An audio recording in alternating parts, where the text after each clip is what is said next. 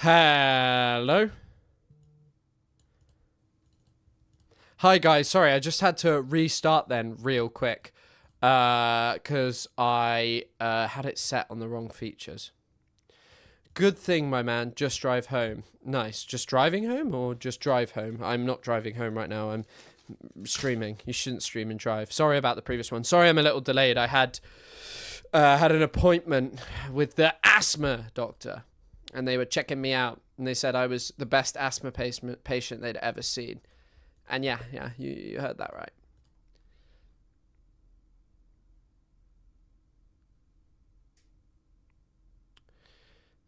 Sorry, I need to just close some stuff. I got too many tabs open. Also, I added some better lighting. It feels weird though. It feels like I got too much space, and I don't know why. It's over there. Wait, why do I feel weird? My power is out / data is. I'm watching on 144p. Lucky you. How did you do on the IQ test? Bad.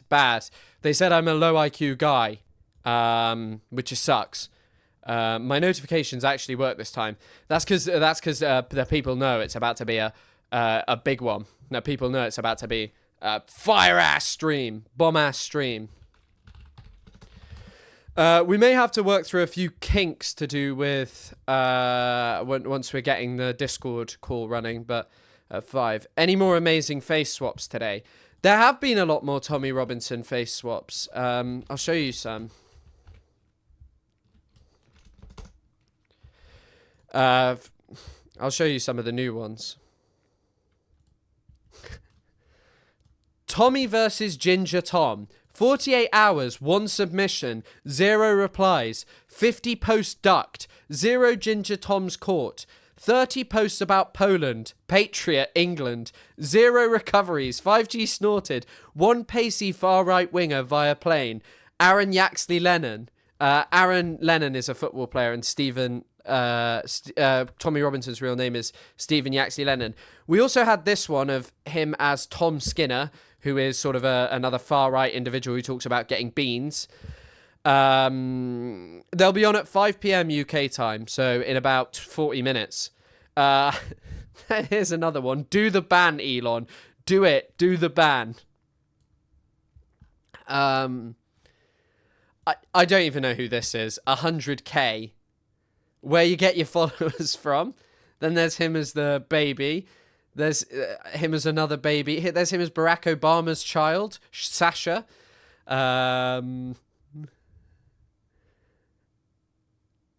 He also...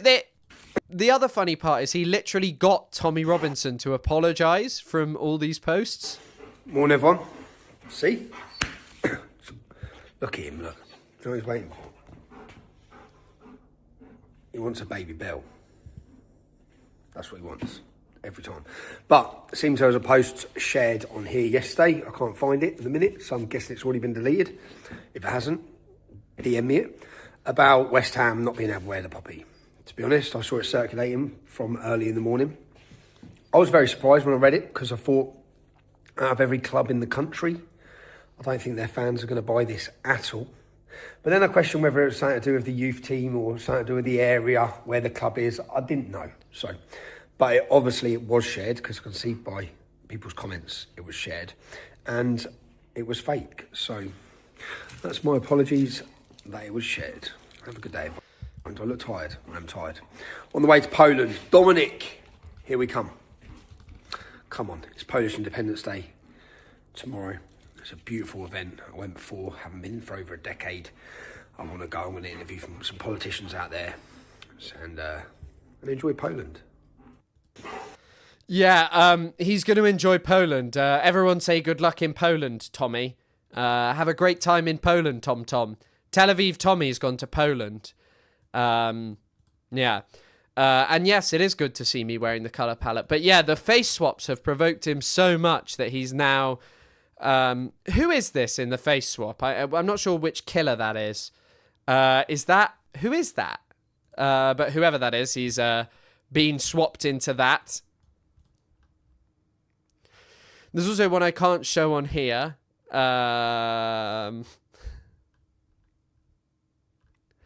There's one of him as Jay Cartwright from The Inbetweeners, and then there's also one of him as Dan Bilzerian that is like unbelievable, because Dan Bilzerian posted, Tommy Robinson I give you Islam's latest bitch. There are over 100 verses in the book he's reading calling for death against him. There's 4 verses stating his mother, daughter, wife can be taken and raped as war booty. I give you Islam's latest bitch. I mean, quality stuff from Tel Aviv Tommy, but we move. Dahmer. Is that Dahmer? That's Jeffrey Dahmer. Okay, yeah, that's him. I thought it wasn't Bundy. It wasn't Bundy. I knew it was one of them. I was going to say Bundy, but as it turns out, unfortunately, it wasn't Bundy. Oh, yeah, I wanted to cover this before Cruel World comes on. Joyce Carol Oates has created one of the greatest crash outs in human history. I talked about the original tweet yesterday. But we'll go to it. Here we go.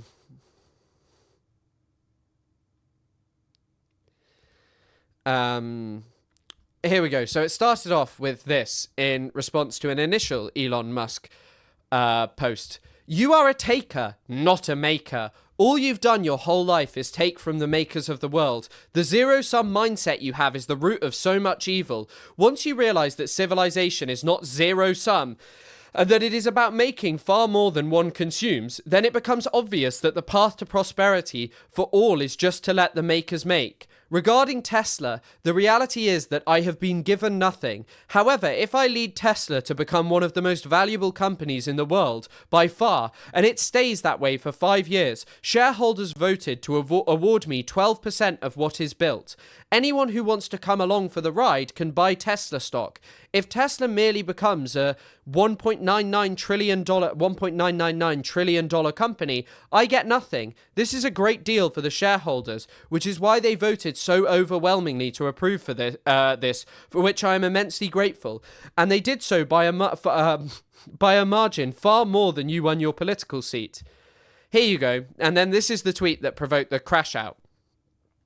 So curious that such a wealthy man never posts anything that indicates that he enjoys or is even aware of what virtually everyone appreciates. Oh, sorry, I was meant to... So yeah, this is Joyce Carol Oates, who's an author, I believe, but I'll just restart it.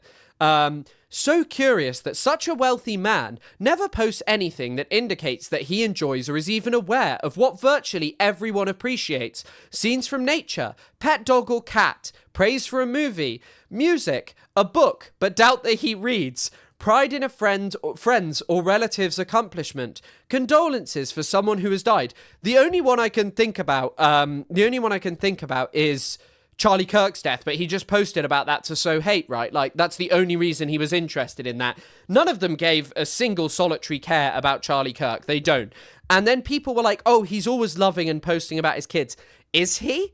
I don't think he is always posting about his kids. And yeah, you're all right. It's ironic. He's not made that much in his lifetime. Mostly he just bought into companies and has continually profited off the carbon credit system. There are many people in the world who have enriched themselves from the carbon credit system.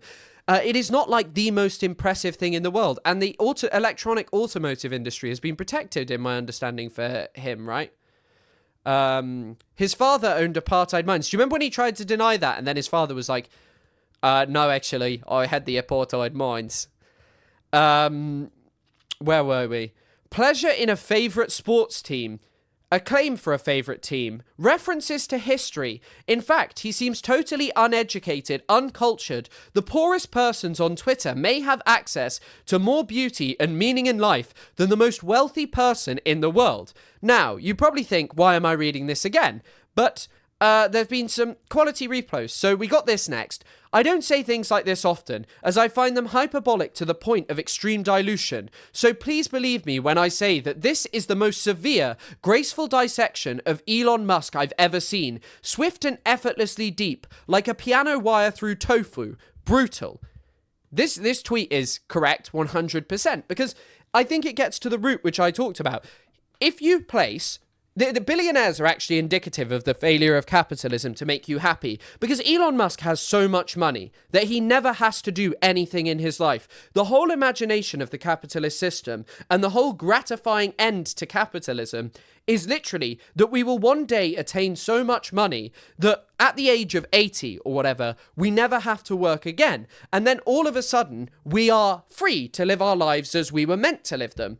Elon Musk has the ability to do all of that right now, to go anywhere that he wants, to do anything. But yet, he spends his time sowing hatred on Twitter and pretending that it is some kind of fight for civilization, when in reality it is to maintain the system that has made him rich. The system that he will always love, because it is the thing which prevents him from ever having to, work or do anything, because he continually gains more money. And his life is defined by profiting more and more. So what we see in Elon Musk is just the failure of capitalism to ever satisfy. Like, think about how much the lottery shows you the logic of capitalism. That the kind of imagination that will one day win it will make everything okay and awesome. And yet, he has more money than any lottery winner has ever won. And yet he is so miserable. He has a drug addiction. And then she went more. Truly, it was out of curiosity why a person with unlimited resources exhibits so little appreciation or even awareness of the things that most people value as giving meaning to life. Just minimally well-to-do people donate to charities, local museums and libraries and the like. They support the commonwealth. Unlike the very wealthy people, these people pay high income taxes. Yes, I mean, Elon Musk is averse to paying tax. For what purpose? To enrich himself more. And really, what is the point of being rich as society degrades around you? Like, genuinely, what is the point? And it shows you that accumulation for the sake of accumulation is pointless. Capitalism tells us that we should just keep accumulating things and stuff, and we are tricked by this desire that we need more stuff. But all of you should know here that everything we buy never satisfies us. Like, I think about the things I purchase for this work, and they satisfy me exclusively to the extent of, like, this works better at achieving my job. I'm not like, wow, this computer brought me happiness, this expensive computer that, I get to say is like part of my work. It doesn't bring me happiness. It just affords me the ability to do basic tasks better. And all that having more money does is allow you to continually do things. And even in the society in which we live, being liberated from the shackles of having to work is hardly anything beneficial, because most people just end up becoming sad. Common weal means common good. Okay. Being a billionaire is pointless. You can't do it ethically. I mean, even if capitalism is unethical in the sense that it teaches us that we should do everything in our power to get one over on others. He's just the best person at doing this. And he is very unethical, of course. And here's another one. Here's the response. It is strange billionaires usually become far right-wing politically. Power corrupts, as Lord Acton wrote. They lose all empathy. I think there's some merit to that they become far right, but also Elon has done this because his beliefs are so stupid, because he's uncultured and he doesn't care about reading or learning or living in a better society. I mean, maybe he just wants to emulate apartheid South Africa, but, like, he is just such a sad and miserable individual, and his personal relationships show this. He doesn't have good relationships with his children, in spite of what his fans might want you to believe. But here you go. It is particularly strange to argue against empathy, since empathy is generated by a normal human brain registering a mirror likeness in another person, an involuntary instinctive recognition that the other person is in an essential way, identical with you. Notoriously, psychopaths don't register this kinship and can even murder relatives without emotion. Hardly an ideal for humankind. I mean, I think we register empathy in part sometimes because of selfishness, because, we think, God, I wouldn't want this situation to befall me. But also, as she's saying, the realization that all human beings going through bad situations are predominantly just like us. And this is also quality. This is like, I think one of the German philosophers, I can't remember who, was very upset about another German philosopher writing something which ostensibly critiqued an idea that wasn't even actually about the other German philosopher's idea. Todd McGowan talks about this, and I'm sorry I'm so unclear, but the point, it's in the episode Extimacy of the Y Theory podcast. Extimacy is this really interesting concept, and it's one that I think is really important. Extimacy is the idea that very often reactions about criticism that we wouldn't be able to recognize and avow ourselves all of a sudden become much stronger when we see another person who exhibits the same kind of behavior as us being criticized. We become very upset by it, because if that was actually directed at us, we wouldn't actually be able to confront it. But when it comes to someone else being criticized, we do criticize. I think what she's saying, I think she's saying, though, you can only think it'll happen to you if the other person is just like you. That's why, yes. I say yes. I know what you mean. Yeah. And I agree with what she's saying as well. I think that there is also a selfish element to that many of us think, God, that could happen to us. But yes, and in fact, actually, no, you know what? Your point makes it clear of why what I was saying is not necessarily actually as correct as perhaps I thought it was. But either way, in speculating about the wealthiest man in the world, I did not actually state any name. I was thinking of the emblematic, the type of being that great wealth can make possible, but such wealth must seem unreal, or ironic. It is impressive that Elon Musk allows critical commentary of himself on X. That is not usually a magnanimity? Yeah, that is not usually a magnanimity of spirit commensurate with the extreme type of non-empathetic person. Here's Slip von Freud. Elitist, outdated drivel one hears at the English department, made entirely of tenured professors. Fairly obvious you never listen to podcasts featuring such wealthiest men, who converse for hours about their interests and hobbies. His reply speaks to his amusement more than any real injury. He has 1 trillion problems, and I'm not reading more into what this guy is saying, but let's be frank, he faked being competent at video games. Even at video games, he's insecure that he's bad at them. Now some observers are commenting that this is not really true, and that X-rated Twitter is actually censored to a degree. My perspective is obviously limited. For years half hoping that my account would just vanish, and the time spent drifting about the shoals of Twitter, like frothy float Sam, might be freed for better use. Right, okay, I'm not so sure. That is much more like drivel of the English department. But yeah, I mean, it's just very poignant. But this has caused Elon to talk about some of his favorite films. He replied to Mac Andreessen, "There is so much alpha in books from 1870 to 1930. For maximum alpha, complete with fighting for princesses, the Iliad, Penguin audiobook at 1.25 times speed is best. It was meant to be spoken, not written. Story." Brilliant comment there from Mr. Musk. I don't think Elon, allegedly mastermind CEO, knows what alpha, a financial concept so basic it barely registers as a concept, means. And then here we have Elon reading and talking about this. I'll have to move my camera and stuff around. Still, there were warning signs. As we danced at our wedding reception, Elon told me, "I am the alpha in this relationship." I shrugged it off, just as I would later shrug off signing the post-nuptial agreement. But as time went on, I learned that he was serious. He had grown up in the male-dominated culture of South Africa, and the will to compete and dominate that made him so successful in business did not magically shut off when he came home. Do you see what I'm saying, though, about this thing of like being a billionaire, and as capitalism's failure, you cannot have meaningful relationships because you're so hollowed out. This is actually a really good example of this. I'd seen the beginning, but I'd not actually seen the full quote. This is probably from one of his ex-wives. I don't know which one it is. But either way, this mindset of just getting one over and other human beings being expendable to the achievement of your own enrichment is such a narcissistic and terrible way to be living as human beings.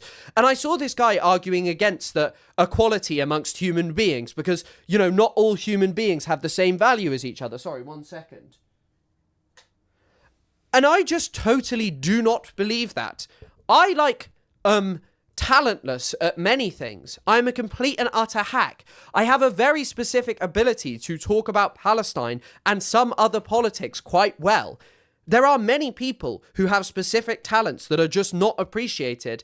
And as human beings, I think the only way for the betterment of society is work together, because some of us are physically stronger just because of our bodies than other human beings, and some of us are physically weaker but more mentally skilled at, like, building a society. And so this idea that we should just close our hearts to other human beings and judge each other on the basis of our capitalist value is insane to me. Hold on, I'll put this back up here, and then we're going to move myself up here. Sorry, we're flying around. This and the vast economic imbalance between us meant that in the months following our wedding, a certain dynamic began to take hold. Elon's judgment overruled mine, and he was constantly remarking on the ways he found me lacking. I am your wife, I told him repeatedly, not your employee. If you were my employee, he said just as often, I would fire you. Huh? But, like, just imagine viewing your relationship with your wife and your significant other as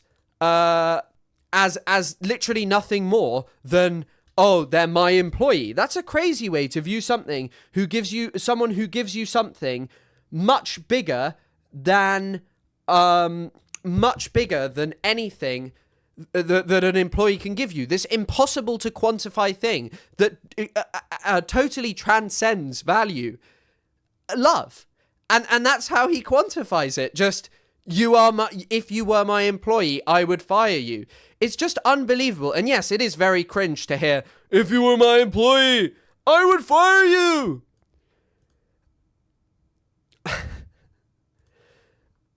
I just want to see if I can find him talking about films. And yes, wait. He started talking about films. Ian Banks was an ardent trade unionist. This is from 2018. Ian certainly wasn't pro-union. Who was Ian Banks? What did Ian Banks write? He was a Scottish author who wrote sci-fi novels. I don't really know any of those, to be honest. I don't know any of those. But let's just have a look. Ian certainly wasn't pro-union in the culture books at all, and wouldn't be in the case of Tesla. Banks was about freedom through and through. Maybe for a single buyer, monopsony, versus single seller, monopoly. I would be too, but that's a special case. Banks consistently endorse the freedom of workers to form collective bargaining units. The existence of thought experiments in which this was obfuscated by e.g. FTL is by no means an indication that a marginal improvement in EV tech would have turned him into a strikebreaker. Read this one. It's an armoured personnel carrier from the future. What Blade Runner would have driven. She's got a point that this is one of the most uncultured men. Like, I've not seen Blade Runner, but I feel like just going, Blade Runner would drive this car is not really indicative of,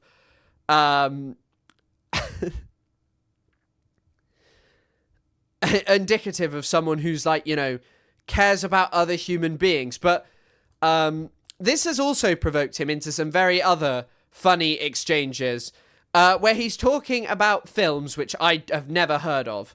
John Blade Runner, yes. Gary Oldman as Jean-Baptiste Emmanuel Zorg in The Fifth Element is pure chaos and charisma. Oldman took the role as a favour to his friend Luc Besson. Never even reading the script, and still stole every scene he was in. Fifth Element has great style. Thank you, Mr. Elon. Man on Fire sits at 38% on Rotten Tomatoes. Proof that critics don't always see the vision.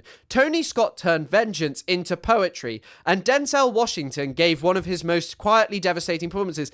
Elon, you don't like black people. What are you talking about? Saying that Man on Fire is great. You align with people who believe that every black person should be deported from the UK, Elon. Elon. Edge of Tomorrow was sunk by confusing marketing and a forgettable title, yet it turned out to be one of the smartest and most entertaining sci-fi films of the last decade. Tom Cruise and Emily Blunt at their absolute best. Great movie.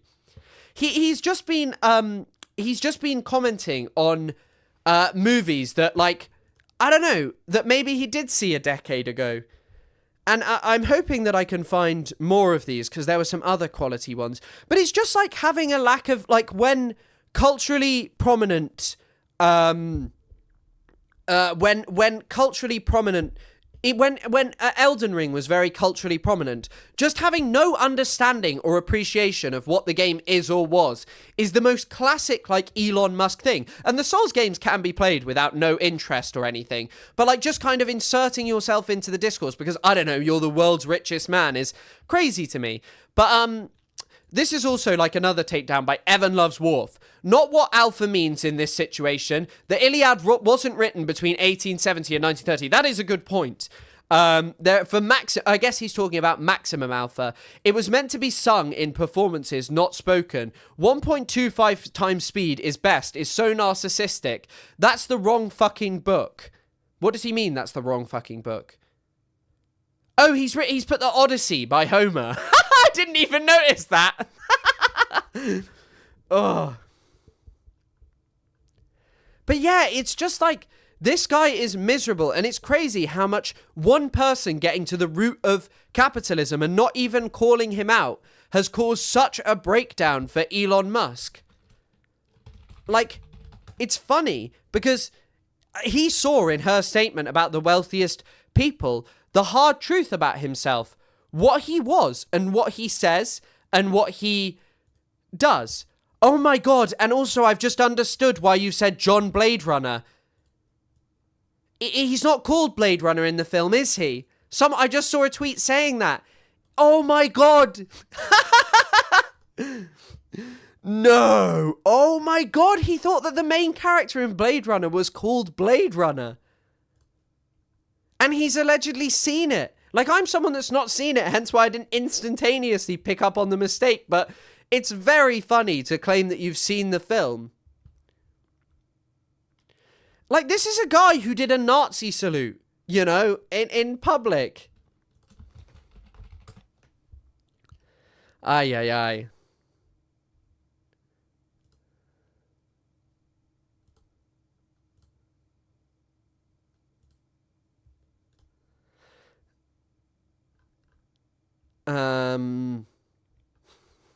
I'm just seeing if there's any more of him talking about film.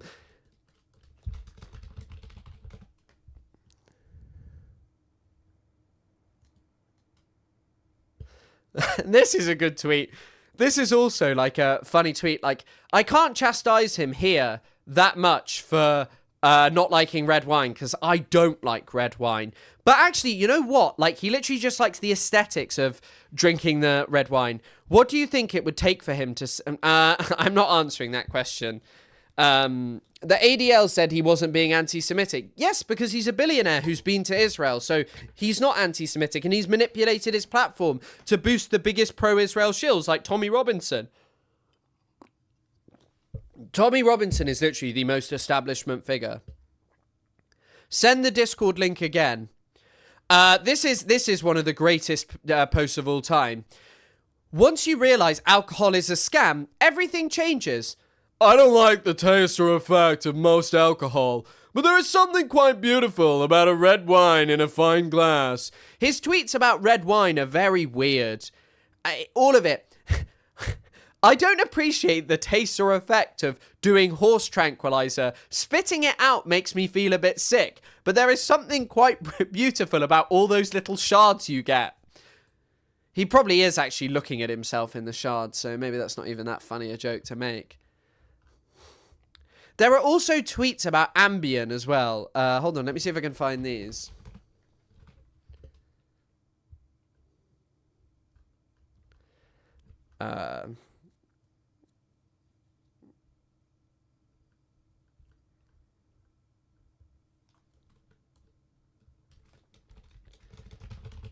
It just seems like he enjoys nothing. But I actually don't think that that's surprising, you know. Thankfully, daily commentary of Elon Musk has provided us with some good content here of showing us Elon drinking red wine. What's he drinking that out of?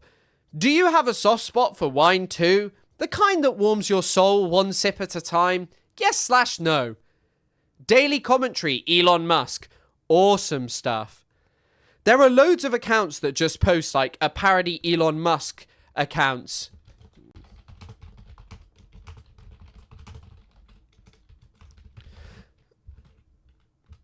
I want to see his posts talking about drugs.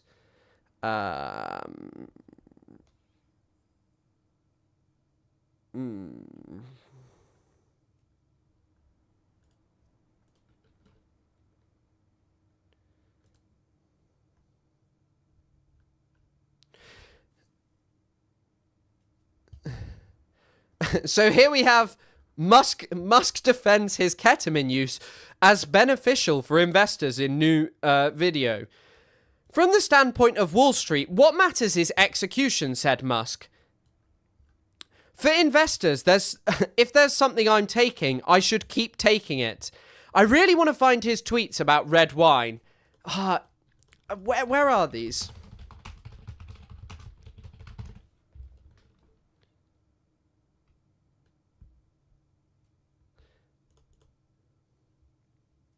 Here it is. Read this one. A little red wine, vintage record, some Ambien, magic. I feel like this is just a weird thing to say. Being straight edge except for Ket is crazy. Yes, it is. It is crazy. Like, and also, by the way, what he says about anything is just completely contradictory because he doesn't actually think or feel anything positive. Blade Runner is an occupation in the film. It's a job, essentially. I see it. Isn't Jared Leto in the last Blade Runner movie? Jesus Christ. Yeah, Jared Leto. A little red wine, vintage record, some Ambien, and magic. That also sounds like an awful combination, right? Like taking sleeping pills and drinking red wine. Jesus Christ.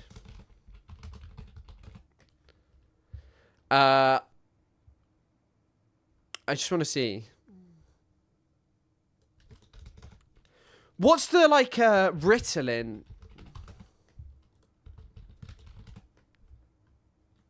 Adderall, that's it. That's what I'm looking for.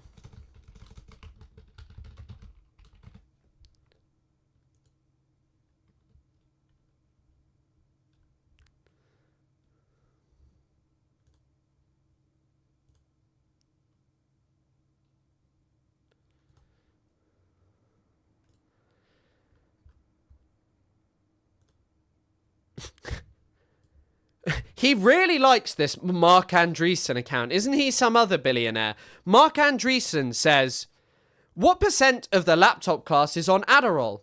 Adderall is an anger amplifier. Avoid at all costs.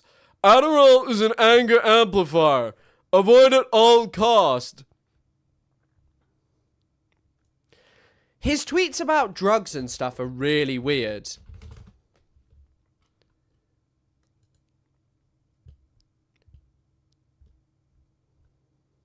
He really... there was a short period where he just replied to Mark Andreessen constantly. I've talked to many people who were helped by psychedelics and ketamine than SSR... many more people who've been helped to it than SSRIs and amphetamines. Jesus Christ. He's just... To be fair, imagine geeking out like on just your Twitter, your own platform, where you just post crap all day and... you're just tweeting out crap all day, and then you're getting taken down by an 87-year-old lady, and his reaction was not good. He was not happy. Everything she says in her post about me can be shown to be demonstrably false with a simple search. Oates is a lazy liar and an abuser of semicolons. Oates is a liar and delights in being mean, not a good human being.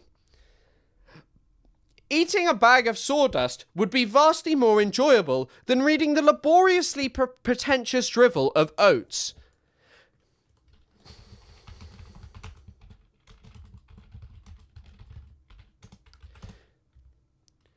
This is a man who is so insecure that he reportedly forced Twitter algorithm to boost his tweets after they flopped on the Super Bowl. But once again, another example of people just don't buy that he has a passion for anything.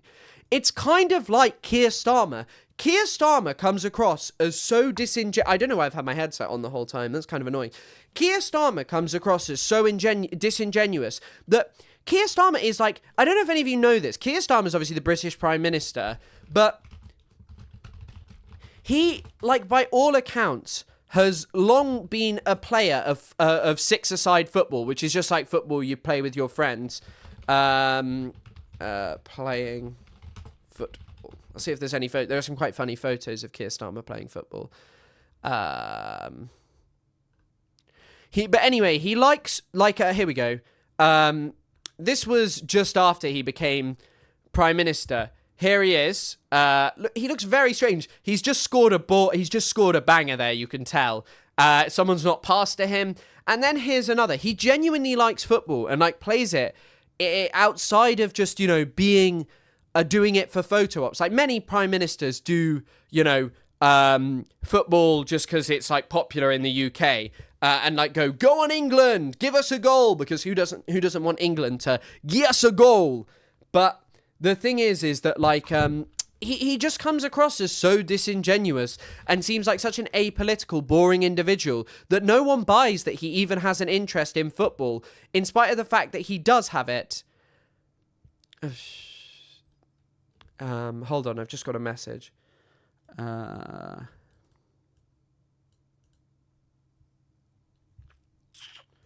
Oh, that's interesting. I've been invited to speak on a panel, so that's exciting. Maybe I'll do that. Starmer is a giant walking thumb. Yes. And then the Jackal, anti-Islamist, proud armed forces veteran, anti-woke, anti-FB. Why do you have a photo of Billy Butcher? I feel like The Boys has lost a bit of its message, and Frenchie being, you know, an annoying veteran of the Israeli military is quite something. But at the same time, The Boys mocks like both corporate woke culture and all of and also people who are against woke culture. So like kind of enjoying The Boys as like anti-woke content when it is a very, very, very woke show is crazy work. But yeah, Keir Starmer has this lack of personality, and so does Elon Musk, that even if Elon Musk were actually passionate about something, which by all accounts he is not, it would be, you know, it's really hard to actually believe anything. It's really hard to actually believe anything that he is saying. I just want to see if there's any more of these hilarious fucking meltdowns. I don't actually know what he's tweeting, because I have Elon Musk muted. Hold on. But it's like, in my understanding of his interpretation of Lord of the Rings is incorrect in the sense of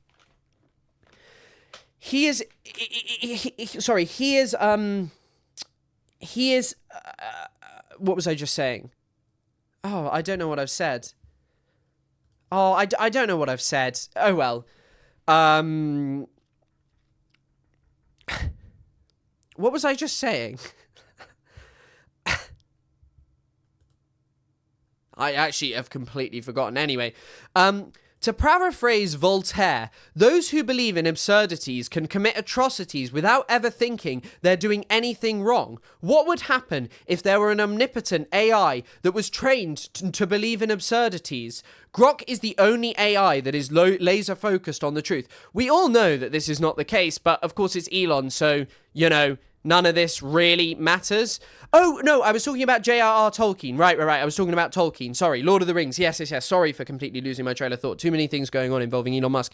His interpretation of... We'll just find it.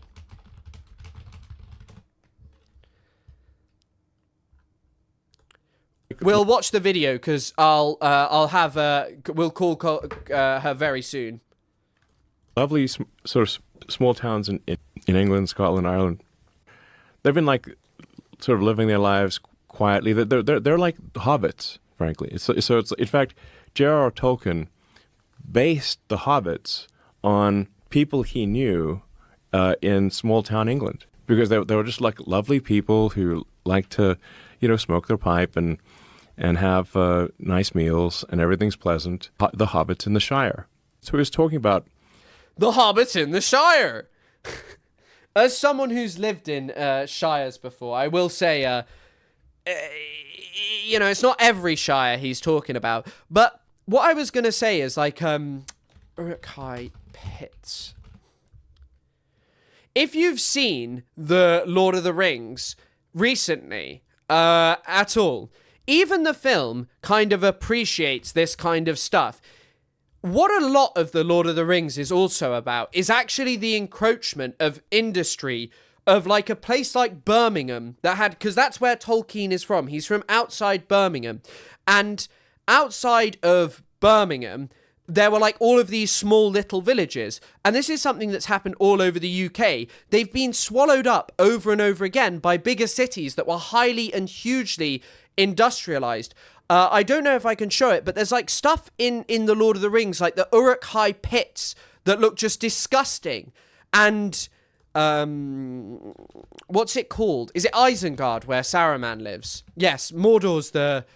If you look at like Isengard, it looks like a huge tower, right? And you see like the destructive capacity all around it of the environment and the Ents, the Treebeards, the nature that is being encroached upon by the warmongering German, they're meant to be Germans, by the way, in part. Like, this threat in the east that's rising. East of England is what? But also, I think Tolkien, in my understanding, fought in the First World War. One of the other things that I think is underappreciated, perhaps as someone who lived through it, and I've mentioned this before, obviously I'm not someone who lived through it, but there's a great quote at the start of this book, The Deluge, by David Lloyd George, who was Tolkien's Prime Minister. So, I don't think you'll be interested in Adam Tooze's acknowledgements. On Christmas morning of 1915, David Lloyd, the Minister of Munitions, rose to face a restless crowd of Glaswegian trade unionists. He warned them of the storm that was to come. That's me paraphrasing there.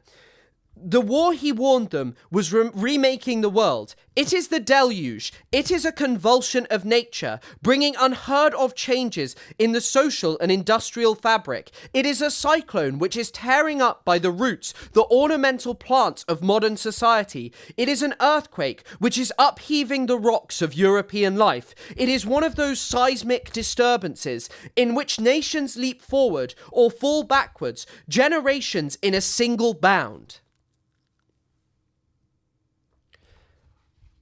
So the reason that I bring them up is because reducing this to actually, oh yes, this is about immigration, is not really true. Britain was a net exporter of people, I believe, until the 1980s or late 70s. But if you look at when The Lord of the Rings was written and you have some literacy, I'm not someone who's read that much about it, and you understand what Tolkien was actually talking about. It is the way in which the country, the life of human beings was uprooted by this destructive force, and that no longer you could hide from it. It's not this idea, and also, by the way, there was an encroachment of the state. I believe, when were passports?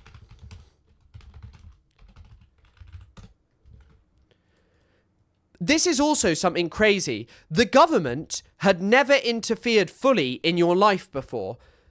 The first time that passports were introduced, this is from the UK government website, the first modern-style British passports, including a photograph and signature, were first issued. They were made of a single piece of paper that folded out and sat between cardboard covers. If you sit there and reduce The Lord of the Rings to apparently being a story about immigration that you have imparted onto it many years later to fit with your obscene racist worldview, then you are a fool. You are a fool. And I'm no expert on the First World War or Tolkien, But like, can you not see that? Like, what I'm saying makes sense here because it taps into what was actually happening in the UK at that time. And this is supposed to be the most smart man in the world. But yes, actually, Rabid Sai, I've heard that too. They're deporting the hobbits to El Salvador. Really? I have not heard that. Okay, right, guys. We're going to begin with probably what many of you were all here for. So the screen's about to go a bit black. Whilst I try and get the Discord call working.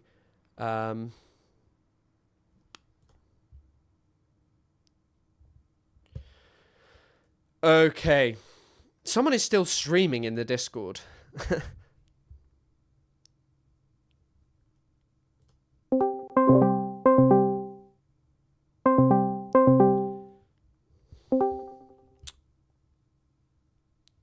Hello? Hey, can you hear me okay? I can hear you now. I just need to move you over and work out how to do the thing where I get it to show both of us. Okay, I've got that. Right. Can everyone hear Madison? Right. On the stream. Yeah, it should be working, I think. Yeah. You can hear. They're saying yes, they can hear, I think. Yay. I'm not nervous at all. It is cutting a tiny bit, but just I think it should be fine. Oh, okay. It should be fine. I can't see why it wouldn't be. I've streamed like this on Discord before, so everyone is saying yes. There's no echo as well, chat. They're not complaining about anything. People are just saying hello and yay and welcome and love your work and such. People are being very appreciative and supportive. So I guess... No H3 fans yet, I guess. No, I think that all comes later of clips of people being like, this thing was said and, oh my God, can you believe that this is a thing? And trying to claim that, you know, you're sort of an evil monster and that I've, you know, helped you to be an evil monster. But... Okay, so you're prepared. You're that's good to know. I don't personally, like, I understand it's different for you. I mean, we'll talk about this, but I guess probably in terms of the videos you've made, I'm guessing you haven't had, like, previously too much pushback like this, at least. Yeah, I mean, that's one thing that I'm sure you're very used to with the content that you make, where I'm sure you could probably give me a lot of advice in this instance. This is very different for me. I started making content because I actually have really crippling social anxiety. So making content where I'm basically talking to a wall and I can prepare what I'm saying a little bit better, edit it down. That helped me a lot actually with my social anxiety, and to learn that people aren't as bad as you would think. So this situation has been interesting in that manner, because it was actually really helpful initially. Which is actually one thing I've realized a lot when I'm talking on live stream is I say a lot. I guess we'll have a counter, but talking to a camera, editing videos down, and interacting with an online community helped me really break out of my social anxiety, especially during the pandemic when I was very isolated. And it helped me kind of open myself up a little bit more. And then this whole situation was very interesting for my social anxiety in that aspect. It kind of forced me to break out in this live streaming environment, have to speak in manners that I'm not as used to, in to audiences that I'm not as used to, and be confronted with people that are not as nice as I'm used to. But in that, and as many people have picked up, I have people-pleasing tendencies. I have a lot of issues that I've been working out in therapy for years. And so all of that has kind of coalesced in this situation. I think the only comparable incidents has been the Illuminati drama, which some people might be privy to. But which was my first sort of online drama, and it was very weird to navigate, but definitely not even close to this situation in terms of the amount of online harassment Yeah, and yeah, yeah. messages, and just sort of I'm used to really genuinely listening to the comments that I get and taking that in, the criticism, the feedback, and listening to it, because I do think a lot of content creators will get criticism and they'll sort of deflect, or they'll get very defensive, and I really never wanted to be that person when it came to making content. I always wanted to be very receptive to feedback, and this has thrown me for a loop in that sense, because I do think that there gets to a point where you really do have to realize that people are operating in bad faith, or Yes. that there's certain things that you shouldn't listen to, or you shouldn't take in a very genuine way, because they're not operating genuinely. No. So that's been a new thing for me I in mean, that aspect. I still remember like the first time that I got like major pushback for something that I'd done, and it was different, and it was major pushback. Like there were a couple of times, especially when I'd, first started making content, like, there was one time where I made a video about this barge that they were putting refugees on in the UK, and it was like horrible. Someone died there as a result of like how unsanitary and like unacceptable the conditions were. And I remember I had like 300 likes, and I had 200 comments from real accounts that were just like, they deserve worse, they deserve to die. And I was just like, I really struggled, and it was pushback that I'm like, these people are crazy, like these are crazy things. But hearing that kind of stuff is still difficult. And even yesterday I did a live where I sometimes do these kind of debate things, and one of the people was eventually he was trafficking some very anti-Semitic things. And unfortunately that, of course, like because of the way TikTok Live operates, all of a sudden there were a lot of people enjoying that who were not my regular viewers, but were like people spamming in the chat like, oh, we love this, and just having to sit there and block them. And like, it just feels a bit, I don't know, it just feels difficult, and pushing, like, I don't know, like pushback like that where it's like, and people saying things about you that aren't true, like, oh, you support Israel because you don't want to engage in like anti-Semitic conspiracy theories, is crazy to me. Because normally when I deal with someone like that, it's not like a chat full of morons, it's like one person who says something. But I guess like as well, it's not that you haven't made videos about controversial people, right, as well, because you've spoken about people like Myron Gaines and like all of these people, who are really controversial, horrible figures, right? Yeah, I mean, that one was very interesting, because I thought it would be very funny to wear a shirt in that video that said ban male podcasts. This recent incident definitely has me feeling that way as well. No, yeah, and people were very angry at that sort of snarky t-shirt, and so I definitely got a flood of hate comments, but it wasn't something that I took seriously, because it was, again, they were just like, they were bad. They weren't they weren't attacking my character. They weren't digging into any little clip they could take out of context to call me a pedophile because I have stuffed animals in my background, or I go after my research, which is something that I spend weeks on and take very seriously, and again do want to really engage in a serious manner. Okay, how can I do better research? How can I, if someone has any criticism of that, I do want to take it seriously. So I do think this threw me for a loop in that sense, because again, if there's Myron Gaines fans and they want to say they didn't like my video because I'm a dumb bitch, it's like, okay, I'm not going to take that as seriously. Yeah, I think that but again, your work, it sounds a lot different, because I feel like you're in this sort of, I mean, not sort of, you're in a very intellectual field, and I think that people that try and engage with it in an intellectual manner kind of fall short, maybe, and that can kind of cause a lot of insecurity in different people, a lot of anger, a lot of, and Yes. I've noticed when that happens and people get defensive, it causes them to sort of reflect that onto you. And I don't want to say that happened with this situation. Again, I'm not saying that because I think I handled a lot of things terribly, which is what a lot of this conversation, I want that to be, so that people can learn from me. But I also think that maybe a lot of the backlash from the H3 fans was them not wanting to look inward at their sort of crumbling H3 empire and the fact that they are so isolated and, not wanting to reflect on this sort of outward opinion. I don't know, like, again, a lot of people on the outside were like, oh, this video was very balanced. Again, when the H3 fan base is like, oh, you didn't do a lot of research, I'm like, yeah, I agree with you. But on the other side, when they talk about Ethan's blackface and they're like, well, they're sort of defending his blackface and saying, well, you didn't look at our side of things and how he didn't really do that. I'm like, well, actually, since that video, there's been a lot more instances of their blackface that have come to view, and I could have provided a lot more of that.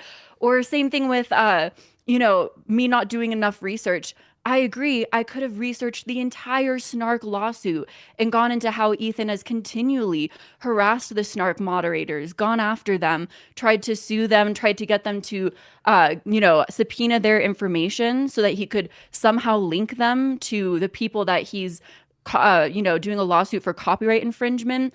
Denim's, Caseytron, Frogan. I could have gone into that as well, how he refuses to let any of that go. I could have done a lot more research in that aspect. And so I think that I agree with them on the other side of things. And a lot of times when they say things like, oh, he's apologized for his slurs, where are those apologies? I'd like to see clips of those. I would like to see those extensive clips, because just saying a comment of, oh, he's apologized, where are they? I haven't seen it. I haven't seen an extensive clip. And a lot of those are hidden. Sorry, I was going to say a lot of those are hidden behind membership platforms. So if you, that's where I think the echo chamber happens, where everything's hidden behind a paywall. And if he wants to, have something that's accessible for people, for research, it should be available for all. Instead, he's creating more of an echo chamber where he thinks that his audience thinks one narrative because it's all hidden behind a paywall and not accessible to all. So, but yeah, anyways, sorry. Also, I think it's kind of like the Elon Musk Nazi salute. If you asked Ethan today, go on then, put fake tan on in that way as a joke. Do it now. Make a video called The Black Challenge where you cover your face in charcoal. Do it now. See how people interpret it. Do it. If you think that was like, that was not the joke of it. And also I think it's like just watching him say like, no. These actually, like, this wasn't it. We did the white challenge as well. We did all of these other things. What there is to say is, at that same time, you were also regularly saying the N-word. And I believe there are points at which he's like, oh, I shouldn't have said that and I shouldn't have done that. But like, there's also this dissonance of like, maybe someone might actually point to this and be like, hey, it was kind of weird that you were doing all those things years ago. And now you're still like, oh, well, it's not that. It's not that. It isn't that. It isn't that. Even though you have admitted, that you said these words quite regularly. And that and of course, on YouTube at that time, it was more acceptable to be doing them. But also, you're a 40-year-old, you're a 40-year-old, so you were 30 then. And I think everyone has the excuse of fucking up when they're in their early teens, late teens, even early 20s, kind of maybe not early 20s as much, actually, I'd say. I think it's really a time for growing and changing at that point, because you probably experienced something more than just the school and, high school and whatever that you went to, and you've probably been out into the world. But I think that, like, the like, ultimate thing as well is, like, how has the actual experience been of, I don't know, like, the kind of harassment and like, what has that been for you, if you're happy to talk about it? It really depends on the day to day, I think, and how much I'm willing to shut it out or engage with it. I think when everything first happened, again, it was a new experience for me, as I kind of mentioned, and I was really surprised. I was kind of talking about this with my editor, who I've been working with for forever. And one of the most upsetting aspects is and also most hilarious is they tried to claim that my team is like a team of snarkers, and I didn't have any involvement. They're the snarkers, which is hilarious to me because they're two dudes, one in the UK, one in Australia, who I have been working with for almost 5 years at this point, and almost 5 years, right? 4.5. But anyways, so my editor, I was kind of talking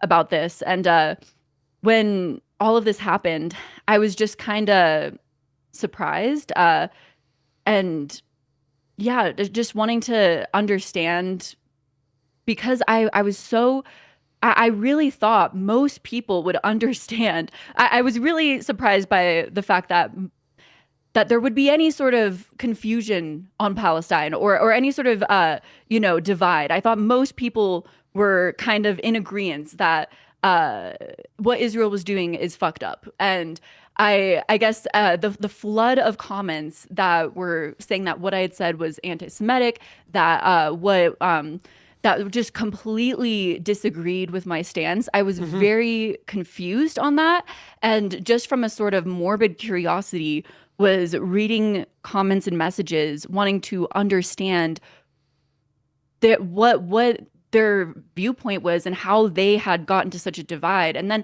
also just in my personal life, I think I mentioned this to you.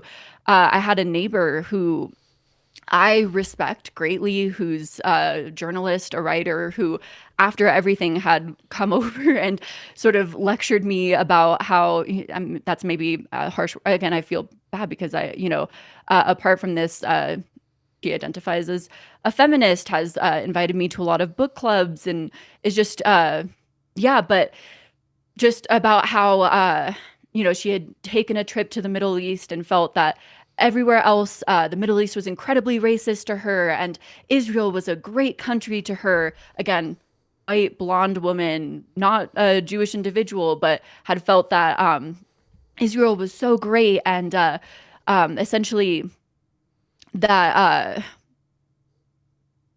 I was terrible for my viewpoints that I had, spoken of in my video, essentially, just to boil it down. And so I was just very bewildered by that and wanted to understand that aspect. And yeah, of course there was the harassment. Of course there was the hate, the people saying that I did terrible research, and the people that were also just calling me a Nazi, photoshopping Auschwitz in the background of photos of me,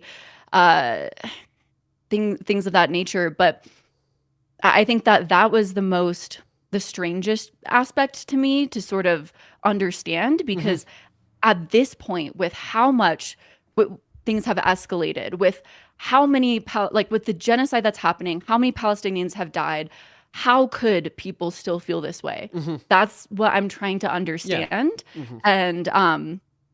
And I went on the podcast to essentially try and see if I humanized myself, if I tried to show that I was, trying to understand where my research went wrong, but also have a real conversation, like a real human being, to Ethan, if his audience would even be willing to take that in. And there were essentially a few days where there was a bit of a confusion within the audience.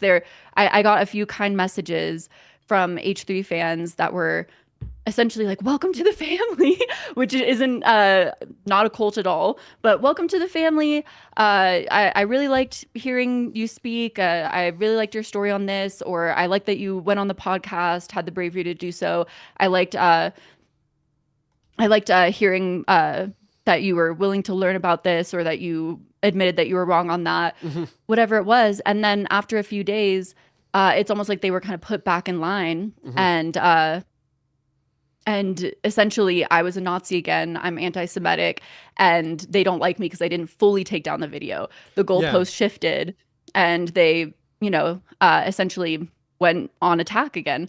My husband calls them the flying monkeys, not me. I'm reporting what someone else has called them, because essentially they will, whatever is iterated by Ethan, it feels like after a while they'll sort of disseminate that attack, and that's really sad to me. I think that there is a divide of opinions, but after a while they're all sort of put back in line within this echo chamber of the H3 subreddit, and that's really concerning to me.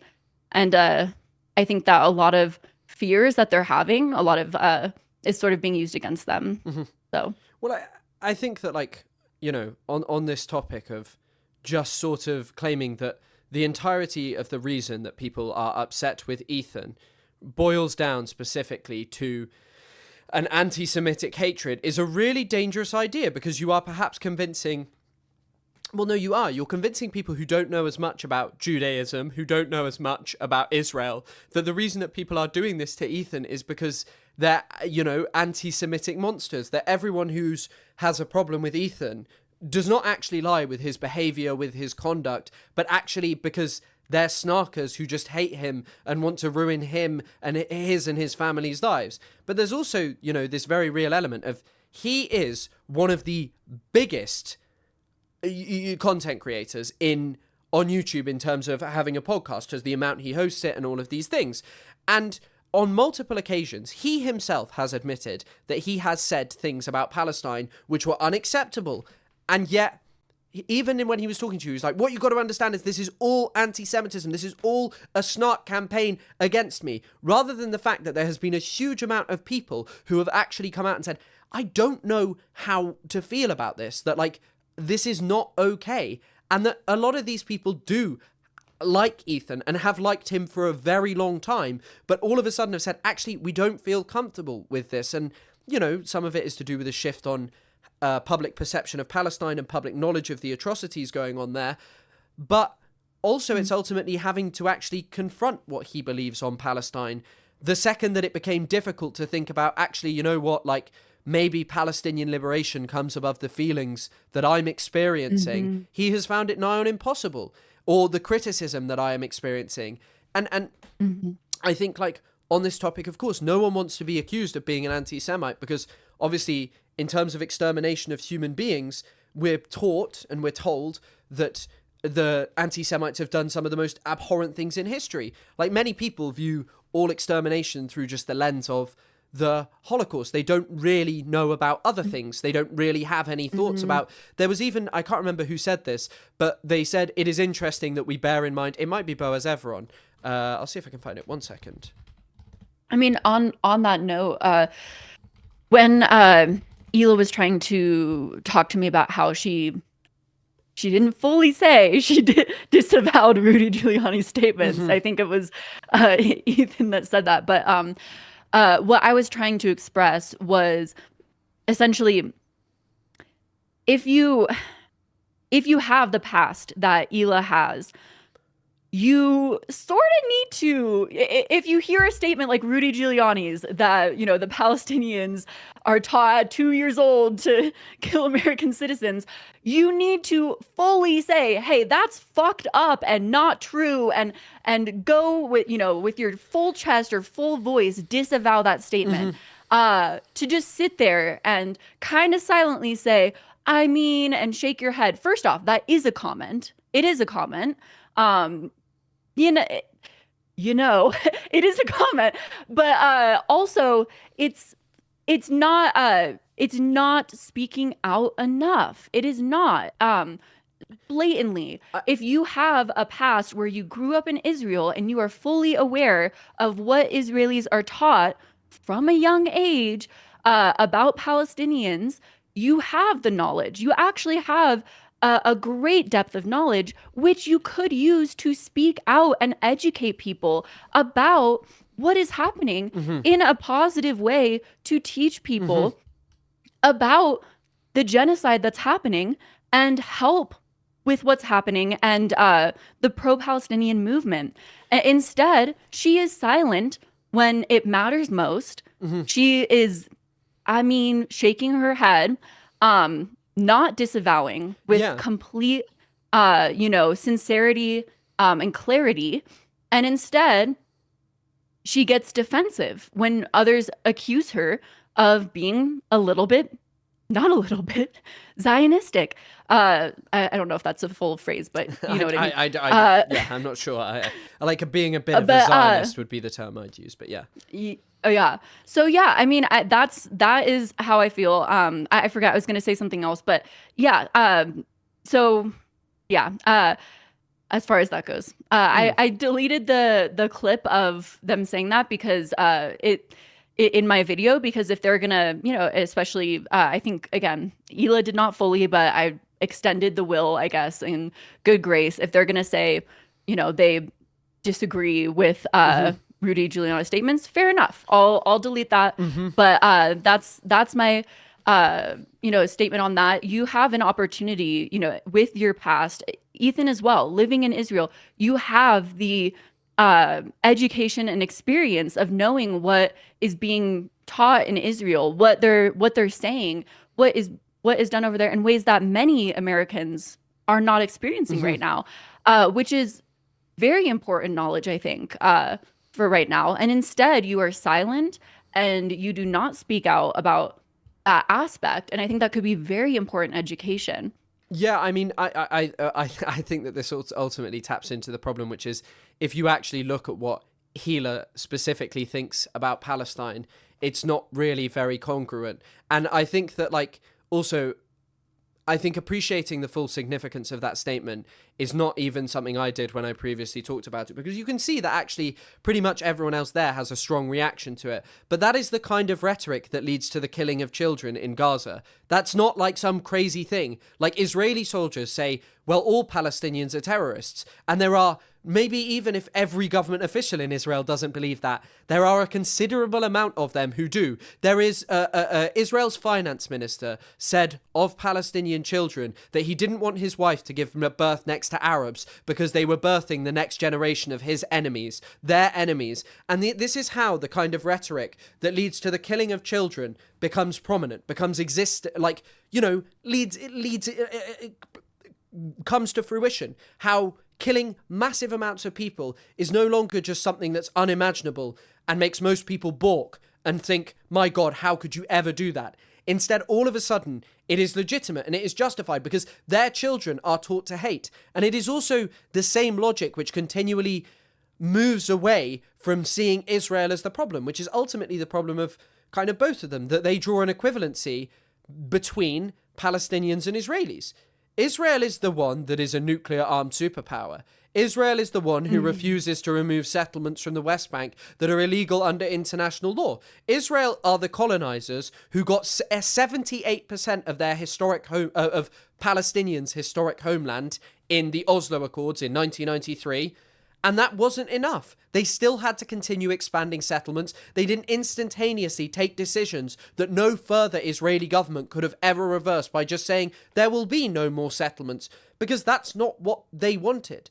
Because that's not what it's about. They portray Palestinians as much of the problem. People whose hatred of Israel derives not from some anti-Semitic backwardness, but much rather the fact that Palestinians lived in their homes and experienced dispossession, and thus their recent history has been an experience of dispossession, marginalization that came at the hands of the British and the preferential treatment of the Zionist project, and then the Zionist project, and drawing an equivalency saying there's extremists on both sides and that's the problem, rather than saying, actually, one group of people came here and stole the land from the people who lived there.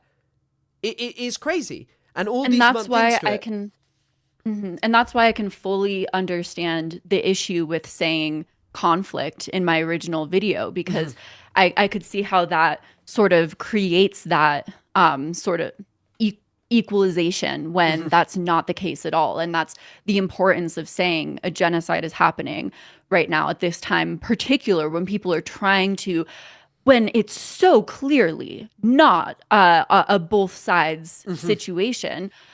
People are still trying to demonize the Palestinians in whatever way they can, particularly Hamas, to create this sort of equalization, well, both sides are bad narrative. And so calling it a conflict can only lead to that. And so I can see that. I mean, that's what I forgot to say in the beginning. I was recommended to read this book and took notes of it. And I still have a lot of ways to go, and in terms of education and everything, but that's some of the notes, and which I told you personally. But one thing that I particularly wrote down that I thought was interesting is when speaking on the two-state solution, language like a land for two people, the peace process, the Israel-Palestine conflict, the need to stop violence on both sides, the two-state solution allows politicians to remain ineffective out of either will or necessity. And so essentially, especially in the US, it feels like that sort of narrative of just, oh, both sides are bad, or let's create peace, and oh, the two-state solution has sort of created this idea of just kicking the ball down the line. Is that the saying? Yeah. Kicking the can down the road. Yeah. Yeah, where it's sort of and just creating this sort of, oh, well, I'm bad, which is not the narrative at all, but it sort of it soothes the politicians who are continuing to sort of bolster up the evil that is happening. And having any sort of verbiage like conflict can also further that as well. And that's definitely something that I fully agree with. And what was I going to say on that? Yeah, and I think that also the it plays on the U.S.'s longstanding Islamophobia and how we are we do not want to face our own Islamophobia because it would cause us to face our own wars that have been very much related to Islamophobia and have preyed on the Americans' Islamophobia rather than, you know, the reasons behind it. And so I think that all of that is sort of interconnected in my opinion. Many, I think there's also a thing that you have to appreciate, that many people in American and British society enjoy the killing of people that they deem as others. You hear it in their rhetoric about how, oh, well, these are evil, monstrous terrorists who are responsible for the violence that's inflicted upon them and such, rather than ever confronting, like, hang on a second, this didn't begin with this political group, and it won't end with it. And until the West takes a look in the mirror and stops trying to create a world in which there are just these evil, monstrous others who destroy the world and destabilize it, rather than confronting others who play the part in that we back up and support, and acting as if, you know, our fight for democracy is some actual true thing, rather than saying, actually, we've just interfered in the world and destroyed so many humans' beings' lives because it was expedient to do so for maintaining what we wanted in the world. Like, that's not, you know, we have done that over and over again throughout the history of the United Kingdom, throughout the history of America. All of these things are like undeniable, and it's something that happened after the fall of the Soviet Union. We needed people already had problems with Islam, but it really took off because we needed our new enemy in Western society to be like, look how bad they are, our justification for going to war. It shifted towards the Islamic world and Muslims more generally, and even non-Muslim leaders, because it was like, well, it's expedient for us to have some enemy that people can imagine. And I think people addressing this kind of racism is something that matters so much in terms of building a better world, because I don't think we can just sit here and pretend, oh, it's just these people making the world bad, you know? Like, I really don't. And I think that anyone who isn't willing to confront that is someone who is going to cause problems, because the system in which we live is also incredibly violent, and our support for Israel has inflicted far greater tragedy on the Palestinian people that has been sustained for decades. I know I said this to you earlier, but understanding Palestine through exclusively spectacular violence like October the 7th or the Gaza genocide misses out on the much more benign. And in many examples, we actually see how the benign policies that aren't just straight up killing someone can be so bad. We see them in the cases of Native Americans their children were ripped away from them and sent to these schools where they were to be educated to not be a Native American anymore. People literally see that as genocide. But they want you to focus on Palestine in terms of like, Israelis and Palestinians are both victims, when every single day Palestinians are degraded and subjected to violence wherever they may be. They are surveilled, their houses are taken from them, they are constantly at risk of being killed by the Israeli war machine. Their houses, I have friends who grew up there, and they spoke to me about like a thing. Imagine soldiers just storming into your house and taking it over and saying, this is a military base for as long as we need it. We're gonna fuck up that house, we may spray graffiti. There are stories about even things being carved into the tables back in 2014 in Gaza, like death to Arabs and all this kind of stuff that is pushed like on Palestinians by these Israelis. And I think that it goes back to the thing of like, which is kind of something that also I didn't consider as well. If you were really, really upset about Israel, if you were really, really upset about how you were framed, surely you would be instantaneous, especially Healer would be like instantaneously, no, that Rudy Giuliani statement is crazy, which is not how the podcast flowed. It is not how the podcast went. It was, well, actually, there were loads of conversations going on at the same time, instead of just saying, like, oh my God, it does look like I'm endorsing that. Oh, I'm really sorry. Because frankly, Ethan has said categorically that he is proud of Healer for having served in the Israeli military in the middle of a genocide. He said that. He said, oh, it was serving her country. He called Hassan a coward for not serving Turkey. Healer said that Israelis who don't serve in the Israeli military are selfish.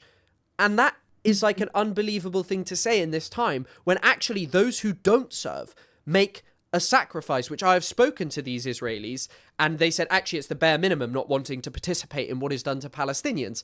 But at the same time, they risk going to prison. They trouble their lives. They make them more difficult because they are, because they are in prison, and in employment opportunities are taken away from them. And Healer called them selfish, and it doesn't really add up. And you know what I mean? It doesn't really add up with this position of being really anti-Israel and against the genocide. Again, I think I continued to ask the question. They said their biggest contention with me was the indoctrinated from birth or programmed from birth statement. And so, okay, fair enough. Deleted that clip because it wasn't just them.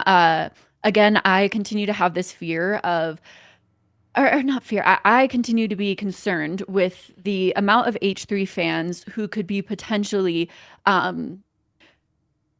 Zionists who are incredibly afraid of anti-Semitism, and Ethan potentially playing into that, pointing the finger at their content creators saying they're anti-Semitic, because it was not just Ethan who sent that message, like who said that message or reiterated that. It was tons of other people who had sent that message to me saying that what I had said in that instance was anti-Semitic. It was horrible. And so I did want to listen to that. And it's not just because I care about anti-Semitism. I have a personal situation with that where one of my best friends is Jewish, and I went to her wedding over the summer, and so it hit home for me in that aspect where I genuinely was like, oh my God, like, really afraid of that aspect. But at the same time, genuinely, as I had said on the podcast, when I have I want to listen when it comes to instances of Muslim individuals, people who are, transgender, LGBTQ plus, really looking at their lived experiences in the current day and how they are experiencing life.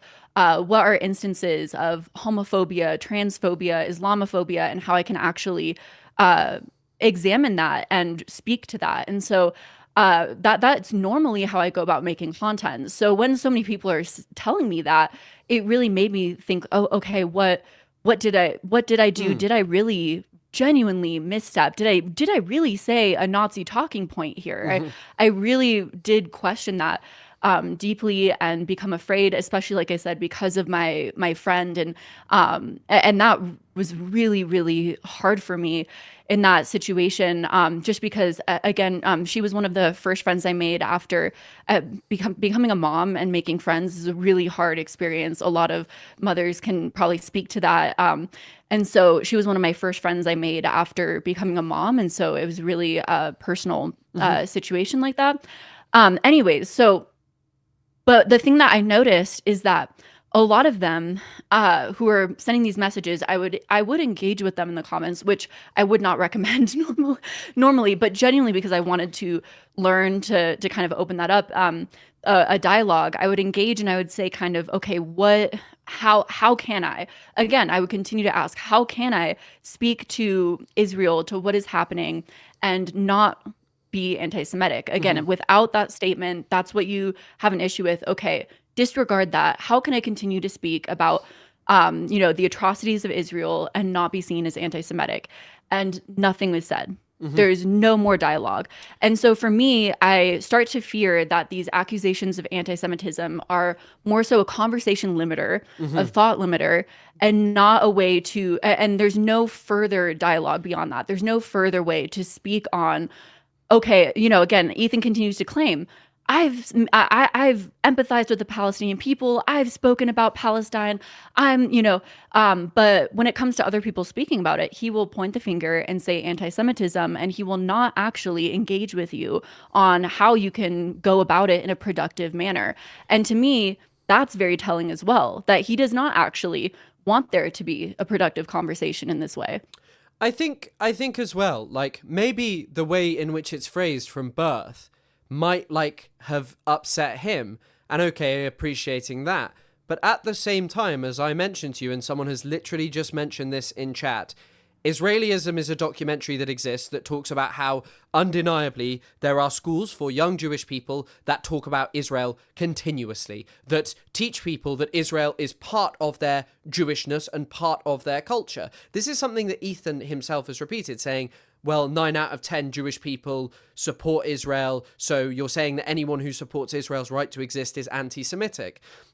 He himself has no problem with saying that, like, oh, every Jewish person, or almost near enough every Jewish person supports Israel. He's referred to many Jewish people who don't as tokens. But it's not just one documentary either. There are plenty of people who have made TikTok videos, especially since October the 7th, saying, hey, I was actually a Zionist my entire life. From my birth, I was taught that Israel was good. There's a couple of people. There's someone who was people who were raised in Israel. There are people who are not raised in Israel. Ilan Pappé is a great example.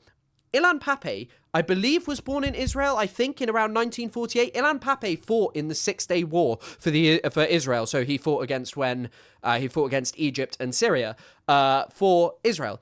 And, he admits in Israeli society that people are, and he talks about it in On Palestine, as you mentioned, that there is high levels of indoctrination in Israeli society to be taught that actually Palestinians are the inheritance of Nazi anti-Semitism, that they want to wipe out all Jewish people, that they hate you for the same reasons that the Nazis did, and they don't actually confront what the Nazis believed. The reason that I loosely use the term Nazi about people is when they practice a racial supremacist ideology which says actually certain human beings are inferior, they're not worthy of the same things as me, they don't deserve to live in the country, I shouldn't have any empathy or respect for these people, they should be humiliated, degraded and killed. That's what Nazism looks like, not someone maybe making a comment deemed insensitive to Ethan. Like, I'm sorry, it's not. Like, look at your other content. It's about, like, feminist content. Do you think, like, Nazis are feminists? Like, it's genuinely, like, a truly unbelievable thing to sit there and express such high levels of emotion when, once again, you can look at Ethan's... I mentioned this to you. You can look at Ethan's reaction to when Asmongold said the Holocaust 99% happened. His instantaneous reaction was not to go, this is, he's a Nazi, fuck him, you're an anti-Semitic Nazi, and just hatred and bile towards him, when perhaps actually saying with a community that big, because he's one of the biggest streamers, in the world, saying the Holocaust only 99% happened. That's like saying the Second World War only 99% happened. That's like saying the Iraq War 99% happened.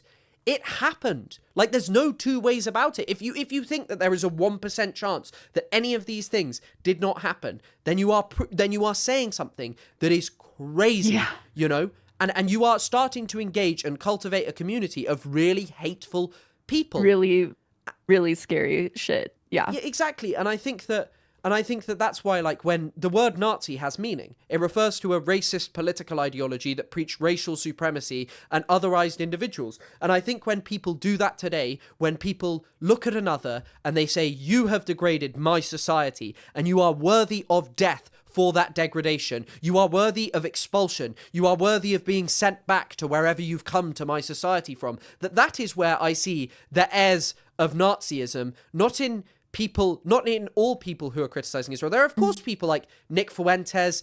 There's even a distinction amongst far righters. If your far right party was founded after the Second World War, generally you don't engage with anti-Semitism. If it was founded before, you do engage with anti-Semitism. This is why, like, Marine Le Pen, if you know who that is, so she's a leader of, like, the hard right in France. Marine Le Pen's father founded the party and was a collaborator with the Nazis. But he's also a guy who I think that this is correct, he tortured people for the French in Algeria. And this is kind of something that I tapped into earlier. Someone who is willing to collaborate with the Nazis didn't give a fuck about people being tortured and mass murdered in other parts of the world if they were racially inferior to them. And so I think just throwing out Nazi, because, like, I know that this is part of what we're going to talk about, but, like, someone who doesn't quite understand Palestine as well and hasn't, like, researched it as much as perhaps, like, someone like myself has, saying something like that and having a blowout and sending your audience to be like, this woman is an evil Nazi,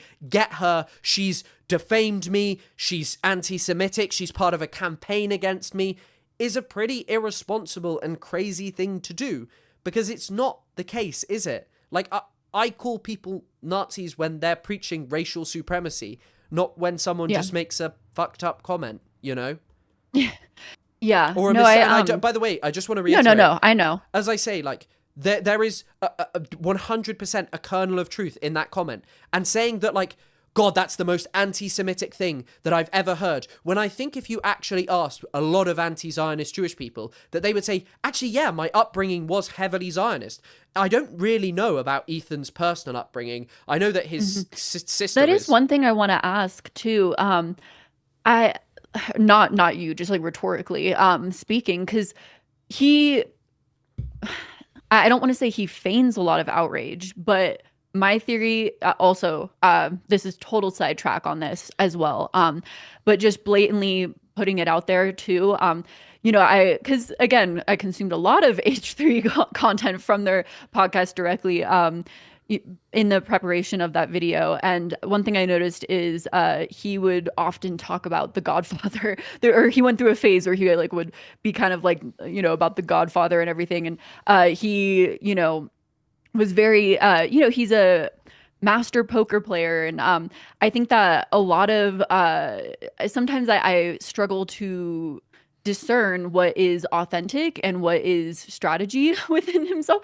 And I think I also worry for his own audience. Again, this is something I'll continue reiterating, because I worry for his audience more than I really care for him, genuinely, because honestly speaking, because I think that a lot of times he feigns outrage and he feigns sympathy. Again, they will accuse me of playing the victim, but that is all he does, is play the victim.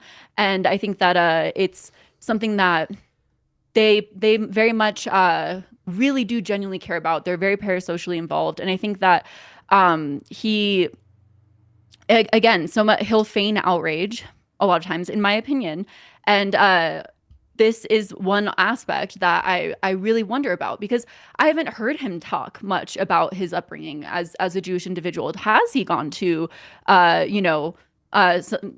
like, what was his upbringing, essentially? We don't know, how much the only thing that I know is that the second that he had not the second, but, he was really struggling a lot with his mental health in college.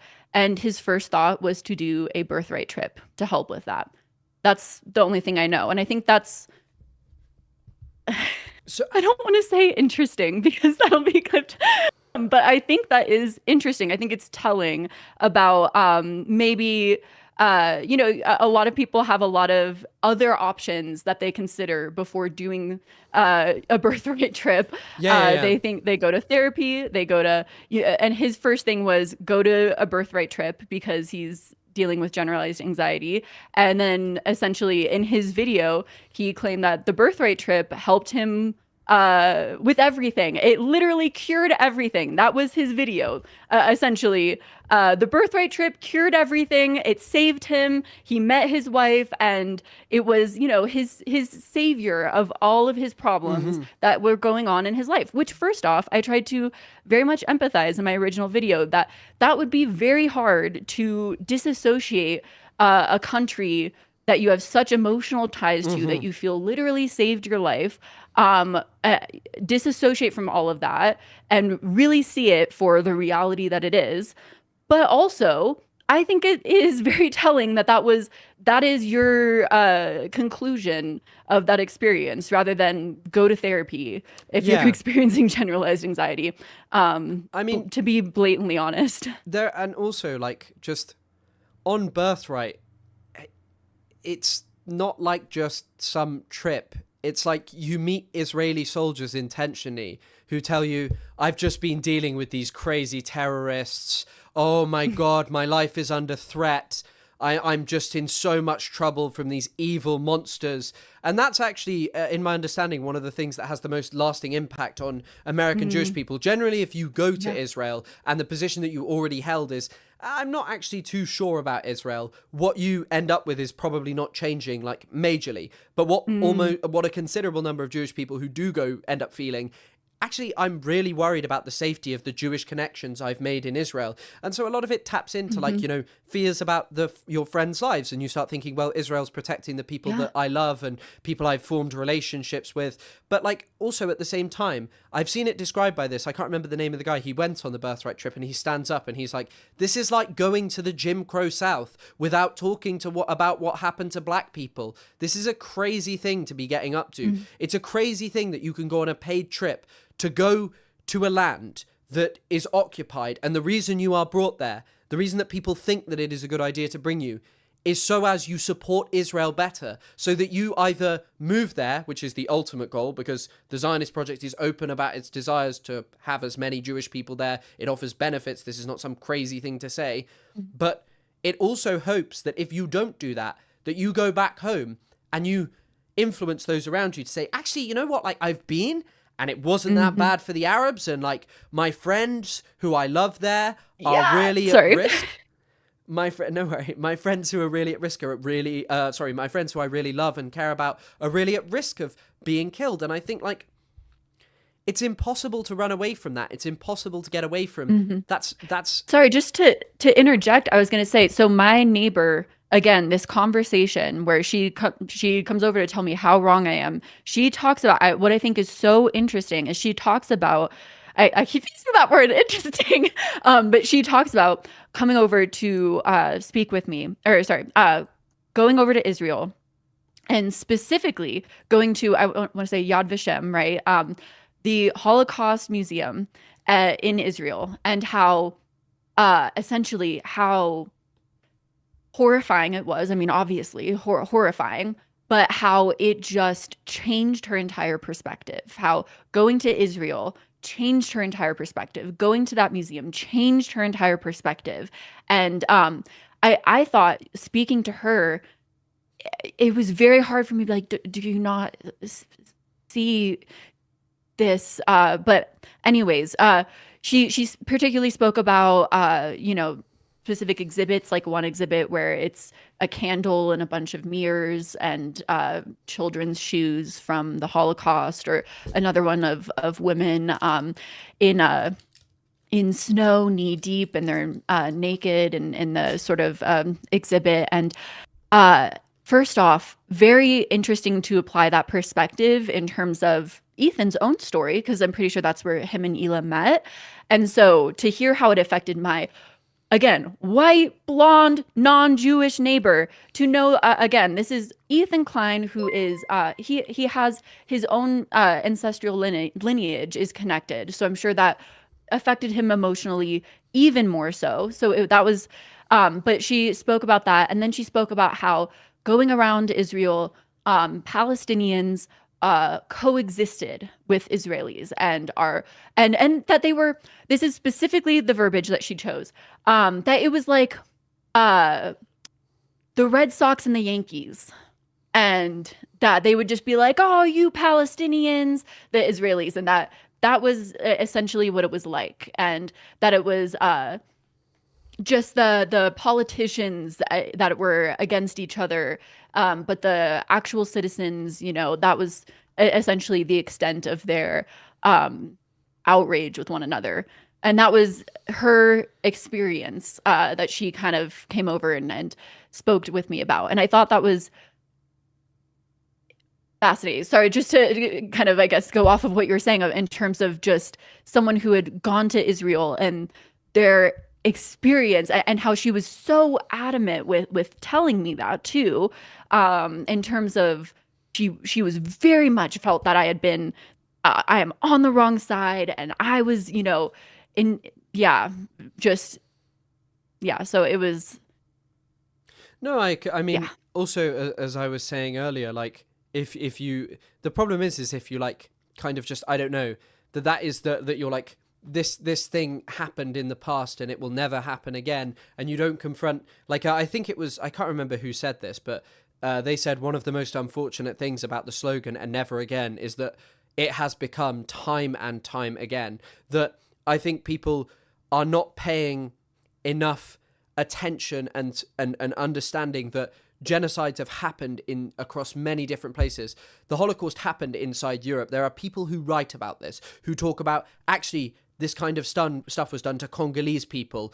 Hundreds of actually millions of Algerians were interned in re-education camps and were subjected to brutality, mass killings by the French, who ruled over their land for years and planned to exterminate them. The killing of the Native Americans inspired the Nazis in what they did. That is a fact. That is an undeniable fact. Hitler wrote with glee about what the Americans had done to the natives. And I think if you do not see the thread, the connection between all of these racial supremacist, exterminationist ideologies in the belief that there are human beings who are undeserving of the land and the consequences of that, then I don't know what to say, because Palestine is happening in a different era.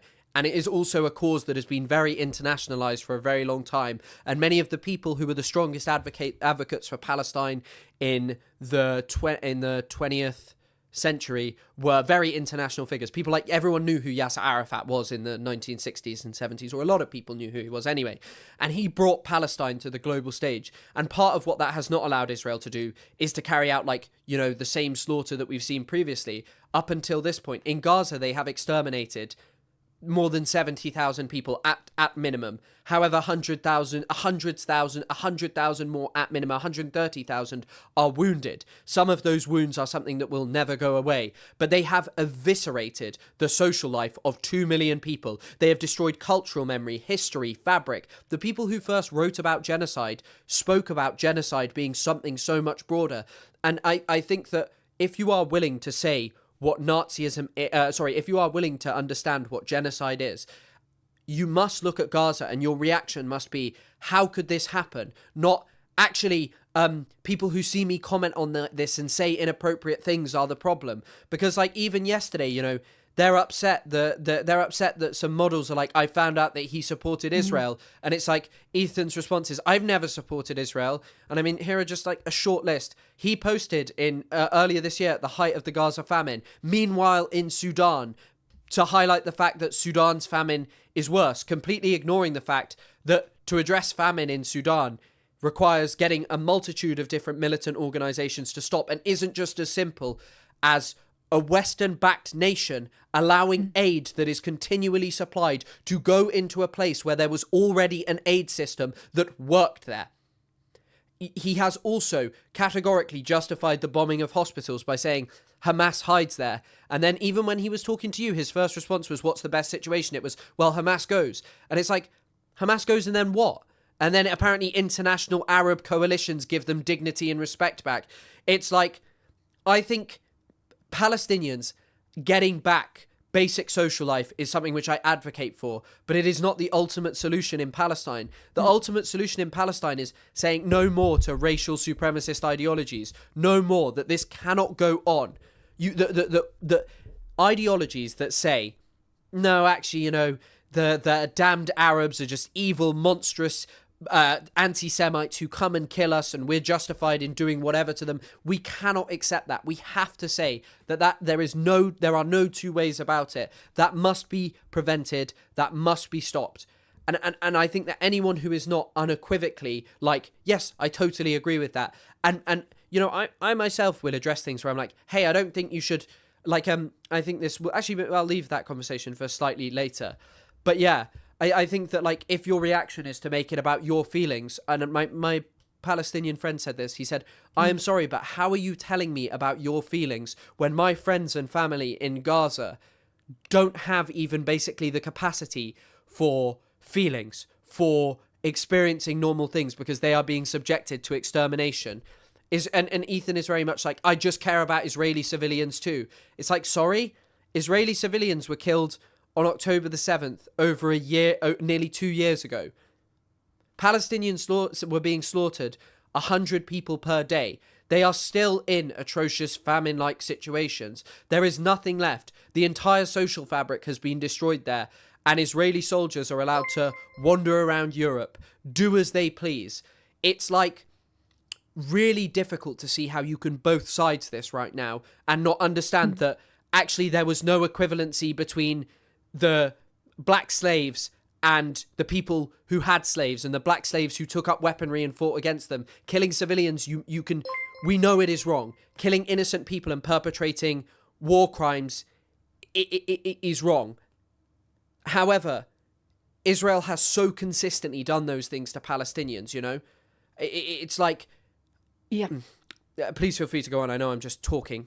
Oh, yeah. No, I thought it was all really informative. And so I want to listen as much as I can. But yeah, I mean, so the first thing I wanted to say is, I mean, from the book, I had a few things that I wrote down, but something I thought the most interesting to kind of, oops, sorry, I always bump my mic. I move my hands way too much. Let me know if I do that too much. But they spoke about genocide. I mean, I'll just try and I'm kind of referring to my notes a little bit, but so first off, this is from page 31 of On Palestine. Frank Barat claims that anyone who's been in Israel as long as he knows that the worst corruption of young Israelis is the indoctrination they receive that totally dehumanizes the Palestinians, depicts civilian areas as military bases, seeing people as military targets in order to ethnically cleanse your population is what can lead to a genocide as your victim becomes dehumanized. I think that's a good kind of quote that relates to this conversation, is in terms of like Nazism and genocides. Is essentially just this idea of seeing victims as military targets and dehumanizing them over long periods of time, easily leading to a genocide, and being this sort of Nazism ideology. And the irony in all of that, of pointing the fingers at others and saying, criticizing us is Nazism, while you are doing all of that. And, you know, the Zionist sort of Israeli supremacy.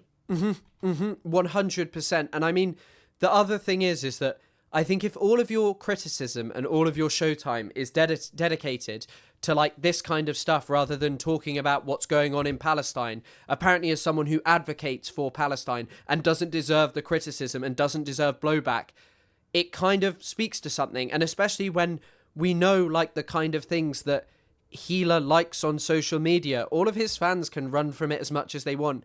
And I think is it okay if we take a quick bathroom break? I just really need to pee. Yeah, sure. I'll be back in like a couple of minutes. I just we can then move on to like another topic. Sorry. Yeah, no worries. I can't see any of the comments. Sorry.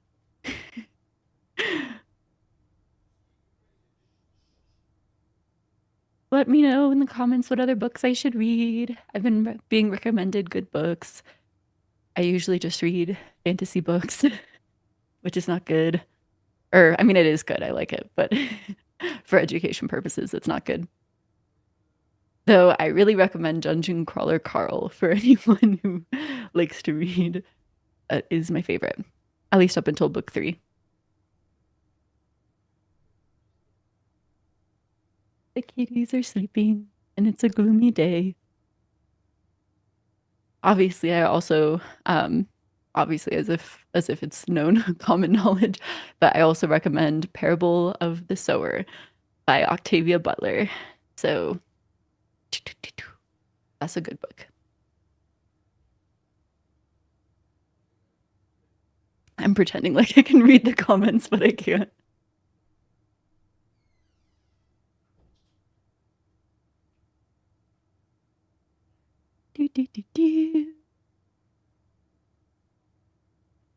don't even know if this is a break or I'm just talking to myself. If anyone can see this.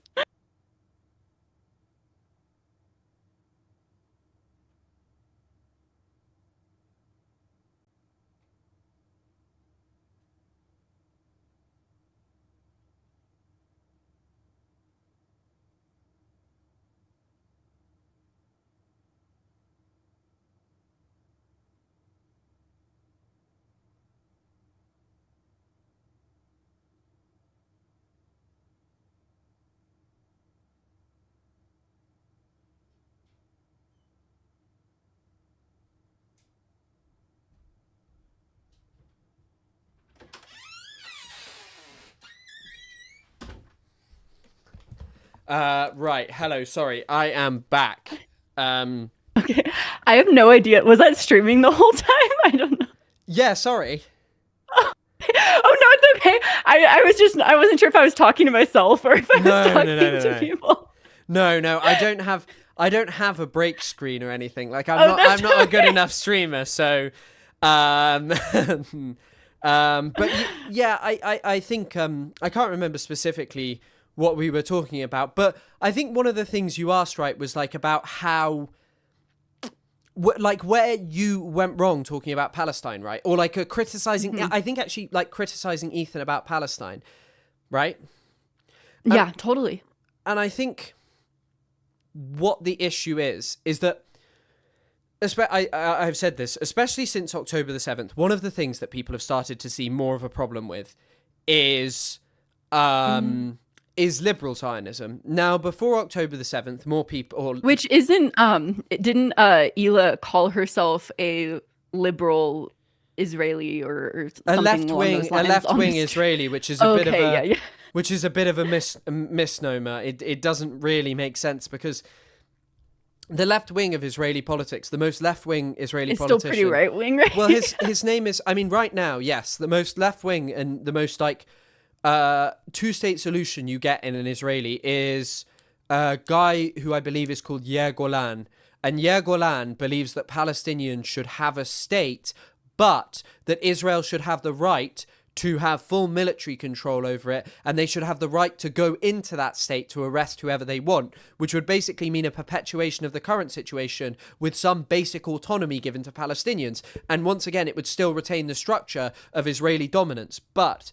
and also, actually, the other one I was going to say is the most famous person, Israeli peacemaker who signed the Accords, who's often cited as like Israelis wanted peace. Yitzhak Rabin said instantaneously after signing the Oslo Accords, he said, "I want the Palestinians to have less than a state." He also famously commanded his troops to break the bones of Palestinians who were protesting because he couldn't crack down on the Intifada, the uprising, the first one, and because Palestinians engaged in non-violent resistance, his decision was to say, okay, you're gonna, do this. But, right, so the problem with liberal Zionism, and what people have become more aware of, is this fact, that there is no liberal Zionism, that Zionism, at its very core and fabric, is a racist, supremacist ideology, and that we as human beings, if we oppose anti-Semitism, if we oppose any kind of bigotry and problematic treatment of human beings, must be against that. There's a reason that Zionism was declared racism in the UN. They now claim, oh no, this was actually because the Soviet Union did it, and it's like, is that a bad thing? If the Soviet Union's doing that, you're making the Soviet Union sound pretty damn cool, yeah. That they were able to get the nations together. But the other reason was that was also part of the UN and Palestinian shared causes. But you can literally look at who Israel was allied with. Israel held a strong relationship with apartheid South Africa. It held relationships with dictators and warlords anywhere that it could find them. And it still does to this day, if they fit with Israel's goals. And there's this idea, that it's this liberal paradise trying to make the Middle East better. It's bullshit. But anyway, where the problem lies with what Israel is this, that it's racist, that it is wrong to practice apartheid, that Ethan will say, well, Israel's doing apartheid, but then be like, and this is the thing that I mentioned that he apologized for, and how his fans are still buying this thing of how they still buy this thing of oh, well, everyone's just anti-Semitic. He himself had to go onto TikTok to what he called improve his reputation, to rehabilitate himself, because he was hemorrhaging fans, because his show's expensive to make, his lifestyle's expensive to maintain, and hemorrhaging that many fans consistently can't be good for that. And so he went on and he was like, I'm going to fix my reputation. And he said, the way I said about Israel and going to visit there during a genocide was inappropriate. He said, Israel is not this racist Jim Crow society. That's weird that you're like saying that this apartheid state that you apparently condemn for committing genocide is not a racist Jim Crow society like people like Hassan say it is. That's a very weird thing to say. That shows that you have a love and an appreciation for a state that is a racist apartheid state. And that's the problem. If you don't abandon Zionism, then what can you offer? What can you offer to a movement that is saying, we don't want racism in this world? If you think that there is something right about Israel, a nation that Ethan himself, during his debate with Hassan, you can all look this up, all of his little fans who see this, you can look this up. Ethan said, yeah, I don't really agree with the founding of the state of Israel, or, oh, the founding, no, there are many things to criticize, or something to this effect about the founding of the state of Israel, after Hassan said, Israel's like premised on displacement and all of these things. But then to just go on and say, well, it's this beautiful multicultural state that you want to take your kids to, that you want to create content to show the people around you that it's multicultural. As you say, it perpetrates a genocide, and then you just blame its government. And this is actually the other thing. I've seen like a message where you said, I couldn't find clips of him condemning Netanyahu, right? The thing is he has the clips of him condemning Netanyahu. He has the clips of him saying things, but he doesn't reckon with what that means. Netanyahu keeps on winning. Like, he keeps on being able to form coalitions. Netanyahu is not like massively unpopular. I'm sorry. He has had massive protests against him, but the protests were about hostages, and they were also about, but prior to that, they were not about his treatment of Palestinians. They were about his a sort of plan to reform the judiciary and move it more towards a state that is governed by halakha, which is Jewish religious law. This is what the people around Netanyahu want to institute for Palestinians. It's what they're for Jewish people in Israel. It's like a contentious point. It's problematic, but it also goes to the fabric of what Israel is as a Jewish state. So this idea that Netanyahu, we can just condemn him and everything goes away, then we're good. Is the problem. And there's another one where he goes, and there are other content creators. There's a guy called James Ray who called this out amongst Democrat influencer content creators, who said the word genocide and believed that was it, that you washed your hands, that you go back to normal and you go back to supporting it. You believe that right now Israel is perpetrating the crime of all crimes, the crime, a crime against humanity, so despicable, and yet you say, well, I want to take my kids there and show you guys that it's not this racist state. The two don't align, the two don't go together. And if you've apologized for it, you think that that would be a moment where you took time to reflect on, hey, maybe this isn't an anti-Semitic campaign, and maybe a time where you said to your audience, well, actually, guys, I'm apologizing for this. And there's a reason it was done on TikTok, where not much of his audience is at, and, where, you're not, because it's giving ground to something that you have maintained comes from hatred. People have watched a live stream genocide. They have seen it. They know the inner workings of it that people didn't have access to with what happened during the Holocaust. Maybe people wouldn't have felt, actually, you know what? It probably would have been similar. There would have been people who are actually like, well, Jews cause problems in our society, so, I don't care about that. And, who cares about them? They're bad anyway, which there are some people. But then most people would be like, fuck me, I feel atrocious about this. This is an unbelievable thing. And so when you are claiming that people target you for anti-Semitic things, but you yourself are apologizing for saying that you wanted to make content around Israel and it being a beautiful, multicultural place, that's crazy. That is crazy. And I think that this is like how I would say where you went wrong, specifically on the case of criticizing Ethan. Netanyahu doesn't matter. Netanyahu is bad, but he's just one figurehead of Israel.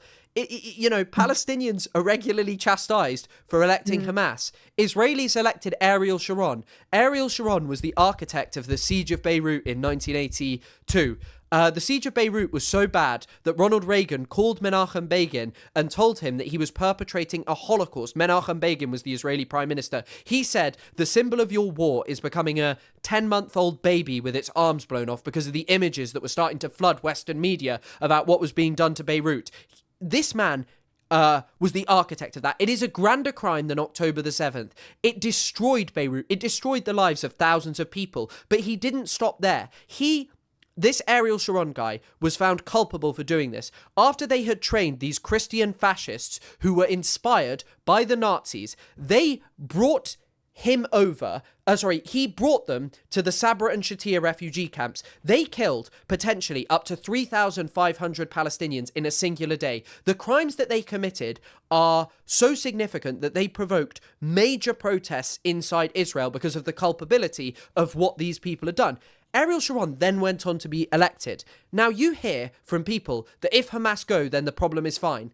How can it be in Israel that what do you say in Israel, where it's not just been Netanyahu, where it's not just been Ariel Sharon, where it's not just been Menachem Begin, where it's not just been these fringe individuals, that for decades a society that has reached the point of such racism that it does not massively protest against what is happening to other human beings on the basis of what they're saying? How can you not say we are really at a dangerous point? This is not a beautiful and multicultural society. And I know that this is a really long and contrived answer, but what the core of what I'm saying is that it's not one individual, and condemning Netanyahu is actually just a get out of jail free card, and it doesn't examine that there's an appeal to this. It's much in the same way that many racists and bigots say, well, I condemn the Nazis, so how dare you say that I have any similarity with them? How dare you say that? When it's actually like, well, you preach an ideology which justifies slaughtering other human beings. Do you not see that that kind of racism is the problem? Not just one specific evil group of people who did evil things. They had a racist politics that appealed to people, that allowed some of the most horrifying things to happen, that German society liked. There's a speech as... Sorry, this is a bit of a tangent, but there's a speech. It's called It's called the Total War speech, and it's like a German hall, like clapping and shouting and screaming as I think Goebbels says, "We're gonna have total war. Your lives are gonna get worse. We're gonna go into this apocalyptic final stand." It's clear that there are these societal issues, and I think we have to examine where those come from. And in the case of the Palestinians, it's dispossession. In the case of Israelis, it's a systemic racist ideology that otherizes human beings and wants them and blames them for all of your issues without taking a look in the mirror and saying, this is something bigger than just one group of people in us. This is something that is prevalent all over Israel. Because once we get to like things like Hila's Instagram reposts, her Instagram likes, you start to see, hang on a second, you're denying that the famine in Gaza is the fault of Israel. You are really focused on the experience of Jewish Israelis much more so than you are Palestinians who are dying en masse right now. And that's not okay. There is no equivalency.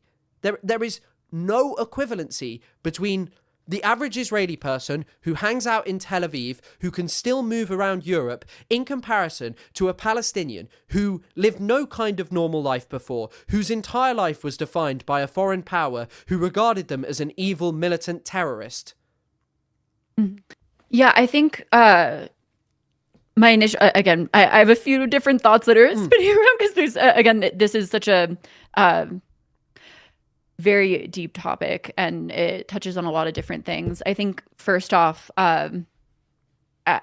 again, those continue, it kind of hits on the thing that we've touched on of Ethan and Hila particularly, but I think a lot of bad faith actors on this topic will use this sort of, well, I did this, well, I did that as a deflection point or a defensive sort of position, as opposed to a point to actually start genuine, authentic conversation on the matter.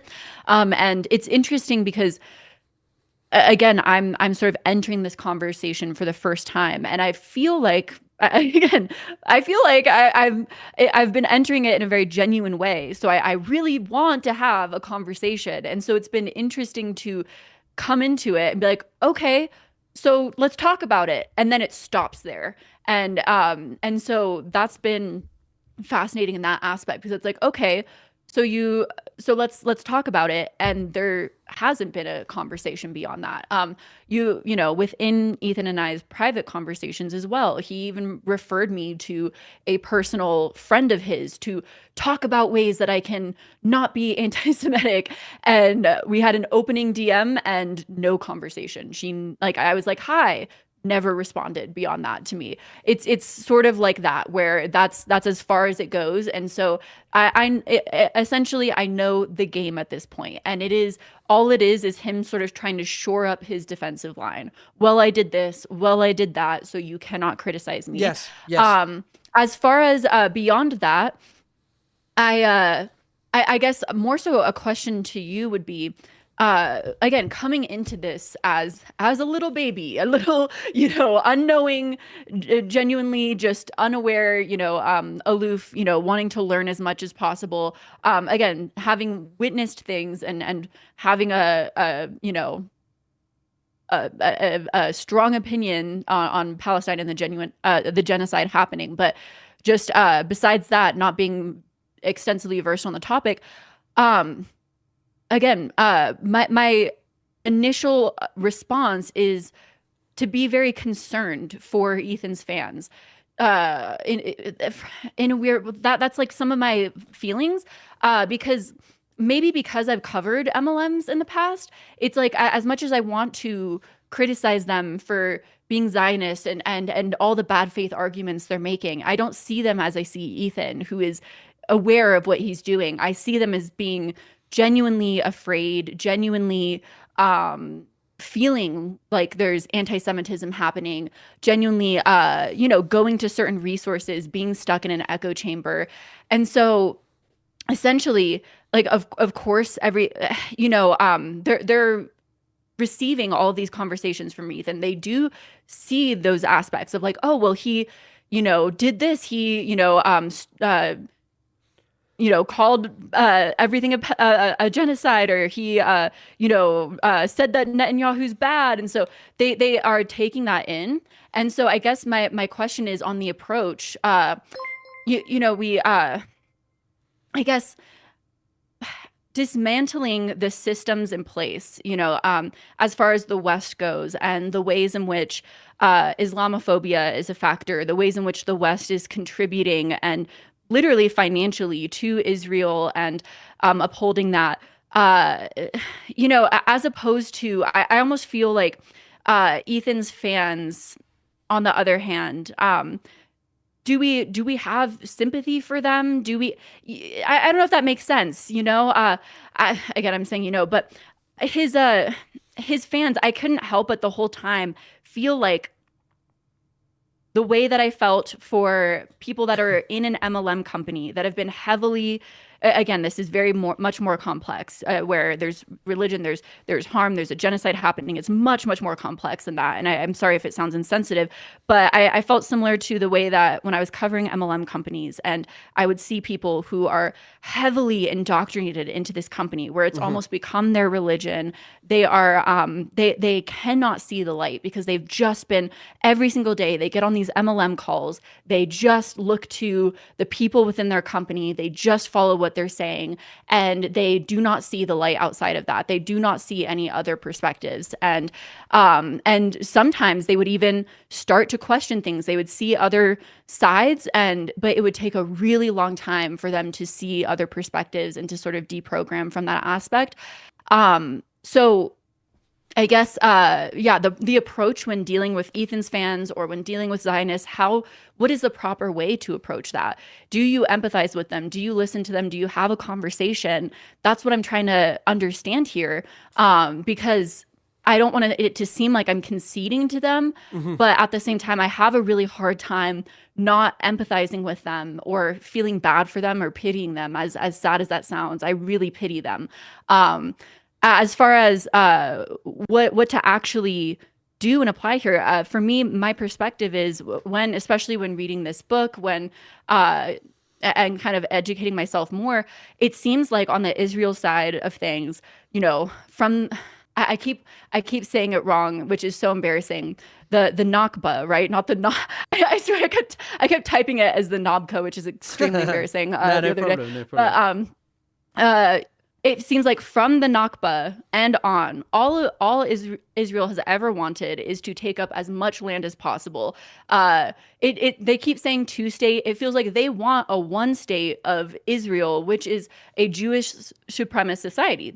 Seems to be all they have ever wanted, and they will sell a story to the public. Because we live in, a capitalist society that is all about marketing. They'll sell a story to the public about a two states, sort of idea, but they will, as long as they can kind of continue selling this pitch, they'll continue encroaching. And as long as Palestinians are dehumanized, they'll continue to be able to do those things in as many little ways as possible. So that's my perspective on that. I think that the U.S. also enables it.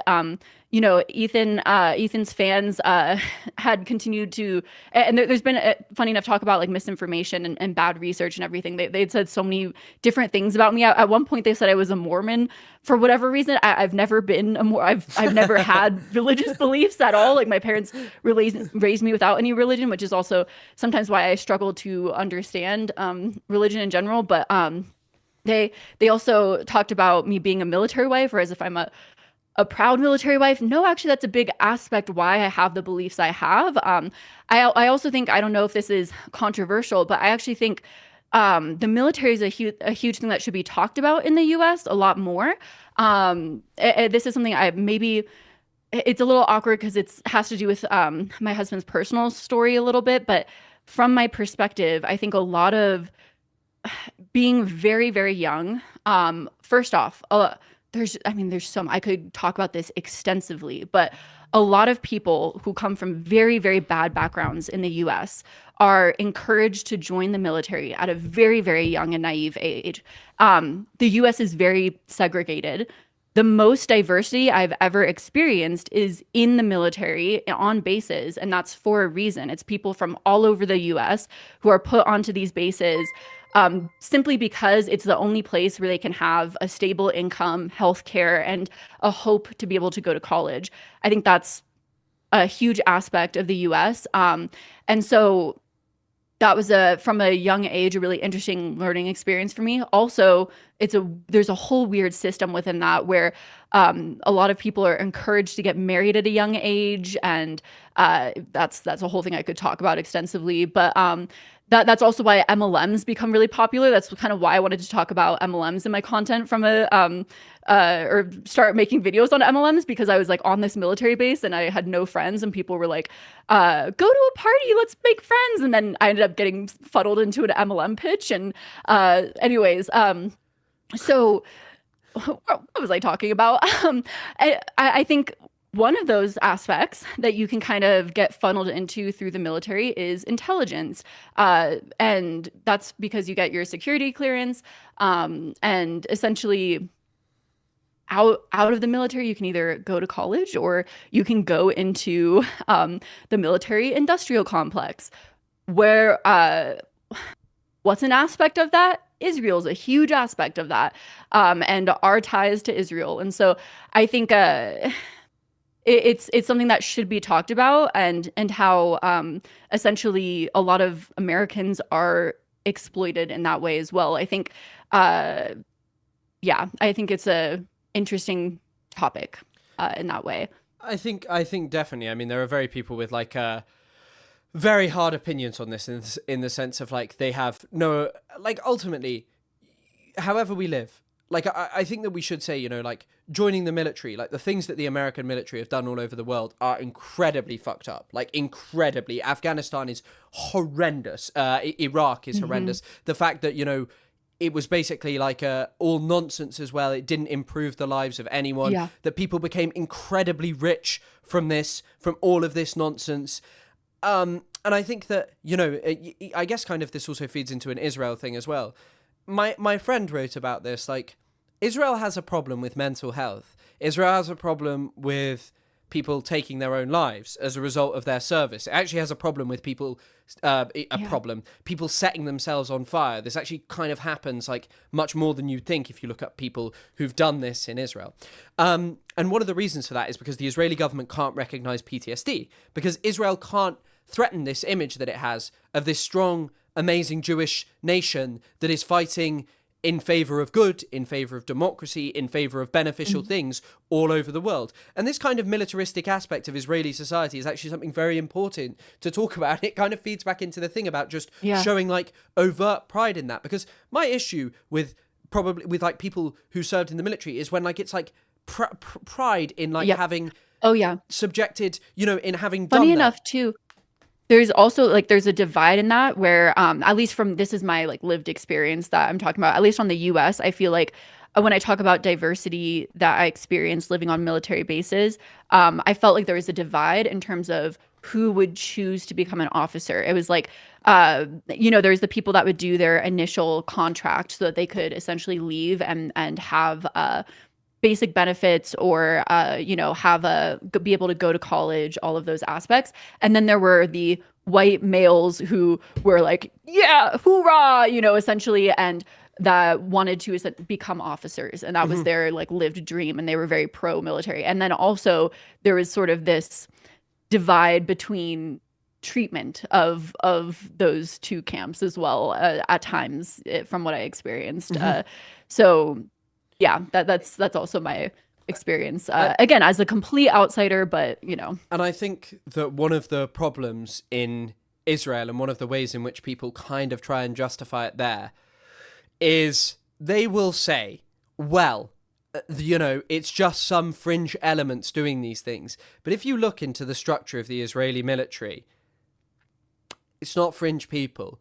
Brigadier generals in the Israeli military, some of the highest ranked officials, are supportive of this kind of stuff. And I think it's kind of this difference. And you read like, you know, we don't offer that much sympathy to the Nazis for like, I was just following orders as a justification. And if you read like this recent Guardian article about what Israeli soldiers said they're doing, they were like, yeah, a commander just basically said, kill people. And I did it because that's just what we did. And, you know, we lied about it and we killed people because we could and had the ability. I think that like that's also the ultimate thing. Like there are people who are Israeli. As I say, Ilan Pappé is technically an Israeli veteran. But what you notice about Ilan Pappé, right, is people don't really talk about that. Most don't even know. And that's not actually because he hides it. You can find it if you just look into him, like the tiniest amount, you know, if you were like, oh, I'm really interested in this guy. But like most people don't. And Ilan is someone who I respect, and I don't care if he's Israeli. I don't care if he lives there. I don't care about any of these things because he's not a Zionist. That's like and I think that this really feeds in to like this thing about like why I am so anti and against Zionism, why I show no sympathy or give no ground to Zionism. Here's my question too on why people are even why people in the US even justify what Israel is doing. I mean, obviously we know, and it's because of profitability. They, in my opinion, I mean, I'm not sure if you would say that or if that is, but that's what I've seen at least, or what my impression is profitability. It seems to be, but it just on the basis of the U.S. but I mean, from what I read in this book as well, Israel claims to be the most moral army or whatever. What was this saying? It's like the most moral army in the world. Yes. Yeah. But I mean, the military also in the U.S. pretends that it has these rules and standards that it occupies. Obviously, people that read things that have gone on in Afghanistan, there's a ton of fucked up shit that happens behind the scenes, or you know. But the U.S. at least has this image of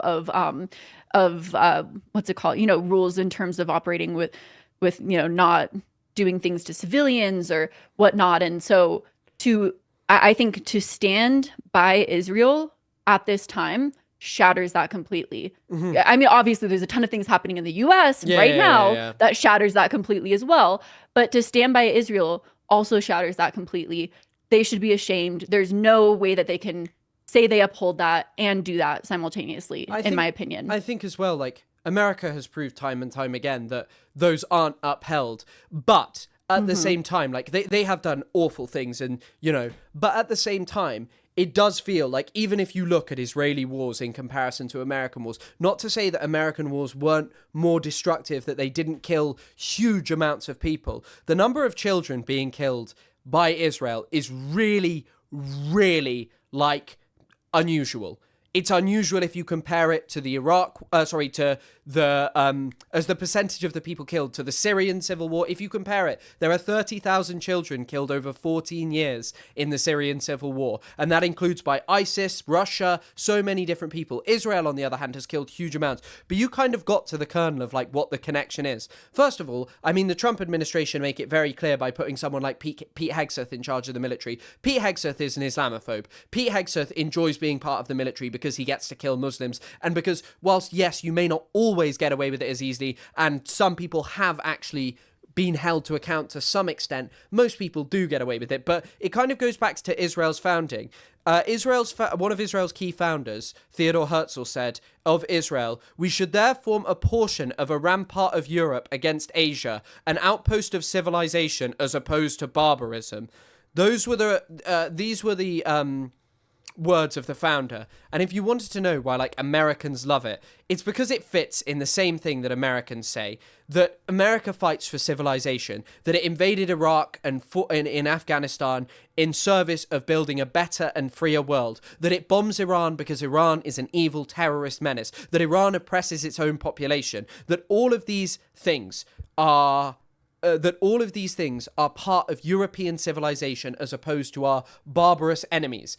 And Israel, within that, is the state that is in closest proximity to a population of Islamist terrorists. Ethan actually said this in his original video. And there are also, someone pointed this out, there are many evangelicals who believe this on the basis of biblical justifications for Israel, of thinking, well, that I think, in my understanding, what they believe is that once all the Jewish people go back to Israel and it becomes like the full Jewish state, that what will happen is, first of all, the Antichrist will come down, and then eventually it will lead to the return of Christ, in my understanding of some of the biblical explanations.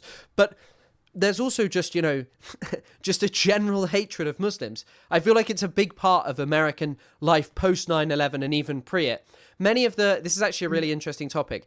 I don't know if you know this. It isn't necessarily something that most people know. I just know it because I've studied the Middle East. In the 1970s, in response to America's behavior around Israel and Europe in general, the Arab OPEC, they're like the oil producing, I don't actually know what it stands for, but anyway, the oil producing countries in the Middle East launched a boycott, and it had actual effects in British society. For example, we had 4-day working weeks because I believe the two are connected. Anyway, when they did this, loads of the propaganda started to portray the Arabs as having hooked noses, of being money greedy, of stealing money from Europeans, never examining what that was. They tapped into the same anti-Semitic hateful tropes. The Arabs are the other of today. And I it's something that to me also really matters, and I spoke about quite heavily when I was watching the previous video, because in the thing, Ethan said, why did you bring up Islamophobia in the context of anti-Semitism?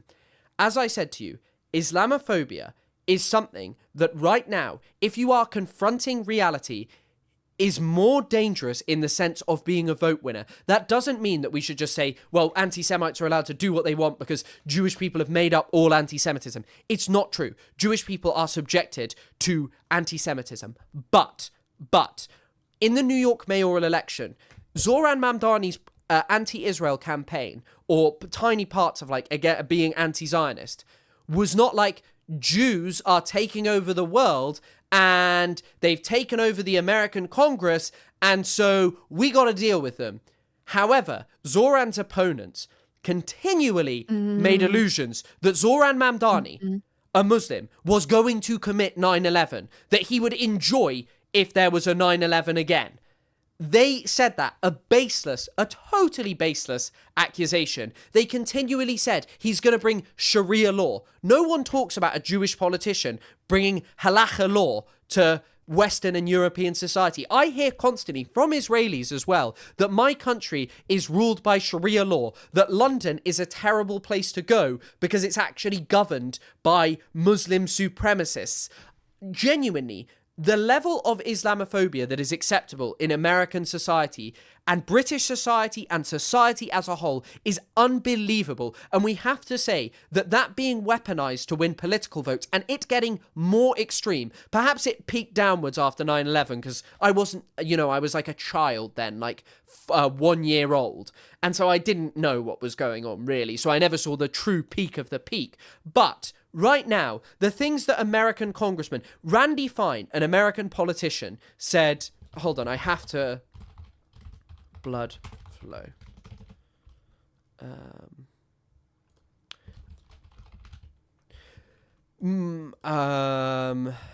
Where did he say this? May the streets of Gaza run red with their blood. I am sorry. If anyone said that about the Israeli military, may the streets of Tel Aviv run red with their blood. We would be having a conversation about how that just wouldn't happen, actually. It wouldn't, yeah. I told you that, sorry, I'll just I was going to say. Oh, no, actually, Yeah. You go, it's okay. Oh, no, sorry. I was just going to say, I'm wondering if genuinely the Islamophobia is not acknowledged as such, especially in the West, especially in the US. It's not seen as such, as I sort of mentioned before, because that would mean a confrontation with our recent history. And we don't want to do that because a lot of the politicians who sort of were involved with that are still, around and kicking. And so we don't want to do that. And so we're just kicking it down the line as I kind of have referenced. And so I think that's what I'm wondering, if it's not even seen as such. The Islamophobia does not exist. It's not acknowledged. And especially to the older generation. And that's why there's this weird divide where to the sort of older generation, anti-Semitism is very prevalent and alive today, but Islamophobia does not exist. Why are you making that comparison? And to the younger generation, they're seeing the extreme prevalence of Islamophobia that is existing right now and that is happening. And the strange ignorance and just complete ignorance of that with the older population, which I hate to do that sort of ageism, because funny, my mom has 2 master's degrees and one in gerontology, and she is very much talks about ageism but also the divide between generations and how that can come into play. And I think that right now that is an aspect in this conversation, the generational shift and how that's coming into play between the Israel-Palestine conversation. Yes. I'm sorry to cut you off. No, though. you didn't cut me off at all, and I'm glad you said that.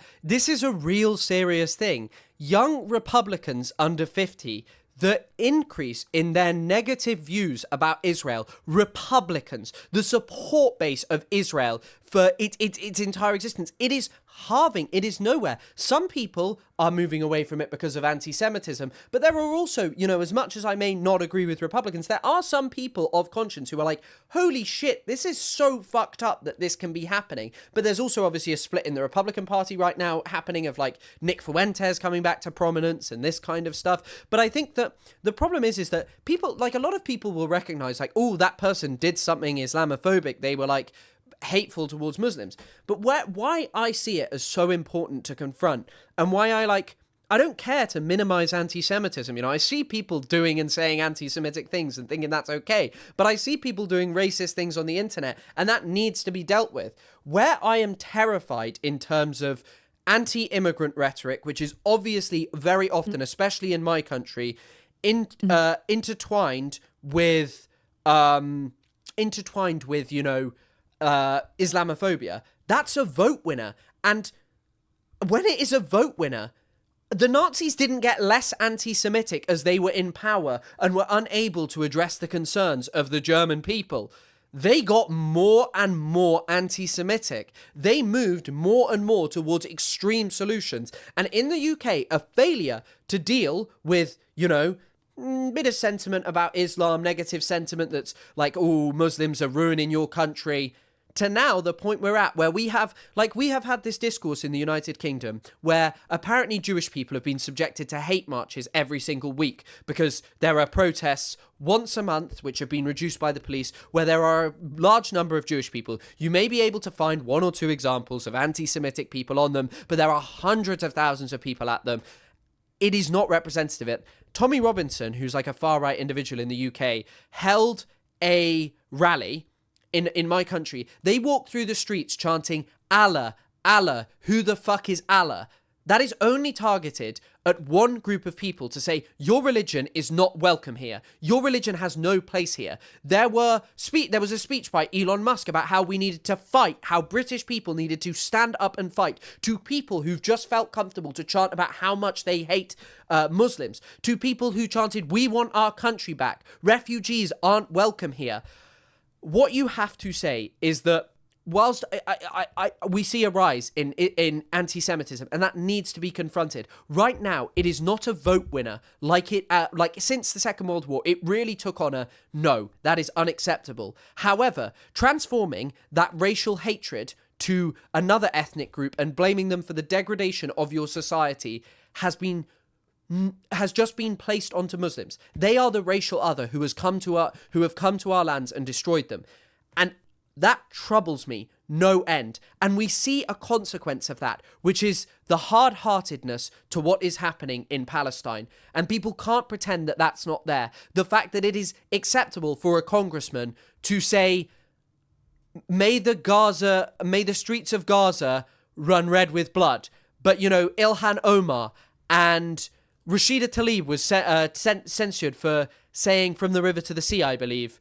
And we have these really serious discussions in the US government. And I will end this short segment by saying Trump removed so much from protected categories. He stopped, I can't remember what the exact thing was, but he kept Zionist. He kept Zionist and Jewish because, and that's not to say that Trump actually cares about Jewish people. His movement, if they got the chance, would be using anti-Semitism. Trump used an anti-Semitic term, Shylock, but right now it is much more acceptable to spew hatred about the Muslims. It is so much more acceptable to get yourself in a position of power on an anti-immigrant, anti-Muslim platform. And that is troubling because that's what happened in Europe. The Nazis didn't just crop out of nowhere. They were people who tapped into a European hatred of the racial other who came to our land that we blamed for our problems.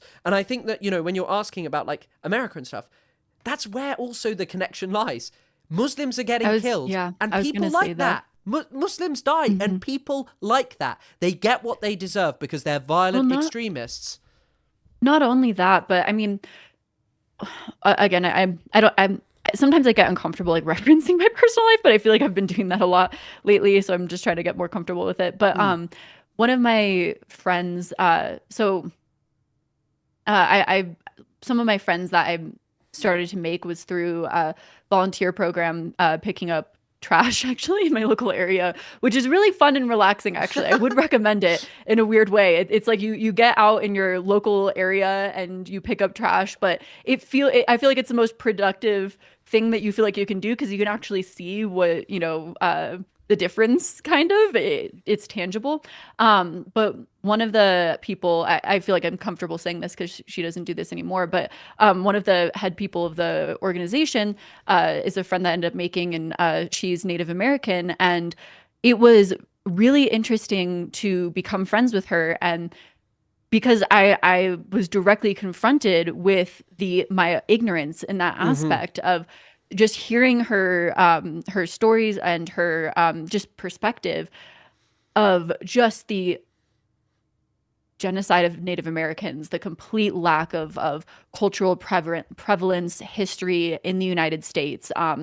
And when we were having our conversation earlier, and through reading this book, for some reason, the immediate thing that I was thinking is of course, all human beings, I think, in the world are exploited in some aspect.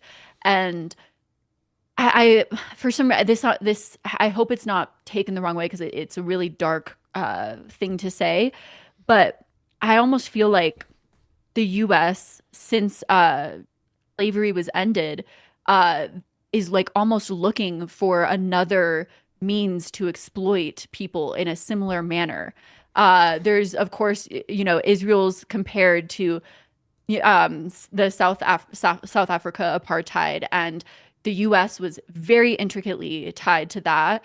And the only way it ended, or it was ended because of Cuba's involvement, but also when the U.S. pulled out, and then we're involved in Israel. And of course, there's all of the aspects of the many different reasons we could be tied, but also I think it would maybe be a little bit short-sighted to not also recognize the amount of products that we get from Israel, and the amount of, and maybe the ways in which the U.S. is trying to find a way to undercut human capital constantly, with also the development of AI as well, and the ways in which we're trying to get rid of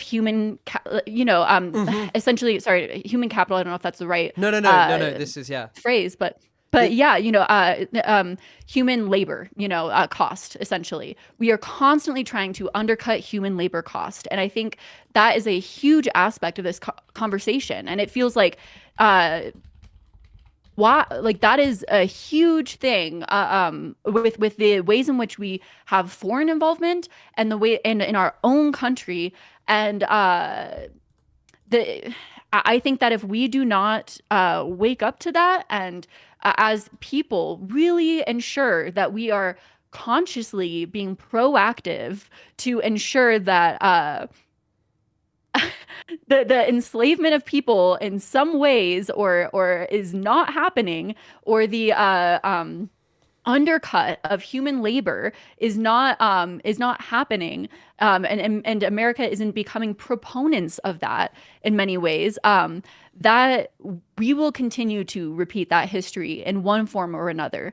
That I don't know if that I said that the best way, but of course you did. And the thing you mentioned about AI, I mean, I doubt you would have.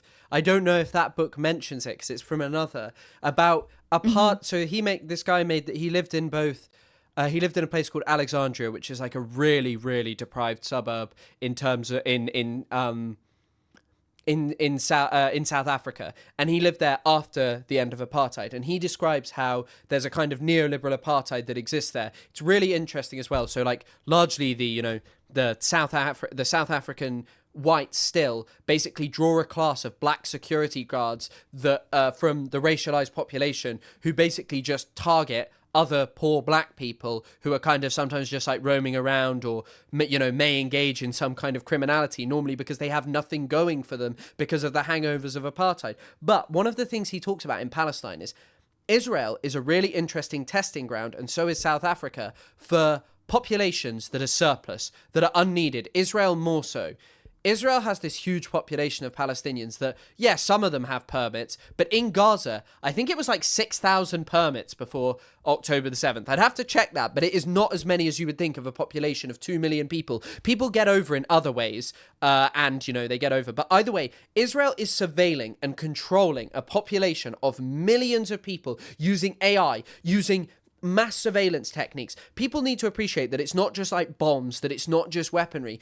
This is like, if Israel has one thing that in the world that they see as like cutting edge, it's certainly this AI control. And I think, we this is kind of the thing, and it feeds into, you asked me, one of the questions you had was, how can we talk about Israel without being anti-Semitic? And I think one of the things you got to recognize is America has reasons to support Israel, and we should never fall into these silly conspiracy theories about Jews that blame them for controlling the world, that say, they're just puppeteering the American government. Recognize that this kind of support for a racial supremacist regime is not new.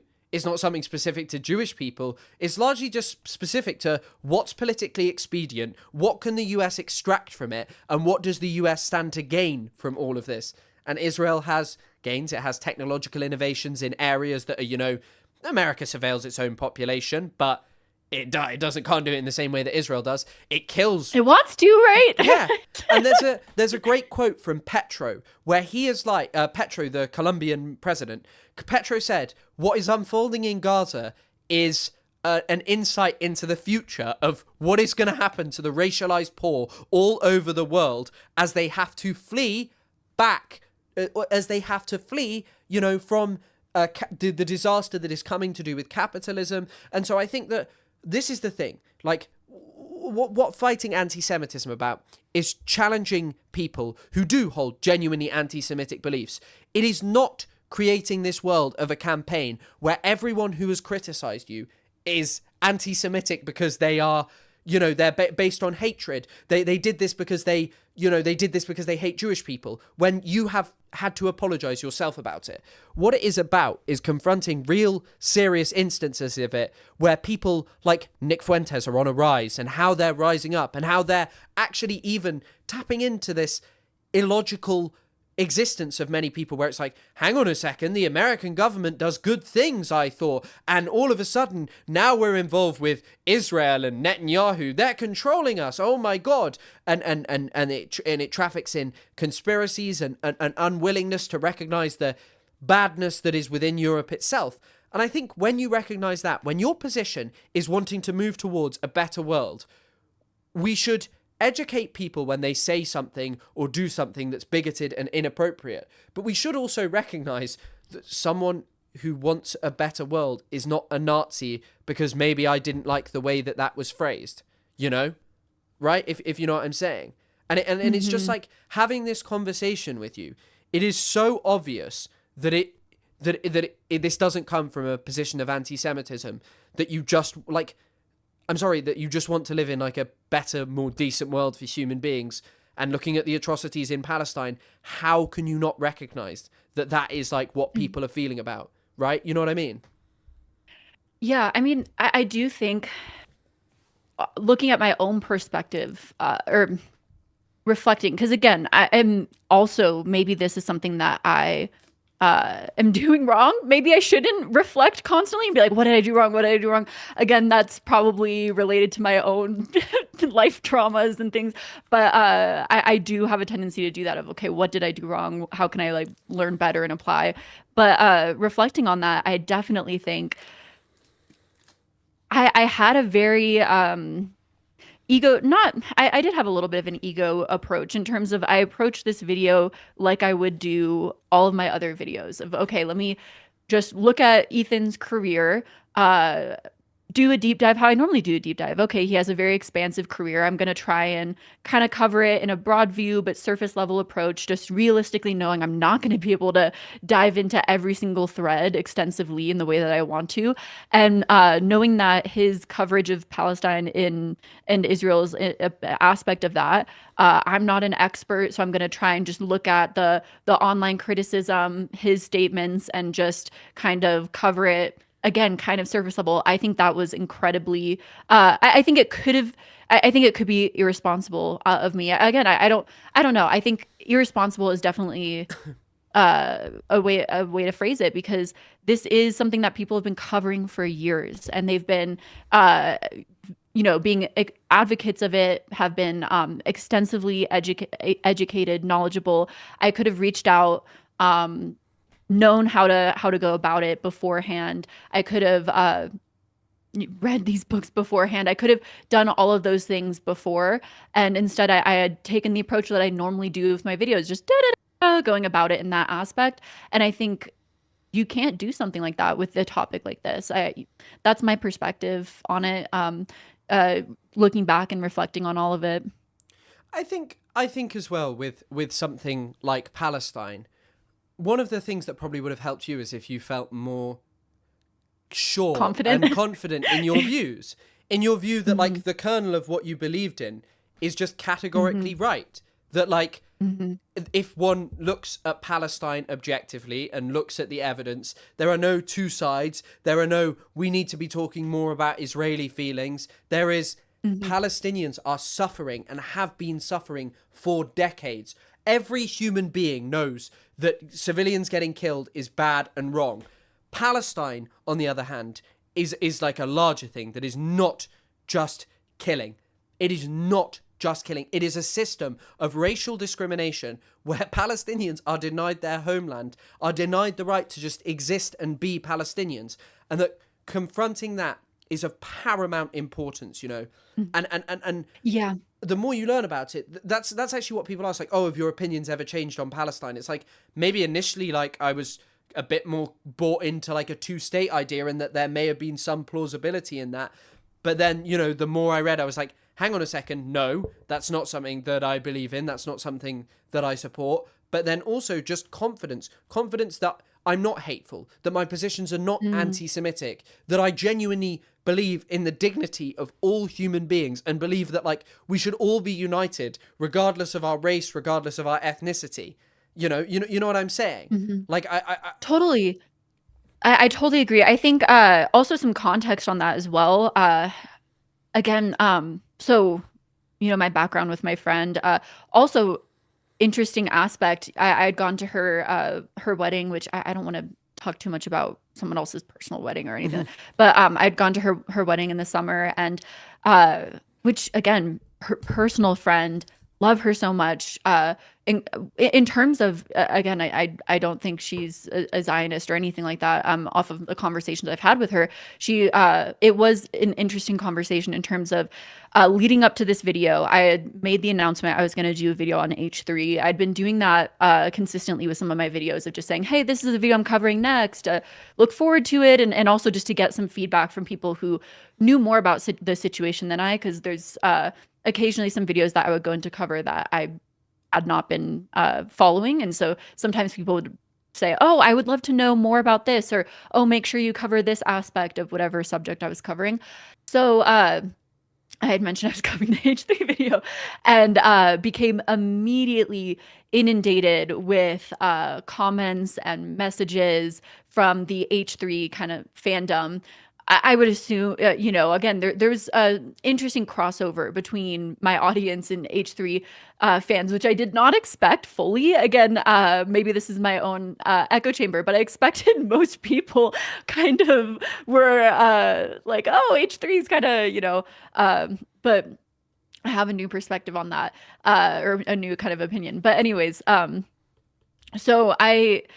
so many, you know, like I kind of mentioned in my follow-up video after posting the H3 video, there are people that were like, I'm gonna burn your sweatshirt, and I can't believe you're even covering this, and which was that, again, had never happened to me. I had felt like, again, I think some of them had deleted the messages before I screenshotted them. Not an excuse, just genuinely what had happened. So that's why now I have tons of screenshots, because I learned my lesson of like, okay, screenshot before they, you know, try and delete it and be like, we're not harassing. But it had really felt like these like kind of threatening undertone to not make a video 100%. on Ethan. And so I had never experienced that before. So going into this video, I was incredibly intimidated. I think that was a big reason why I had wanted to make what felt like a very tame video on the topic. Sorry if I'm like talking too much into the mic. No, I can, not like, at all. hear Not at my all. It sounds breath. great. But I'd wanted to make a sort of a very tame video for that aspect. I was very intimidated on the topic, and also, I had spoke to my friend about it. Also, kind of going back to the wedding, when I was at the wedding, there were, again, I was a little bit, again, very naive, not extensively versed on everything, the complexities and nuances to all of this, but again, had my stances. People who had been following me for a long time know that I had posted a lot on Free Palestine, you know, since October 7th, or again, since I had kind of gotten out of my grief spiral of my brother passing away. But I also kind of assumed my friend knew this about me. We don't follow each other on Instagram, so no one can kind of try and go find her, and I've never posted her. But I also assumed she knew this about me. But yeah, and I just kind of assumed most people would know what Israel's doing is kind of fucked up. So I went to this wedding, and rabbis officiating it, and if that's a proper terminology, officiating the wedding. But he gave this speech about how it's really dark times, and of course there's Yeah, a yeah, lot yeah. of Jewish people in attendance, and he gave this long speech about how it's really dark and scary times of what's happening, and it's and during these times it's great that some joy can happen, and I just remember kind of being a little bit like, is this a pro-Palestine speech? Like, Mm. like, what do you mean exactly by that? Mhm. But afterwards, she had told me that this rabbi was also had gotten some controversy for making some pro-Palestine statements early on, and so, but again, it was like it was hard to say, because it was like, okay, again, that kind of line walking where it was like, okay, so, but what exactly? What Yes. does he really believe? I can't quite. And so again, before making this video, I'd spoken with her because I was getting all these interesting messages, and so I kind of had spoken with her and was a little bit like, okay, what is how has this topic been for your family, just Hmm. blatantly? And she was like, well, she did tell me flat out, don't do the video. Yeah, And yeah, yeah. I was a little bit like, oh, she was right on that. And also very mixed uh perspectives in the family, and in her community, Hmm. and and a big thing that she had told me is to be sure to call Hamas a terrorist organization, and what else? Essentially, what she had told me was that Israel is being attacked by all these Muslim countries, and all these Yeah, yeah, Muslim yeah, countries yeah, are yeah. attacking Israel, and that her perspective had kind of changed from October 7th, and she'd seen a bigger rise of anti-Semitism, and my perspective after listening to her, again, I don't want to speak for her, or anything, because again, I don't think she is a Zionist, or uh, I, even though I know that some of these things are a little bit um, towing the line, but it's essentially, it seems like a lot of Jewish teachings often talk a lot about genocides that have been enacted throughout history. I mean, there's the Inquisition. Even I'd read a fantasy book called The Familiar, by Leigh Bardugo, about that even touches on that. And there's, of course, the Holocaust in recent history, where a lot of people have their familiar, close people that are alive today that can recount those experiences, and a lot of holidays that talk about it. And so it seems like there's a great fear there of something happening within Yes, their yes. lifetimes that Hmm. mirrors that experience. And so that is what my impression was, talking with them about this, is that there's this great fear of this happening again, and so they're so afraid of it sort of this reoccurrence, that that that's all they can see is within the Palestinians, is that somehow they're going to wipe out Yeah. Israel, that somehow Iran is going to wipe out Israel, when that they can't even reflect that they are doing that Yes, in the same 100%. breath. The most racist, Yeah. the most Oh no, racist yeah. Israeli politician is the person who popularized the slogan "Never Again." A really famous slogan in recent Jewish history was categorically popularized by someone who believed in exterminating all Palestinians. He popularized it. Anyone can look this up. This is freely available information. He did that. The slogan comes from as saying "Never again shall Masada fall," but it was popularized in political usage by the most racist Israeli. This is like a thing, and it's an interesting thing. I had a friend who I was very close with, or who was Jewish, and we'd often talk about this kind of stuff, and they would talk to me about difficulties. They would actually talk to me about how they had stopped going to synagogue, because in the UK, if you go to a synagogue, they say, right, we're first going to give to and explain to you about a charity that's from the UK, and then almost every single synagogue tells you, actually, you're going to then talk to us about a charity that is in Israel. So you do one for Britain, one for Israel. And they said for them, this was very uncomfortable. But they also spoke about how, as a Jewish person, this is very complex, because a lot of their family would have a, it could cause major splits depending on how they talked about it. So there are obviously a lot of complexities for Jewish people. And they spoke to me about like some of the stuff that I sometimes find a bit bizarre. Like, for example, some of the, I don't know if you know this, but there's like a movement in Israel, and actually amongst, it's a wider Jewish thing as well, of like some Jewish people don't want to marry non-Jewish people because they don't want like to kind of Judaism as like an ethnicity and an identity to go away. Like this is a thing, it's not crazy to talk about, but because there's Israel's president referred to Jewish people who are not married to non-Jewish people as he referred to them as parasites. But some of that comes from like a genuine fear of what happened. And I think that, like, you know, you should always bear in mind, like when discussing like Jewish history and all these things, that, you know, Jewish people were nearly exterminated, and that Israel has utilized these fears as part of its politics for a very not actually for that long a time. In the 1970s is really where it became the most politicized.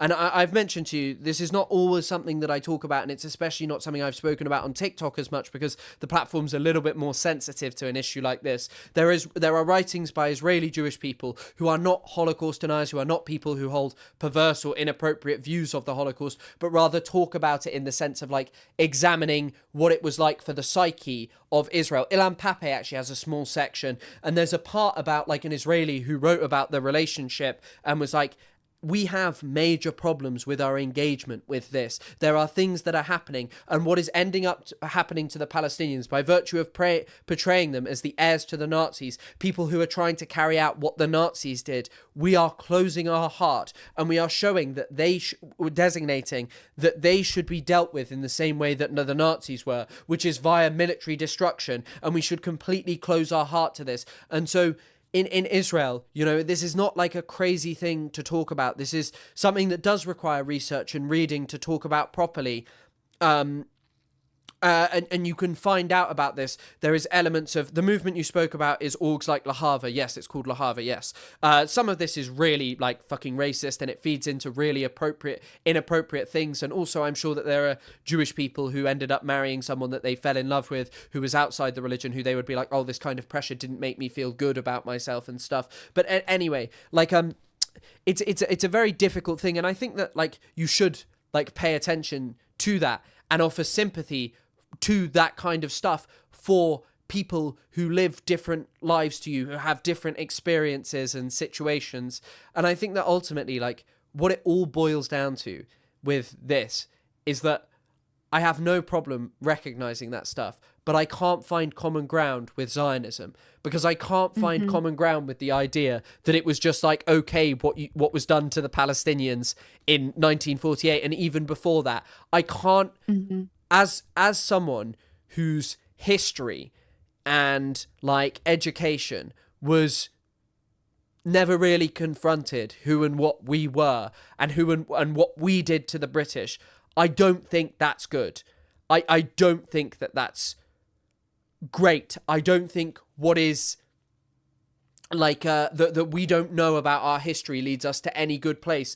And so what I'm saying is that the reason that I will never stop talking about Palestine, and the reason that I will never be able to see sympathy with like the Zionist project as like something we should justify and accept is, you know, is this Zionist aspect. And someone said the British started it. Yes, the British obviously did start what happened in Palestine. Something that I think relates to this, sorry, I'm kind of finding it.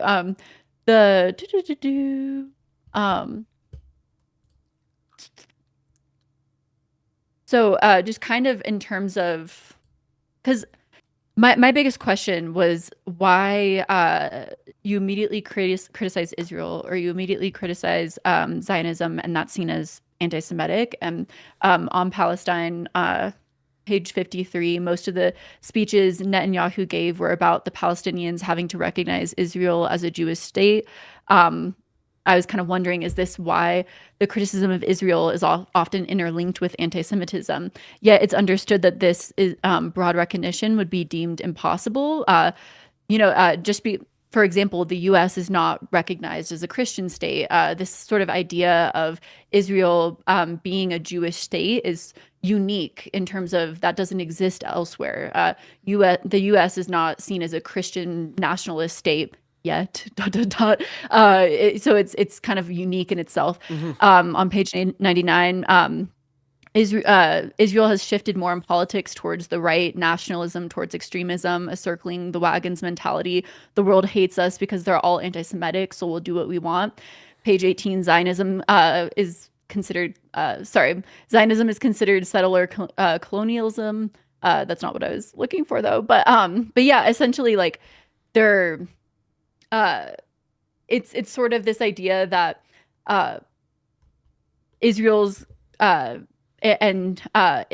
as a Jewish state, and Zionism is just all interconnected, and they've done so intentionally because that's their vision for it. And so to criticize Israel is to essentially it's seen by Zionists to criticize a Jewish state, and that is why it's seen as anti-Semitic. And sometimes I wonder if that is them telling on themselves as Zionists in that way. If you criticize Israel and you're accused of being anti-Semitic, that's my question in that way.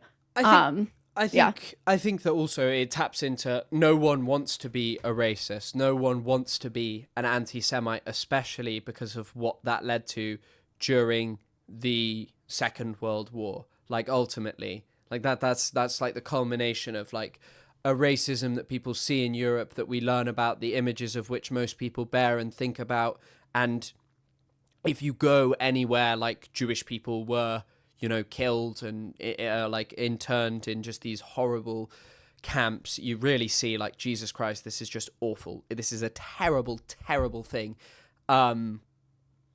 And I think that so like Israel realizes that as well, and as I said, going back to the earlier thing, it's like a political winner. Israel knows that if someone is declared an anti-Semite, it literally worked in the United Kingdom in 2016. Jeremy Corbyn was smeared as an anti-Semite, and thus Jeremy Corbyn did not end up getting in power in part. There are maybe other things that you can give credit for that, but there was a very concerted effort to say Jeremy Corbyn is a threat to British Jewish people because he doesn't support Israel enough, basically, is what it came down to. And the only thing another thing I have to say on that is, the only problem with like a Jewish state is it's really hard to know what that actually means. Because does it mean that there can only be Jewish people there? Does it mean that the majority always has to be Jewish? Does it mean that the state is like Jewish religious law? Like, what does that mean? Because if you ask different Jewish people and different Israelis, you get different opinions of what a Jewish state is. And I think that ultimately, if you look at it for what it is, which is a state that has had to, like actually what it practically is, which is a state that has had to ensure and maintain a Jewish majority, what the prerequisite is expelling Palestinians, and whilst at the simultaneously offering the benefits in order to bring over huge amounts of Jewish people from other places, from Europe, from, wherever was a workable place that you could do it, basically, to bring people over. Yeah, I'm so sorry. I'm trying to find this one note because it applies so well. Okay, here it is. On page 60 of this book, because I think it relates to this. On page 60, it talks about a group of citizens wanted to have their papers identify them as Israelis, not Jews. It went all the way to the High Court, which rejected it. It reflects this anomalous concept of a Jewish state, which has no counterpart in the contemporary international political system. And then Pape, sorry, did I say that right? Pape, Pape. Okay. says that paradoxically, it's used by Israel in an attempt to stifle any criticism of the state and its ideology. If you chastise Israel, you assault the Jewish state, and by association, you attack Judaism. So just that sort of that contradiction in itself. If someone wants to be just recognized as an Israeli and not a Jewish person, that's not accepted in Israel, at least in this book, which was written in 2015. I'm not sure if that still stands today. But paradoxically, if you sort of criticize Israel, you are seen as attacking a Jewish state, and therefore you're anti-Semitic. So it's used sort of interchangeably in that way. At least, again, from this book that I'm referencing, I thought that was an interesting addition. Definitely. The only thing, there are also like another multitude of really odd legal cases to do with this. There's some detailed in a book by Zoran Mamdani's dad, actually, Mahmoud Mamdani. No way. And I don't remember the exact like examples of them, but they're to do with people who've converted to Christianity. And he talks about that same case to do with passports that goes right up to the Supreme Court, talking about this, you know. Anyway, like, it's this odd question about Israel.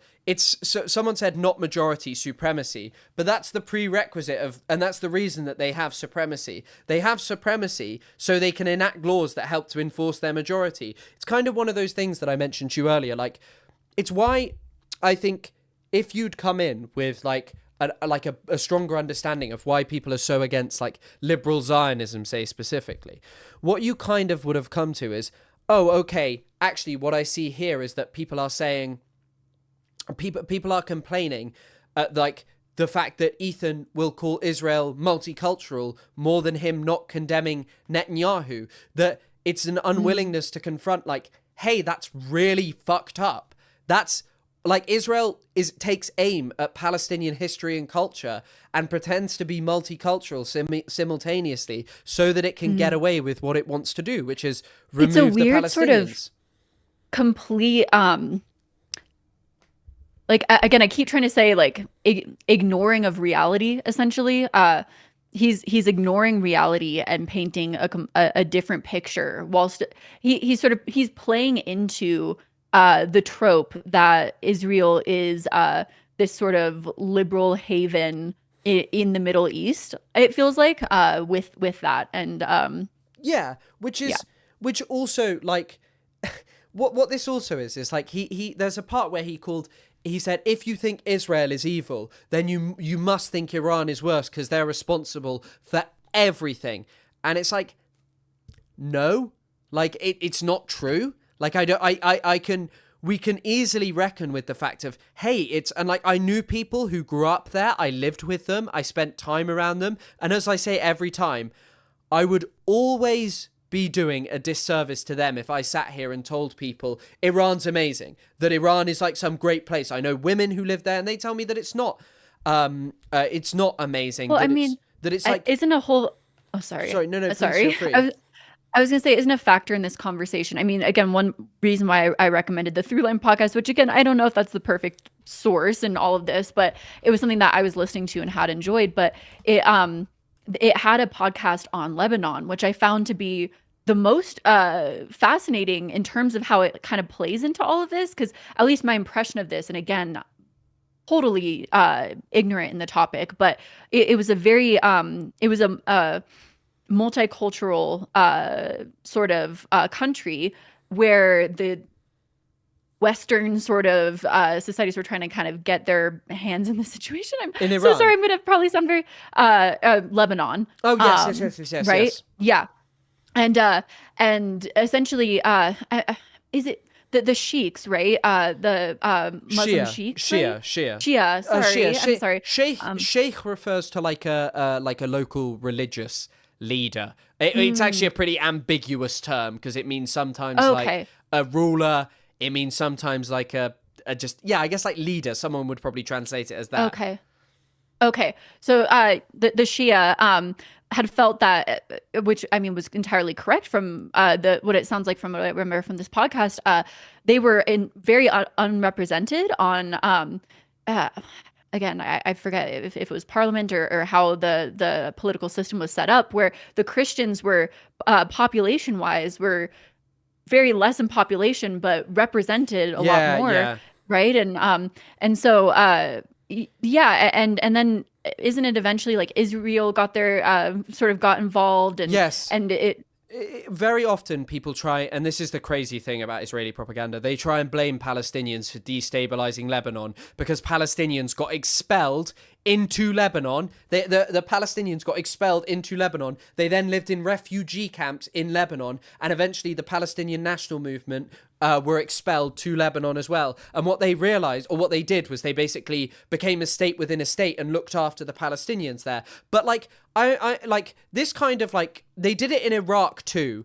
It's like sectarian voting is fucking crazy. I don't know why like anyone would sit there and say, well, yeah, we should probably set that up. And like you're right, Lebanon was known as the Paris of the Middle East in the 70s. It was seen as like a very like high cultured place where like musicians, artists, thinkers, leftists all went over.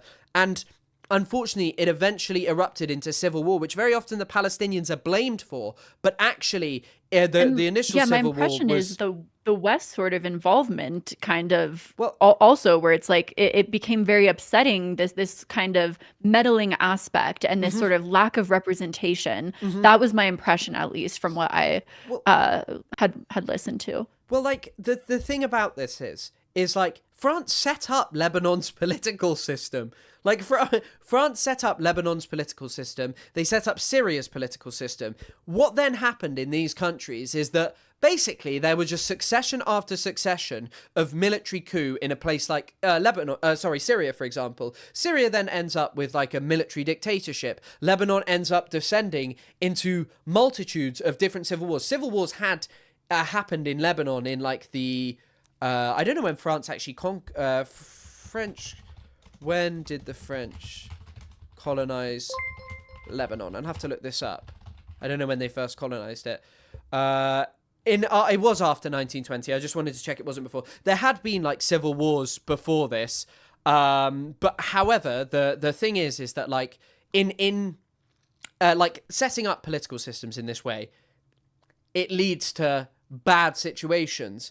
And especially when Israel meddled in the politics of Lebanon right from its place. And by the way, if you want to listen to a podcast which talks excellently about this, someone has told me to recommend this. It's called Thawra, which means revolution in Arabic. I think I may have mentioned it before. The last three, the prologue, are just there's one about called like Decades of American Destruction. There's one about Lebanon and the situation there. But like many of Lebanon's issues and problems pertain to this civil war and all of these things that happened in the 1970s. And now people are like, but if you get rid of Hezbollah and just have Israel there, Lebanese people will be fine. And it's like, I don't think that that's true. These are very, very, very simple fixes to these. Oh, sorry. I was going to say my impression of this is because also, again, something my neighbor said that was really striking to me, because I was trying to talk to her about Islamophobia as well, because she had also brought up this same statistic that Ethan had brought up in our discussion of the prevalence of anti-Semitism. What is the statistic? It's anti-Semitism being the most common or prevalent religious discrimination, right? Or I want to say crime. Hate crime. Just hate crime. It's hate crime. But yeah. And so she had said that, and then I was like, well, I feel like Islamophobia is kind of that must be under tracked, or anyway. So I was sort of talking about that, and she had said, and especially where I was like the sort of equation of Muslims to terrorists and how quickly people make that jump. I've seen it happen just from my perspective. Even I've seen it happen so many times, and I don't think that's okay. And she had told me the specific phrase that really shocked me of what was it again? She continued to recommend to me Bill Maher, that I need to watch Bill Maher and make my content be more like Bill Maher. And then she had said, so I think she was quoting Bill Maher here. She had said, but she said that so she had told me the quote, not all Muslims are terrorists, but all terrorists are Muslims. Which is unequivocally not fucking true. No, it's not true. It's also Bill Maher. It's also fucking Bill Maher. Like, you know. Yeah. Sorry that it still shocks me enough that I completely lost my point. What was I even talking about?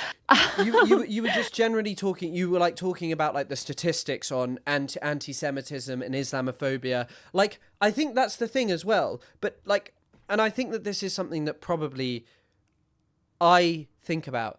If someone is saying like really anti-Semitic shit to me, I'm like, yo, this does not run. I'm not talking to you. But if someone is saying Islamophobic shit because of how normalized it is, I don't say I accept it, but I'll try and challenge them for longer than I would someone just saying something insanely fucking anti-Semitic. If someone is saying something insanely anti-Semitic, I'm like, right, no, enough. If they openly say like Jewish people are controlling us, because Islamophobia is just very, very, very normalized. And the fact that, you know, Bill Maher can be on television and have said something like that, you know, instead of having any consequence for it, is crazy. It's crazy. Yeah. But it's why Islamophobia is kind of this thing. Sorry. I just remembered my point. On this, which I can't believe I was trying to make this jump and I just got totally lost. I can see why I got totally lost here.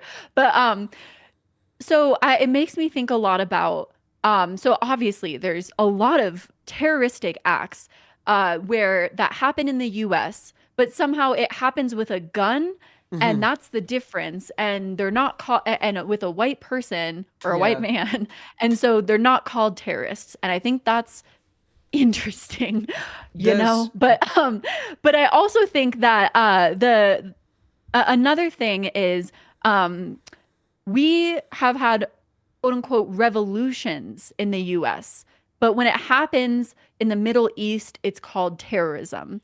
That's also something I think is interesting. That's my perspective when I look at what's happening there. Yes, violence is not okay, but it happens on one side and it's clear oppression, but it's not labeled as such. It's called governance because it's maybe at the hands of a white man. It happens on the other side and it's from the oppressors who are trying to, essentially develop a sense of equality. Normally they don't have representation in their governance, or they feel that Western hands are meddling in their governance. And it's essentially it's called terrorism. It's called that's my unbiased stance on all of it, but not unbiased. I keep saying that. My unfiltered is what I'm trying to say. But most people will never reckon with the fact that they are just okay with political violence, that they are okay with it, because most people believe that the state has legitimacy to mete out violence wherever it sees fit. In the context of Palestine, many people view what the Israeli government does, and it's kind of this thing, because I live in the UK, I could never actually challenge Hamas being a terrorist organization. It's not something legally that I can do. I might go to prison if I do that. But what I can say is, if you genuinely think Hamas are a terrorist organization, then surely you must say the same as the Israeli government. And if you ask someone, okay, you think October the 7th is bad, right? You think it's bad. Why? Okay, alleged cases of sexual violence. Okay.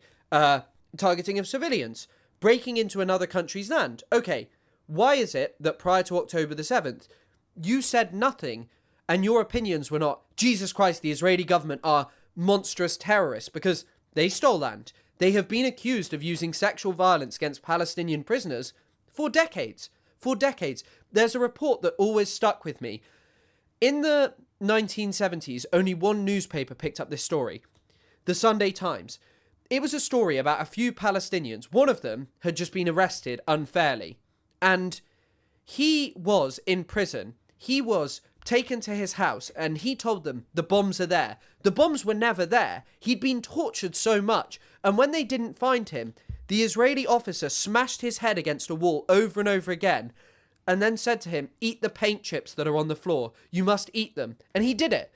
And the article talks about how he was left in such a state afterwards that he was unrecognizable, that he barely recognized anyone he'd known his entire life. And he waved goodbye to the Israelis who tortured him because he was in such a terrible situation and state.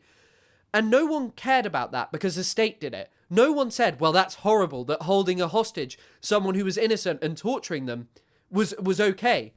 They literally, people just believe if a state metes out violence that it's okay. But the second someone takes it upon themselves to engage in a violent act, it's terrorism. And of course, we should condemn people who mass target civilians in societies. It's not appropriate. But we must also recognize the violence that our governments inflict against immigrants, disabled people, any marginalized community. Like, I'm sorry, this Absolutely. is something that is undeniably true. This is undeniably true. And on the topic of revolution, it's not even that people are designated terrorists. The amount of times that we have, in Iran had a democratic revolution. We justified so many wars against, we justified so many wars against Iraq, Afghanistan, against so many people on the basis of we wanted to spread democracy. But America undeniably took away Iran's democracy and produced the situation we got today, you know? Absolutely. Yeah, I mean, I agree wholeheartedly with what you're saying. I think I think it also, I mean, with what's happening in the US currently right now, it makes sense that a lot of people are not looking to Israel and saying what's happening is wrong because again, they need to confront what's happening in their own country as well. And also, it's really scary for me to sit here and talk about all of this when a lot of Americans' rights are getting taken away more and more. There's more kind of persecution happening, but I don't know. I think that just think about the same for trans people, like how comfortable it is for Donald Trump to just say trans people don't exist. I'm sorry, like, people being transgender is not some, like, newfangled phenomenon of just, like, weird kids who want to be trans because they've been tricked by the woke ideology. Human beings throughout history gender has not been this rigid concept that people imagine.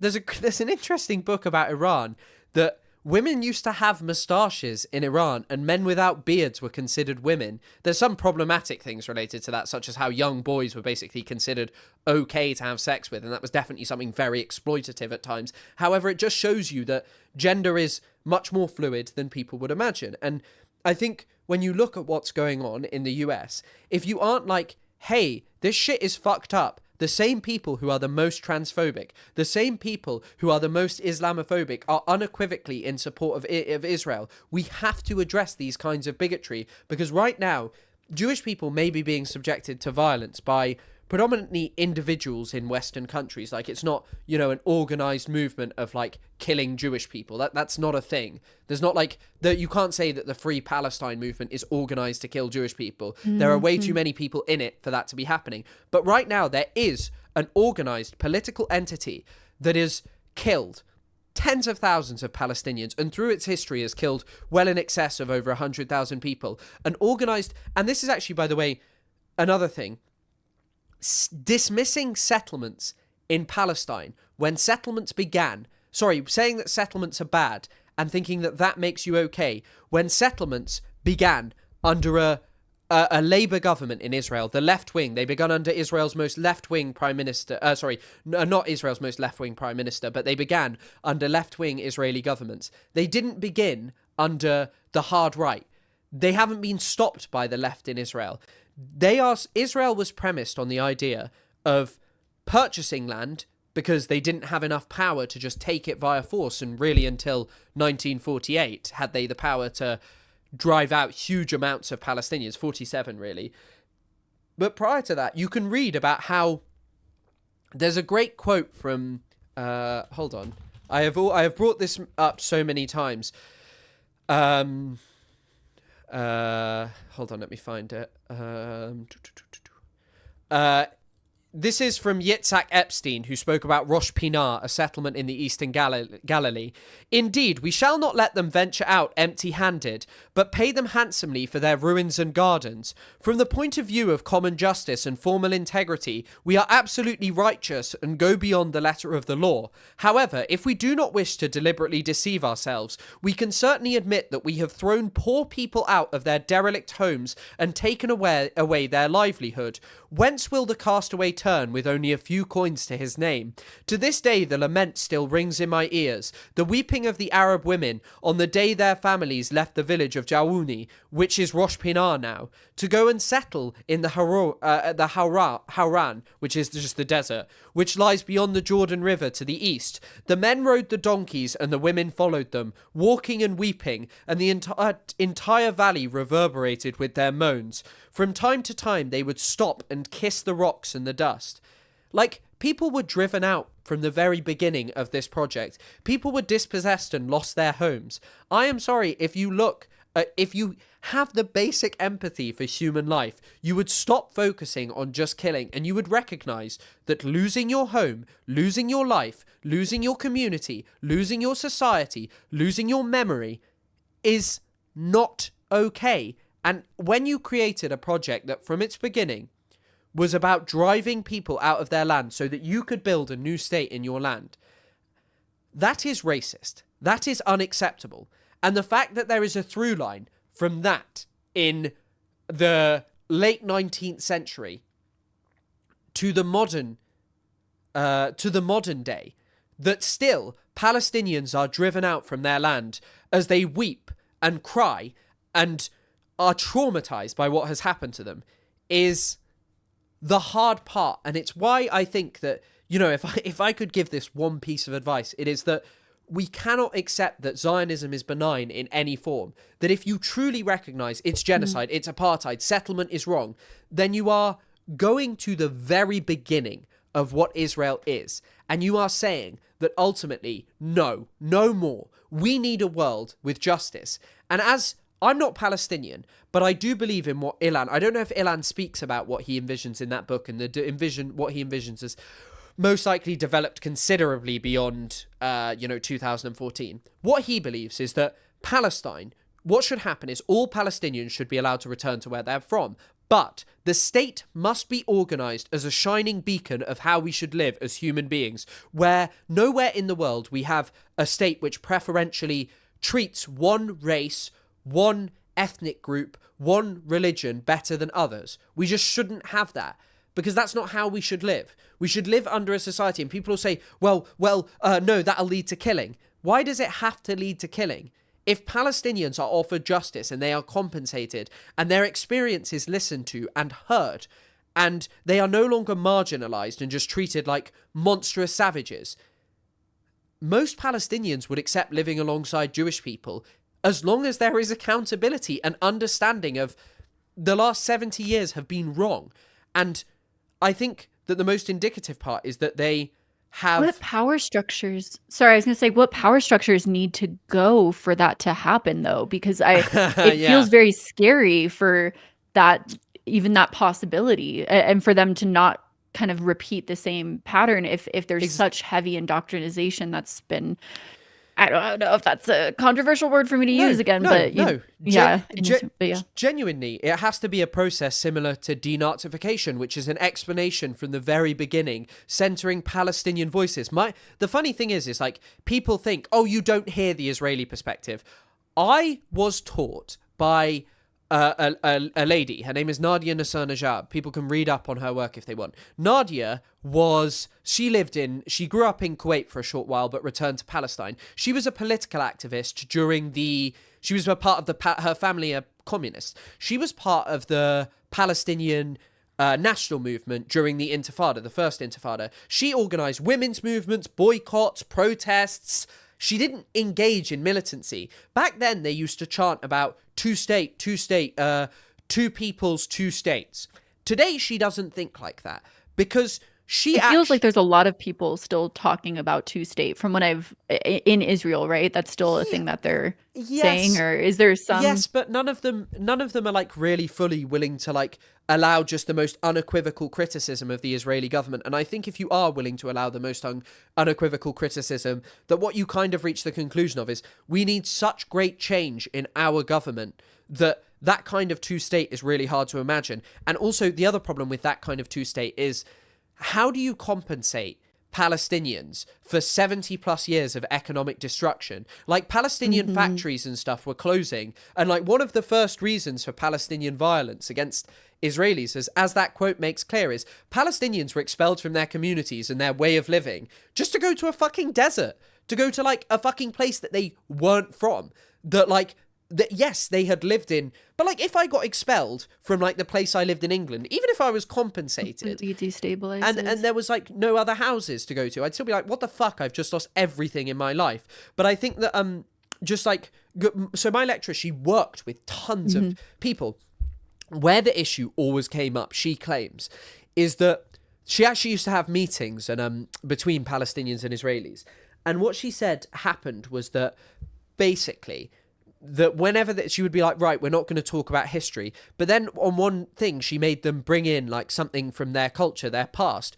And a Palestinian brought in a coffee grinder of some kind, like an Arabic coffee grinder. And one of the Israelis picked it up and they said, oh, I've never seen one of these before. And then the Palestinian went, really? Well, surely you saw one in one of the homes you stole from us in the 1940s. And like, that's true. That's like true. It's like a joke, but it's also true. Like you took... an Israeli historian, Tom Segev, like describes it. Israelis went from, or Jewish people went from being destitute refugees of the Holocaust, of dispossession, of marginalization, to all of a sudden now being a people who had everything, whilst the Palestinians who lived in those homes, especially in 1947 to 8, where it happens en masse, where there was a huge expulsion, that everything was gone. Pots, pans, photo albums, clothes, pets. Tom Segev cites this.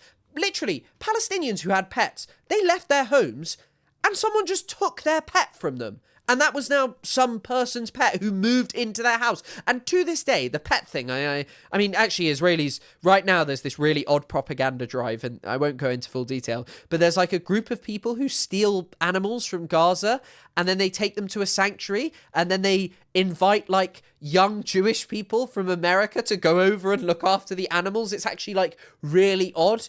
It's not really odd. It's like, hey, this is like appealing to what people care about, which is fucking pets over human beings. But it's literally the meme that's like, I can excuse racism, but I draw the line at animal cruelty. Yes, it's like that meme. It's literally that. 100%. And like when you look at that and you look at the dispossession that happened in like 1948. This is actually another thing. It has to be viewed as a structure that began before 1948, and that 1948 was a culmination of that structure, in the same way that the Gaza genocide is a culmination of something much wider. It didn't come out of the blue. It didn't happen because Hamas attacked Israel. It was a point at which it escalated it. But life in Gaza was not normal. Life for 2 million people in one of the most densely populated places on Earth that is made up predominantly of refugees who were expelled from other bits of their land that they have never been allowed to return to because they're not Jewish, is insane. And like, as I say, from the beginning... What did they call it? Like a monitored... I'm sorry. The biggest open-air prison on Earth? Yes. Yeah. That's the term. But actually, that is a term which most people won't care about you using it. But one of my friends from Gaza hated it because she said, when you call it a prison, it implies... And by the way, this is not like saying, oh, I'm surprised you've used it. A lot of people use it. I've been guilty of using it. But she would say... Well, it was just used in this book. Ilan used it. She knows Ilan. And she would probably say to Ilan now, like, oh, I don't like that term. Because the only thing is it implies that they've done something wrong. And I know that's actually not what people mean, but you understand like what I'm kind of saying. And by the way, I'm not like, this isn't quite like No, yeah. this isn't quite like, and No, it's I'm learning here. The thing about the open air prison is they didn't do anything wrong. They're just like human beings who want to live their lives, to exist in as human beings. But the problem is it's just like confinement essentially. Yes. And actually, if you want another through line, if you want another through line from Israel's liberals, Israel's most liberal ever Prime Minister, Yitzhak Rabin, said that he wished he could have woken up one day and Gaza had fallen into the sea. He got his wish. Sadly, he died before he got to see it, but Gaza's gone. Like Gaza, the Gaza that was known prior to October the 7th is gone. Israel has erased every part of social life. You don't kill you don't kill academics and experts for no reason. You don't burn down and destroy schools and universities for no reason. You know, I've actually just seen one comment which said that they disagree with the idea that you should not call it a prison because many people are many people are like offered harsh prison sentences in America, and there is a lot of truth to that, you know, as well. But yeah, I think like, you know, I think that. All right, is it okay if it's okay if I go to the bathroom really quick? Should we do like? Do you want to just do like 10, 15 more minutes? Because I normally finish streaming around 8 anyway, which is 8 my time, so about 10, 15 minutes. But yeah, if you want, please feel free to go to the bathroom. It's not a problem at all. Yeah, sure. Yeah, sorry, I have to go to the bathroom really bad. No problem at all. Holding it. It'll take me like I should probably. I'm like, do I mute it? I don't know if just you could might be able to hear my cat's your okay camera if you want. It's up to you. No, it's fine. You'll just see my cat in the back, but I'm just scared if I mute it, my like mic will reset or something. So I'll probably just keep it on. Yeah, it should be fine. Yeah. Anyways, okay, I'll be right back. See you in a second. Goodness me, there's a lot of donations that I haven't had. Don't let the foot fungi get to you. They're a cult. Yes. Get some coffee. Thank you so much, coffee lover. Also, I'm guessing most people are gone. GB Grim, appreciate your work. Thank you. Get some coffee for the lady and catnip for the sleepy cats. Yes, W mods and a pint for Chris. H3 is bad faith and there is no conversation. Yes, unfortunately, I do tend to agree with you. Madison, I hope you're taking time to... I mean, Madison's not here, so I don't know whether I should read these. Altcount, thanks, do not worry. And sorry you were hard on her. Yes, I think it's quite obvious, the opinions. But I think the prison comment is actually 100% true in terms of like, but I would assume it just is like generally how most people would understand what like people mean by prison, I think would maybe be the argument. And I think that also just the extermination that we've seen, you know, is, yeah, it's crazy. It's crazy. Like, but yeah, I hope people have enjoyed the live stream thus far. Charlie Kelly's super chat was never read, wasn't it? Which one was it? Welcome, Madison. We know you mean well. Thank you for being here and with an open mind and willingness to learn. Well, thank you, Charlie Kelly. Goated for doing this. Tobis Dog Walker. Another one. People... By the way, people absolutely love your cats. Well, your cat at the moment, but your cats are... There is a lot of fan sort of respect of cats here. They're so funny. I mean, they can definitely sense my anxiety a lot, and so they'll like really come around and be pesky when I'm anxious, particularly. So, like in that one video, and the smaller cat. They're both, they look identical, but one's a lot smaller than the other. So the smaller cat, she'll come around and like really like be in my face when I'm like a little bit more nervous, which sometimes I don't notice when I'm filming, but I think she'll pick up on it, and then she'll be like in my face and everything. I'll be like, okay, I get it. But yeah, and then this one, she just likes to sleep a lot. They're beautiful. They're lovely. I guess if I had like a question to ask, like to sort of like bring it all together, do you regret the video? And also, I guess as part of that, what like enforced your choice or made your mind up that you would never take it down? Mm-hmm. Well, okay. So, yeah, I mean, sorry, I'm just gathering my thoughts on this too. Do I regret the video? There's aspects that I wish I would have done better, absolutely. In terms of, oh, like I wish I would have gone more into this. I wish I would have gone more in depth into this kind of aspect. It's interesting. It came at a certain point in my content creation where I was feeling this pressure to almost scale back the amount of in-depthness because I was posting these like 5-hour long videos at times. And some people were like, I cannot watch a 5-hour video. Can you like scale it back a little bit? And so I was feeling this sort of aspect of, okay, and also just wanting to post more. Sometimes I'd spend, it's a lot of risk and just investment of time and energy and all of that to spend a month on a video subject. And so I feel like that, but then I'm now regretting, oh, I could have gone into this. I could have gone into that. That's, I don't know if that's kind of a sideline aspect to this. I think, I think that so also I think there's sort of, I was hoping that there wouldn't be a misconception in terms of my interaction with Ethan. When I went on to the podcast with him, I felt like I had to handle the situation in a very delicate manner because I had seen his conversations. First off, it's now labeled as a debate. That was not how it was pitched to me. That was not how it was initially labeled. It was like a conversation with Madison Harnish, Cool World Happy Mind. It was never pitched as like, we're gonna be debating, or else I would be like, no, I'm not doing that because I've never done a debate before. I don't know how to do it.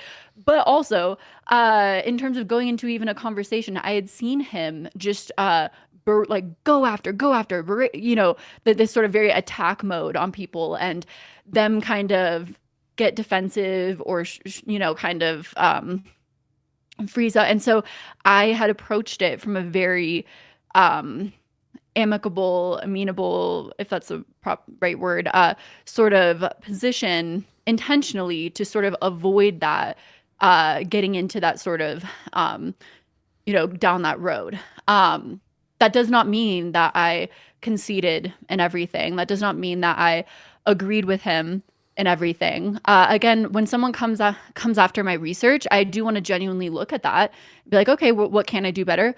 I do genuinely agree that going to the original source, I think that's just responsible content creation and something that I could try to do. That's something that genuinely I'll just look at that objectively and be like, yeah, I can always try and do that. Again, looking at the other side as well, it's like, okay, well, how many of those original sources were widely available versus on membership only platforms? Or yes, if I'm covering a subject, I'm not gonna subscribe to your membership only platform to cover you. I'm sorry, I'm just not gonna do that as well. And it shouldn't be something.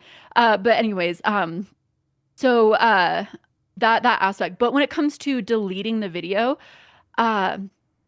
here's the thing. If you watch the entire discussion between Ethan and I, what points does he really even go out of his way to attempt to make as far as proving that I'm incorrect? Even when it comes to the Gokanaru situation, he doesn't really show me that my stance is incorrect. Even when it comes to JonTron, and I'm talking about, I'm saying, but when I'm talking about JonTron and how I had felt that he had kind of, that there was sort of a mismatch of communication between him and JonTron, and he wanted a big moment on his podcast. I don't feel strongly that his conversation with me disproved that. So that is why that stayed in the video. I did not feel like the conversation with him and I disproved my stance on that. He didn't bring up Jimmy Lee at all in our conversation on the podcast. Going into the only things he brought up were the Rudy Giuliani video, them saying they don't agree, them, quote unquote, mainly Ethan. Fair enough. I'll take that down if you say you disagree. They were very offended by the pedophile statements. Here's the thing. I never directly made a link to calling them pedophiles directly. I said Ethan made a lot of statements about, past pedophilic statements, or, joking to be a pedophile jokes, calling other people pedophiles, making those accusations. And then Hila had a clothing line inspired off of inspired off of children's clothes, through her own statements. And that sort of, having those two, knowing that they're married, that he's involved a lot with Teddy Fresh, that sort of tarnishes the brand itself of Teddy Fresh and the sort of wholesome brand that it built, the artistic brand that it built. And I think that that was the interesting aspect. They made the link into calling me a pedophile, or saying that I made them a pedophile, and then went even further to say that by me having plushies in the background of my videos, that also makes me a pedophile. Ethan saying that I want to have sex with his 7-year-old son or something. I forget what exactly he said, but something along those lines. One of the most strangest comments, one of those, which I guess really showcases Ethan Klein's audience, was again, they made those leaps. They made all of those leaps in logic. And then in one of those comments on like Reddit, I think someone was like, I like plushies. Is Madison calling me a pedophile? And I'm like, what? I am the one who has plushies in my background. In what logic or sense would I be calling you a pedophile? Or, but that is, again, the strange twisting of logic that he purposefully does of obfuscating the narrative. As far as, and so I deleted that portion because I felt like it was essentially subtracting from the overall narrative that I was trying to discuss in the video. The last one I did was the leg scratch, from the legendary content Crashout, who only clips statements that Ethan Klein himself actually says. And by the way, he lied about. He said that content Crashout had said that Ethan was on drugs in one of his videos. Content Crashout doesn't say that if you watch the video, and also that he said that Hila's cross was a pentagram, would have been better with a pentagram. I don't think that it was a comment. It was a comment. It was a comment in one of the on Instagram. Again, it's a though. It wasn't a comment on. I don't think. Maybe it was a comment on Content Crashout. Maybe it was a comment there, but I think. But again, that creates this conflation that whatever comments are under a video is representative of that video itself. And if that is the case, then I would say you need to take a look at your own comments, Ethan Klein, and your own subreddit. Because there are people there that have called me a Nazi, that have posted photos of I photoshopped it with Auschwitz in the background. There are very horrific comments and content encouraging harassment of various different people, not only me, Taylor Lorenz, Frogan, Denims, a ton of other women that create content that you have orchestrated different ongoing continuous harassment campaigns.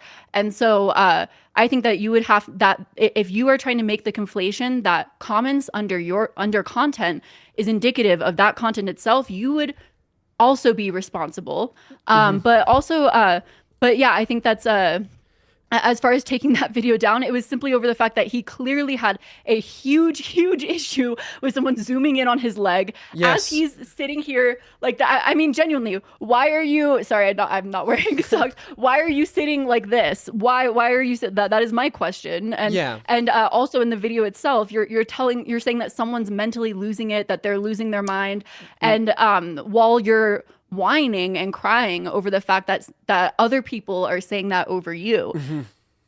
That's my statement. So but those were the only things over the entire however long that we had sat down and talked that he had genuinely continually brought up and had some sort of discussion over that I could really recall. Is there anything else that he had shown me a full context in clip and disproved with full certainty that I had gotten wrong because I could not recall it so enough to where I felt strongly that I needed to delete it. One of the ones that he's like, oh, you got wrong is the Netanyahu thing, but that's in a message. There's just, I kind of wanted to,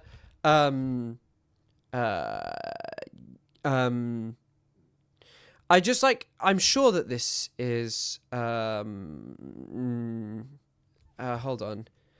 I just want to see if I can find where he talks about Jimmy Lee on this, because the clip of him talking about Jimmy Lee is very different, because, I mean, I will just play the snippet of let me see if I can get this to work. Oh, that's not what I wanted to do. I can't get it to work. But either way, I will quote it from the transcript. Jimmy, this is why I didn't want... I was protecting you, yeah. Which was then framed as... this was then framed as, like, Ethan brought him on to, like, hold him to account, or that he came on and... But, like, Ethan just... This was, like, one of his staff was...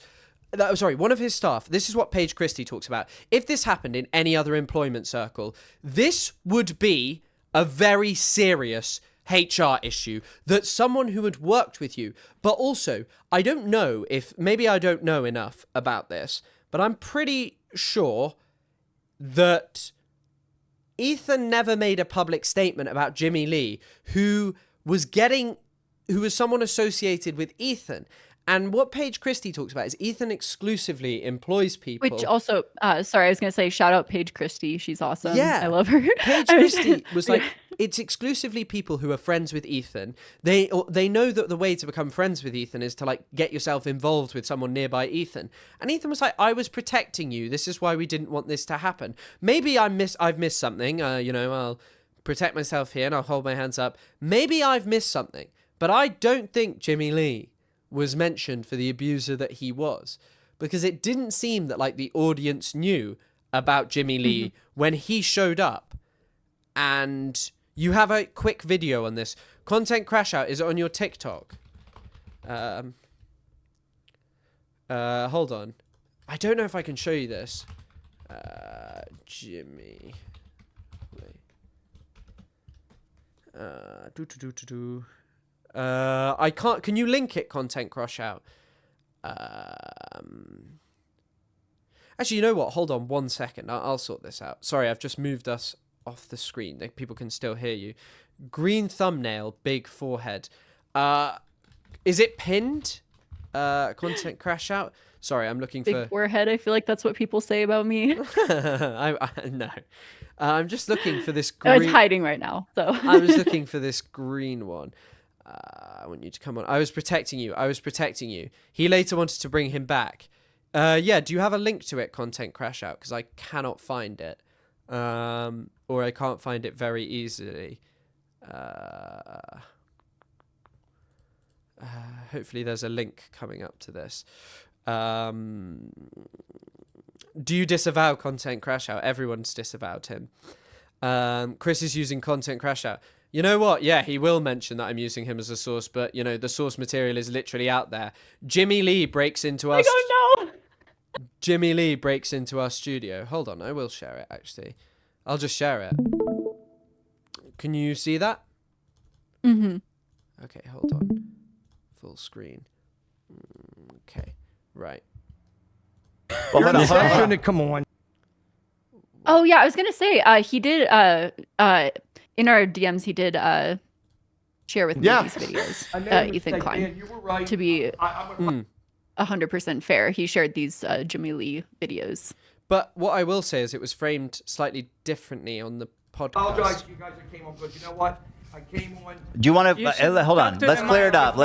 What did Ali tell you, Wait, Dan? here it is. You're lying. Okay. You're straight up lying, dude. You are a liar. I'm sorry, Jimmy. This is why I didn't want. I was protecting. I was protecting right. you. Yeah, fuck yeah, I was right. I didn't want you to. I just realized I have completely messed that up. I haven't shared my screen, but as you've heard it there. Oh yeah. The highlighting of the Jimmy Lee situation is not really that insane. Like, I think Paige Christie has the most succinct video on this. Doesn't have to be from Content Crash Out. It can be from anyone. I know you're with Black Screen. I'm sorry, guys. I'm sorry I showed you. But yeah, I mean, it's just like, and then it's like, I believe like the way it's talked about is like, I don't know. I think like, I just think it's like, I don't know. There's a lot of mixed messaging in terms of, I think, again, like I said kind of earlier, I mean, now I'm forgetting what I said earlier, but he kind of spoke. I think some of what he says, the truth kind of slips out, you know, when he talks about building a family, when he kind of had this Godfather persona, when he's a master poker player. Just my own background on my dad. My dad is a great poker player. He is also a great charmer of a guy, you know, that kind of person that can walk into a room and just turn it on kind of person, which he would probably admit, you know. But he used to have like all these neighborhood friends that would come over and they would play poker or they would do all these different games or ping pong. And as a young girl, I would always want to play games or you know, keep up with everyone, and of course was never able to. But I always thought it was first off, it's very interesting people that are like very great at poker, because they can sometimes treat the world like poker, I think. At least that's from my perspective, my limited worldview perspective. But at least I see some sort of some similarities there. It's also funny too, because my dad loved like The Godfather and you know, Scarface and all that, and so it's like I kind of see some similarities there. I also think it was interesting because when I would go to play poker at like these tables with everyone, it was like my dad's older friends and everything. I was always seen as the stupid girl. You know, I was always seen as that. I'm very much aware that that's my perspective. That's sort of how a lot of people will always immediately view me. And sometimes it's like you just can't escape from the initial perspective that people will view you as. And I always thought that was interesting when I would go to play poker in these games, because also sometimes you are just the stupid girl. You have to be aware of that and be aware of where your you know, shortcomings are, where you are naive or ignorant and all of that. But yeah, I would go and play these games, and I could be like, oh, doing, oh no, like you know, kind of, and it did not matter. My strategy was always the same: fold until you get a good hand, and then you just kind of, okay, I'll call, and you know, and oh, I don't know what I'm doing, okay, I'll call. And they just always, for some reason, they wouldn't see that like obviously I'd folded every single other time. I had a good hand this time, I'm just calling. Clearly I might have a decent hand. They never saw that. They just thought, oh, the stupid girl wants to play finally. Okay, fine. And they would, you know, I'll humor her, and they would, and then I'd be like, okay, yeah, here's my hand, and they would, you know, lose their ass. But anyways, that's all to say. I do think I'm very much aware that I'm seen as the, you know, stupid girl in all of this, but I also think that Ethan, he sees himself as this sort of poker player, manipulator kind of thing. And so I think that very much it is a game to him in many ways. He has these cronies that he, you know, tells this information to, all of these different, you know, other YouTubers, where you can see he says one thing of information and they parrot the information within minutes, where it's very clear that he is communicating behind the scenes, telling the information of what needs to be said. He will obfuscate the narrative, and the narrative doesn't matter. The truth doesn't matter. It's he's been doing this long enough to know how quick information changes, how you know, new stuff comes up all the time in social media. So the truth is very objective when it comes to social media. It just, you know, it's a game of winning to him, I think, and it's a game of and he's known also that social media is a numbers game. It's how many people you have on your side. And that's also what makes me very sad for the H3 fans, because like I said, there's more and more social media is becoming a game of developing a cult. If you can, that is the ultimate road that we're leading down when it comes to social media. And who's at the top? At the top is these social media platforms that are encouraging this because it helps their numbers ultimately.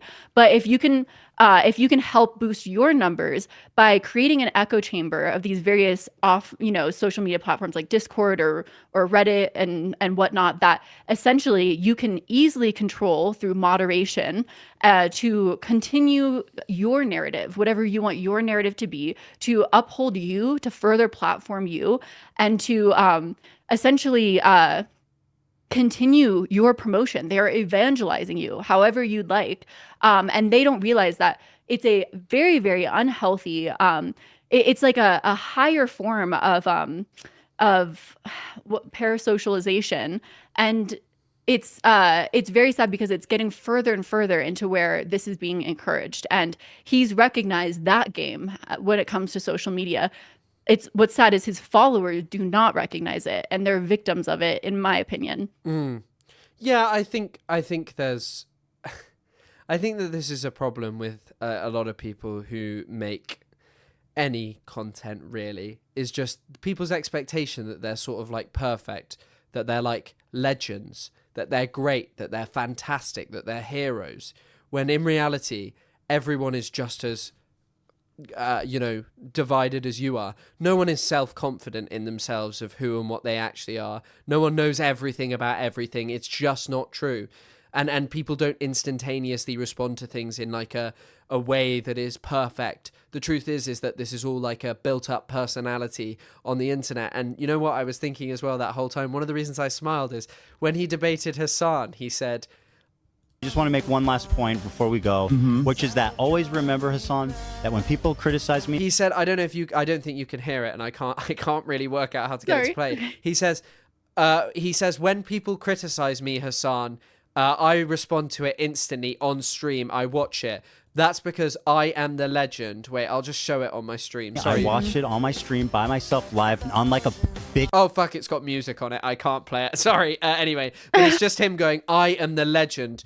After like both of the debates with, I think if you looked at it from a perspective of understanding what's going on, and you looked at the way that like Ethan was unable to defend what he actually believed in, what you would have seen is, okay, look, this didn't actually go very well. The unfortunate thing, though, and this is a problem of all debate, and why it is much more a media of entertainment than it is anything else, whether what someone's opinions will be of a debate is, or like the fandom, sorry.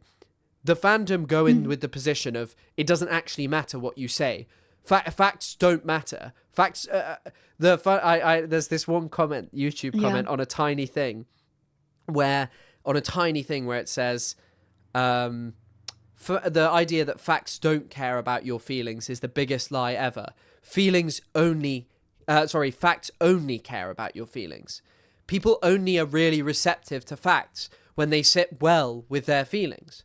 Because if you looked at those things of like Ethan really like capitulating, he referred to Hila as a terrorist in his debate with Hassan, which he may debate, but I believe that that's what everyone saw.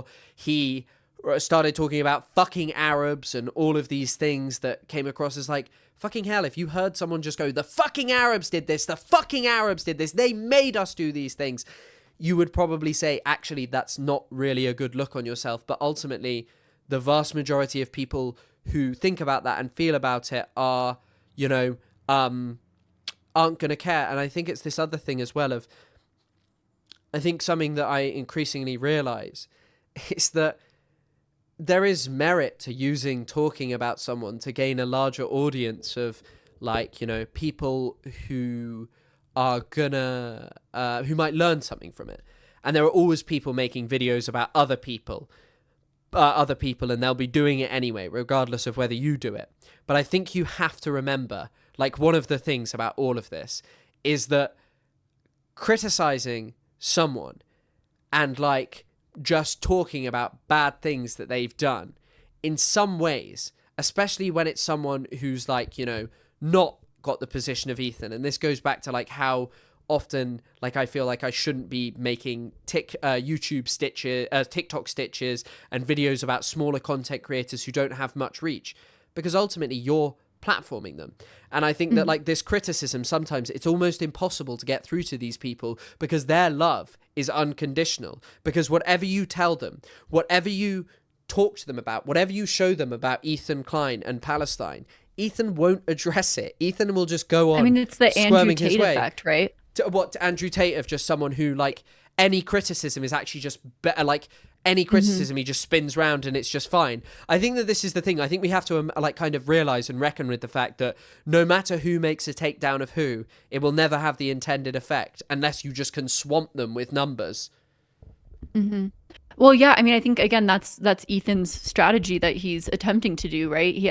He's attempting to, I mean, I'm kind of calling it the Godfather effect right now, like sort of just made that up on the spot, but he's attempting to sort of be at the head and know that, okay, he's losing this sort of platform. How does he regain it? His strategy is essentially getting cronies behind him.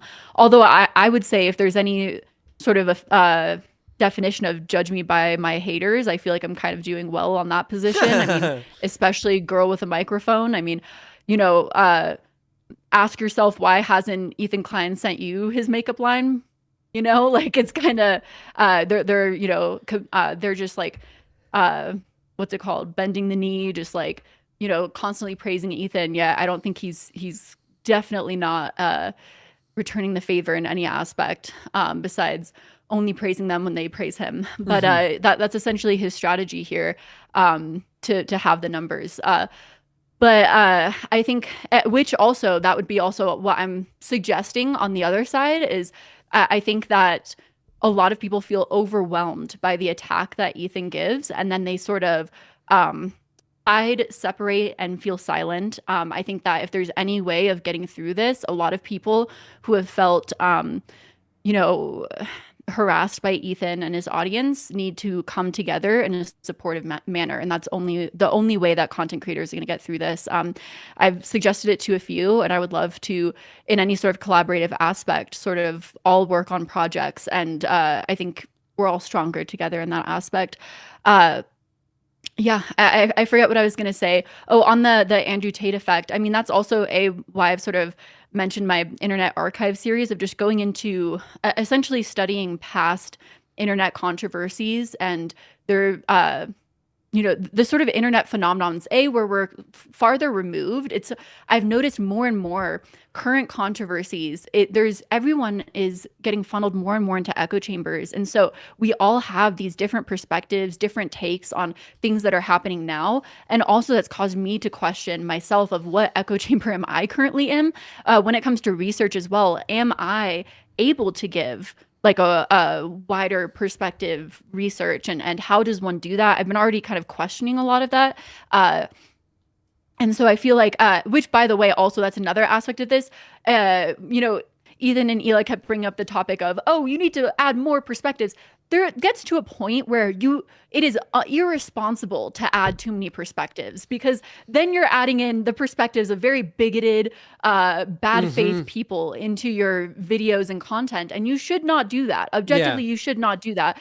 But in general, you know, I feel like studying, you know, these sort of, first off, I feel like the internet moves at such a fast pace now that covering something from like 2 months ago, because I take forever to make content already, that situation's past and long gone, people are over it. But covering things that have happened 3 years ago and sort of with a new view and perspective, I think it is very fascinating to me, at least. So yeah, and I think that's sort of a way to remove the echo chamber aspect, remove the sort of, and have a more interesting approach of, was this person all in the wrong? Where are they now? What's happened? What was the internet phenomenon? Did the internet go too hard on them? Have they learned? Have they grown? That sort of aspect and approach to content. That's what I'm looking at the moment, except for right now, the video that I'm covering, just because I was already researching at the time, which is The Secret Lives of Mormon Wives, just because I find that topic interesting. Yeah, But, I mean, there was a day where my girlfriend kept sending me messages about the fundamentalist church of the Latter-day Saints, like the even more extreme version, led by that guy whose name I don't remember, who was like and had like a full cult around him, and like was marrying children and stuff, crazy stuff. I mean, it is an interesting topic. I mean, a really interesting topic. But you know what? I'll probably end it very soon. But I just wanted to say, do you know what's interesting about what you're actually thinking about? Do you know that's how academia works? Like, I don't know if you know this. I only know this because I've heard academics talk about it. So when you write a paper for a journal, it'll take about a year to get approved. So you basically, in academia, cannot write about anything that is current. So you can, in some academics, just reflect like public opinion on things. But very often, unless you're like very talented as a writer, the way in which you get into journals is by, you know, like having a refreshing perspective on something that happened years ago, which is, and I think that, like, unfortunately, TikTok, and like, I think it is well worth looking into and thinking about what we do and what we say online, and not just like, oh, if I said something bad, but actually the content that we produce and the form of the content, not just actually what is inside of it, but, you know, the form that it takes. And very often I think about like, are 1-2 minute videos about Palestine, because that's what appeals to the algorithm, good enough? Are they? Are 30-40 minute videos good enough, because then maybe it dissuades people from reading, but then maybe those people wouldn't have read anyway? And it's this very interesting thing of like, how do we navigate what we're doing? There is one thing I want to do, which is people kept giving some donations just saying that they loved your cats. And that they wanted catnip for the cats, and just generally, I know you probably can't see the cat, the cat. I know you can see the cat, but the comments generally have been so supportive and are just saying, like, and I think people recognized this the other day, of like, you know, everyone looked at that live stream and saw it for what it was, which is unfair, that it was just an attack on you, and it's part of a wider pattern of pointing to women, and that most people see and appreciate. Like, I know some people are like, oh, they're a slop tuber. Like, they just make slop videos. And it's like, most people just make slop videos. Like, it's just, and by slop, I just mean in terms of like apolitical stuff. But it's like, you know, and like, or talking about drama content. It's like, hey, I do that quite a bit, like a lot too. Like, drama is a thing that appeals to so many people to talk about something. And it is like your willingness and openness to learn and to appreciate these things, and to, you know, like actually want to understand Palestine and understand where you went wrong and appreciate it, and like think about your content is actually what matters. Like that is categorically how we should be approaching this stuff. So honestly, I'm so grateful for you coming on, and thank you. And I think it was like really nice to talk about it. If there's, you know, anything you want to say or shout out, and like, actually, I guess, yeah. I think I had a few questions that I'm not sure if we approached or, you know, touched on. Plus one thing that I think we had as a note, but didn't really get into that extensively, though time-wise, I don't want to take up too much of your time. So let me know if you need to hop off at any moment. On Palestine, and conversations with various people continue to state that the U.S. is an integral factor to upholding Israel and essentially enabling its actions.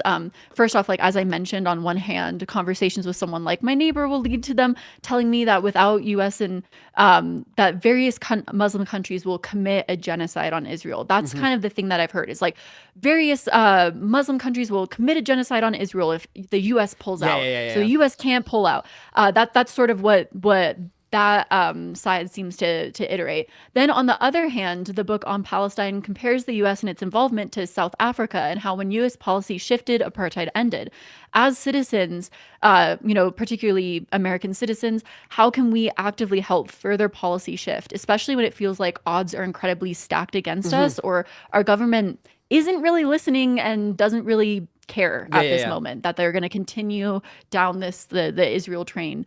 I guess I'll close with just addressing those two questions, because you're right, it's kind of unfortunate. Now the second one was like it kind of like boils down to basically what can we do?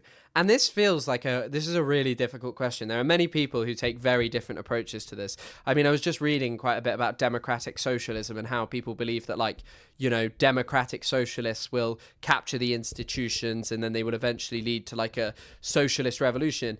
And part of me wishes to have hope in that kind of stuff. I mean, I've seen disappointment with people like AOC, but obviously I'm not American, so I haven't quite been as disappointed. And I have hope for someone like Zoran Mamdani. But what I will say is, I think on like a personal level, I think BDS is a good thing to uphold and to do, to try as best as possible to boycott, to support the movement, to boycott anything, to talk and share content and use our platforms to, you know, to basically amplify discussions around boycott of sporting teams, not allowing Israel to be normalized. But one of the most important things that my friend said to me, who was Palestinian, he said, I asked him like long before I started making content, he was like, what could you do? He said to me, talk to those around you about Palestine. Is your father racist? Is your mother racist? Are those around you racist? Do they hold problematic beliefs? And if so, why not start with them? Like, trying to change the world is difficult, but changing the opinions of those around you by showing your conviction and support for something that you genuinely are really passionate about is a positive and good thing. And being unequivocal in your stance about Palestine. And like, once again, on the topic of Ethan, like, I feel like this is a base level thing that most people who are pro-Palestine feel the need to do anyway, because they want people to know and hear about this. They want people to know and understand, oh my God, look at how fucked up this is. And when you have a platform with 26,000 viewers and you spend most of the time ranting and raving about Hassan Piker and how he's led a campaign of hate and harassment against you, and he over and over again said, actually, Ethan's not a Zionist for months on end, until Ethan pushed it to the point where it was impossible not to, because that's actually a crazy aspect. I'm sure that you've seen that. But Hassan says to Ethan, watch this clip, and it is minutes on minutes of him saying to chatters, no, Ethan is not a Zionist. He is not these things. I know Ethan. I know what's in his heart. Like, he stands with Palestinians. And yeah, it's like, I think that that's one of the most unequivocal things. And someone said, virtue signal harder. And it's like, what do you mean virtue signal? I'm talking not just about offering platitudes to Palestine. I'm talking about understanding the Palestinian struggle. I'm talking about talking to those around you and trying to change their minds. Because once again, as I say, like, I think that like these wider like debates that you think are going to change everyone's minds will never work on the basis of who wins or loses. People go in with their preconceptions and they'll decide about it. But I think that on this topic, we should say, like, try and convince those around you. And then the second one, this reverse genocide narrative. Ethan has actually parroted this as well. It's a very pro-Israel talking point, but it first of all taps into the idea that Palestinians are only ever represented by a genocidal fervor, because this is sometimes specific to Palestine, this is sometimes specific to Hezbollah and all these groups. Hezbollah exists in the logic of Israel's occupation of southern Lebanon. If Israel hadn't occupied southern Lebanon and hadn't continually tried to meddle in the politics of southern Lebanon in order to ensure a Christian majority and supremacy in Lebanon, then it would have led to the collapse. Then it wouldn't have led to the creation of Hezbollah. That's how they get legitimacy. The same goes for Hamas. Hamas are a recent-ish, like, in the trajectory of the last 80 years of Palestinian politics. They're a recent development in the Palestinian national movement in terms of being the dominant Islamist militant political group. The Palestinian Liberation Organization used militancy, but their views were softer on certain things, like particularly around the two-state solution especially. Yasser Arafat famously said at the UN, I come bearing the olive branch and the freedom fighter's gun. Do not let the olive branch fall. He would have happily engaged in diplomacy,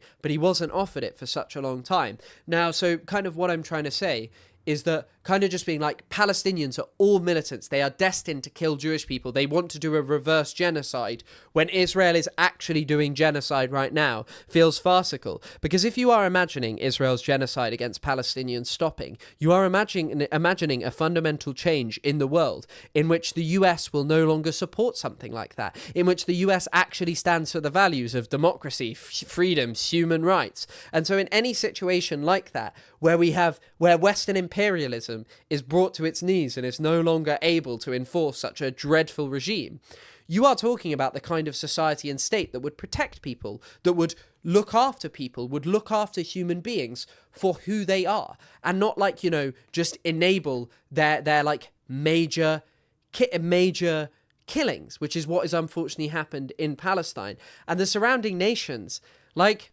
Iranian politics is the product of interfering.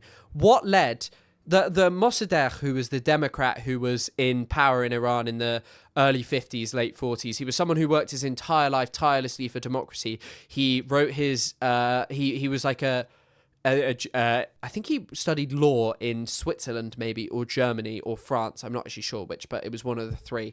That's me misremembering. I think that when you kind of look at that and a situation where Iran could have been a democracy, Iran wasn't always destined to be an Islamic state, a state that was ruled over by Islamists. But by 1979, the disdain for Western imperialism, the disdain for the Shah and authoritarianism had grown and flourished in Iran as a result of Western policy. And so this idea that it's just baked in to want to genocide us because they're Muslim states, which this plays on, it doesn't understand what's happening in the Middle East. It doesn't understand how colonialism and Western relationships with militant extremist Islamists has actually led to this growth. I mean, Saudi Arabia is the most reactionary government in the Middle East, probably, but also it has the most extreme brand of Islam in terms of Wahhabism. It's not the most extreme, but it's like up there. There are definitely more extreme, but Wahhabism is like a more extreme interpretation than mainstream Sunnism or mainstream Shiism. And so anyway, the West has always coddled these regimes. It has always coddled and protected these evil Muslim states that have apparently want to kill all Israelis. They're largely backed by the West, the dictatorial regimes. And it also underappreciates, by the way, the fact that Egypt is allied with Israel, the fact that Jordan is allied with Israel, the fact that there is a growing contingent in Lebanon that is allied with Israel. There is a contingent of a growing contingent in Syria that might ally with Israel. The idea that like there's going to be this reverse genocide doesn't really actually look into how the Middle East is developing and also what we're kind of advocating for. Because I think that this is a distinction which needs to be drawn.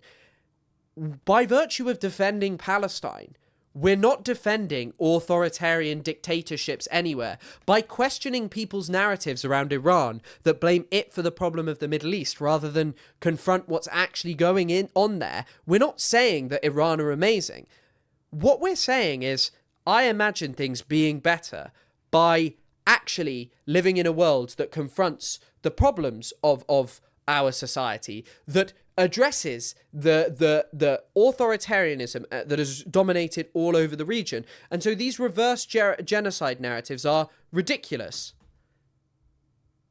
Yeah, I mean, I guess the only lasting question that I really have, which I don't think anyone would really have an answer to, is how do the people of the US do anything that really leaves an impact on our governance and policy? I mean, of course, there's voting and showing up, and I had a friend who sent me a text inviting me to our local meeting for sorry, I'm like pulling it up to make sure I get it right, but Democratic Socialists of America local chapter, and it's like educating ourselves more over time, but I think I guess maybe it's my like slight nihilistic self, or that has a sense of hopelessness of genocide is already happening. You know, what can the people really do to push policy in incremental ways? I feel like there's the US especially works in incentive, and of course boycotting products, you know, showing up and voting, all of those aspects. But it feels like the deep financial ties are so established that how do we unwork that in ways that with South Africa, again, I'm not as educated, but I don't know if that was there as much. So I guess that's my one lasting question of how do we create enough incentive for the government to pull out. South Africa just became like it was already a stain on America. It was already a real problem. And especially as like America started bringing black people into like, you know, politics, and more black people were getting elected. It was like, hey, it's pretty crazy that, you know, you're apparently addressing our social issues, but like you're allied with a state that's like kind of premised on racial supremacy. I think that since October the 7th, we've seen a big growth in the amount of people who are unequivocally pro-Palestine, who offer no sympathy to the Zionist project, whose thoughts and feelings about Palestine are just, I cannot support anything that is not, you know, in favor of Palestinian liberation anymore. And that is a positive. That is a good change that I don't think we can dismiss. And I think that, I don't know, I used to be someone who was like, and I know other people do this, I used to be someone who was like, well, climate change is happening, so the world's ending anyway, so like all of this doesn't matter. And I'm not sure finding solace in the end is really something good. I think that we have to have hope for our own sakes. We have to have hope that we can make things better. And I was thinking about like something kind of funny, you know, I don't know if you've ever seen any Robert Redford films. Yes, have you seen All the President's Men? I'm a huge... I probably have, because my dad would show me a bunch of old Western films, The Good, the Bad, the Ugly. What's the Robert Redford film? 3 Days of the Condor. Yeah. Yeah. But I'm trying to think of one in particular, and I'm totally blanking on it. What But happened? I mean, what's like a basic premise? Because I've watched so many of them so recently. oh gosh, I mean it's not a particularly good one. It was just his favorite one. Which, of course, now does he play? Is it? Sorry, but Jeremiah Johnson, I think, is one of them. Okay, yeah, that's the one. That's the one I've not seen. But why I bring these up is because there are two Robert Redford films released very close to each other, which are by the way, sorry, The Good, the Bad, the Ugly is Clint Eastwood. Clint Eastwood. It's but I was just bringing that in because it was old Western was like the favorites of his. But yeah, anyway, sorry. You're bringing up the Robert Redford for. Oh yeah. So the two films are All the President's Men and All the President's Men and 3 Days of the Condor. In both of them, Robert Redford becomes a revolutionary by reading books. That's all I'm saying. I think there is merit to reading books and understanding and learning more about this kind of stuff, you know, and like trying to just educate those around us. I will end it here because I do really need to go. Thank you so much for coming on. Honestly, I thought it was a nice stream, and like, honestly, I think it was educational. It was nice to talk about this because normally I do like debate things. I normally do debate things on like a TikTok. It's a conversation and then label it a debate afterwards. That's what it's going to be. That's going to be debating Nazi Cruel World Happy Mind about her evil anti-Semitic video created by Taylor Lorenz. Is going to be the title of this stream after.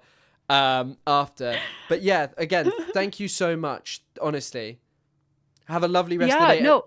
What do you mean? Thank you. I really I appreciate it. First off, I don't want. I quickly realized any sort of engagement coming into it in good faith with the sort of H3 circle is not going to end well because they're not operating in good faith. And so I quickly realized you just can't. But I didn't want that to be like my last sort of experience.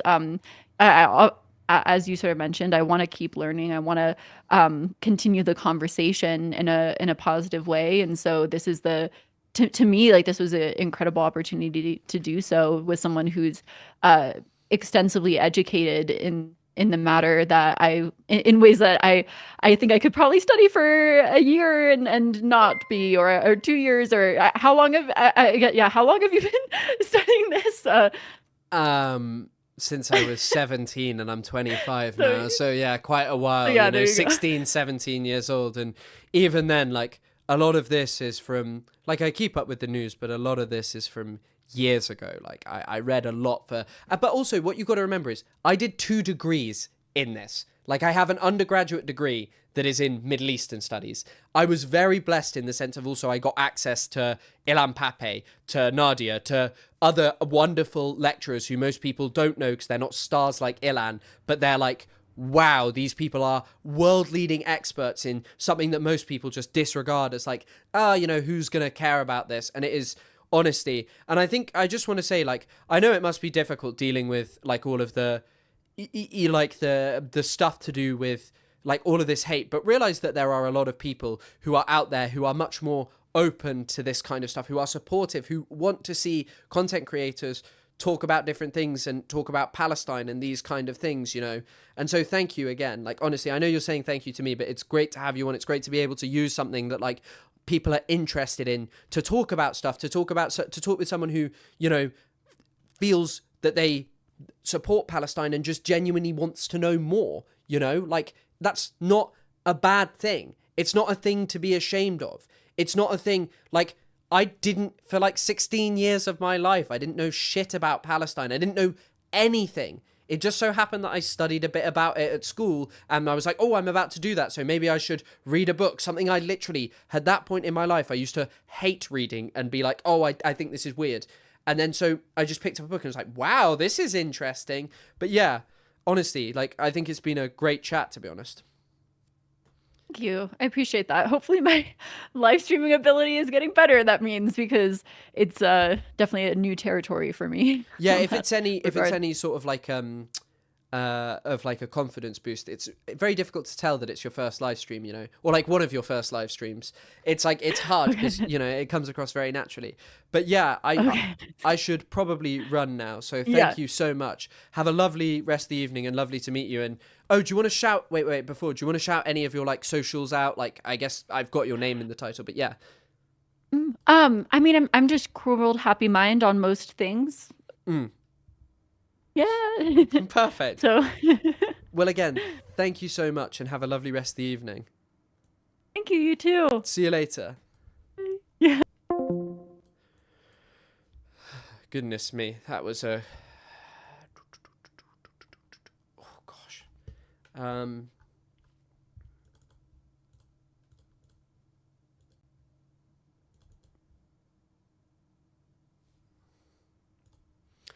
I've been waiting for a guy to come and take me by the hand. Do, do, do, do, do, do, do, do. I know that is gonna... I didn't really know how that was gonna go, or like what it was gonna be, but I think like that was actually like probably one of the most productive ways to use something that like had generally been used to spread Ethan's narrative, where we didn't end up like talking just about Ethan or anything. We ended up talking about many different things. And thank you so much, Nola. Thank you for everyone who donated. Thank you all for this. Thank you for your donations. Also, I missed Alejandro. What's up, Chris? Please tell Madison say hi. Sorry I missed that. And sorry I kind of need to go. This is a long-ass live, but I'm kind of fine with it. Honestly, thank you so much. And actually, you know what? I'm glad that Madison was like, or Cruel World Happy Mind was like, we should talk about this thing. Collab-wise, I realized... I know Ilan. I'm going to be texting the shit out of Ilan and saying, yo, man, come bell me. See if I can get Ilan on stream. Because imagine that. Imagine the coup over stupid Hassan Piker. Where's Ilan on your stream, Hassan Piker? Way. You might be hanging around with Zoran Mamdani, and I might be hanging in my room with the DXRs. But ultimately, who knows Ilan? But yeah, I'll see if I can do it. I don't know. I'll pull off the major coup. But yeah, thank you all. Thank you all for donating. Thank you all for watching. I think I'll put up... We could have had Ilan. No, I just thought about having Ilan. We'll have Overzealots this week, though, I think, hopefully, if he's up to it. But we'll have him on. But yeah, thank you so much. Have a lovely rest of the day. See you guys later. Thanks for all the support. And also, I just want to say, mods, what an epic job. What an epic job from the mods. Well done for just not letting it turn into a... It probably would attract more people for just, like, spammed out commenting of, like, yes, I want... I hate you, but it's not a good idea. And yeah, thank you. Thank you all for coming. I hope you have a lovely rest of the day. And I hope that I don't end... I'm probably going to be on the H3 snark, like, trying to finger a fucking... Zin out my mouth, but fuck it, who cares? All right, guys, see you later. Oh no, the H3 Snart would love that, but yeah, see you guys later. Idea, and yeah, thank you all for coming. I hope you have a lovely rest of the day, and I hope that I don't end. I'm probably gonna be on the H3 Snark, like trying to finger a fucking Zin out my mouth, but fuck it, who cares? All right, guys.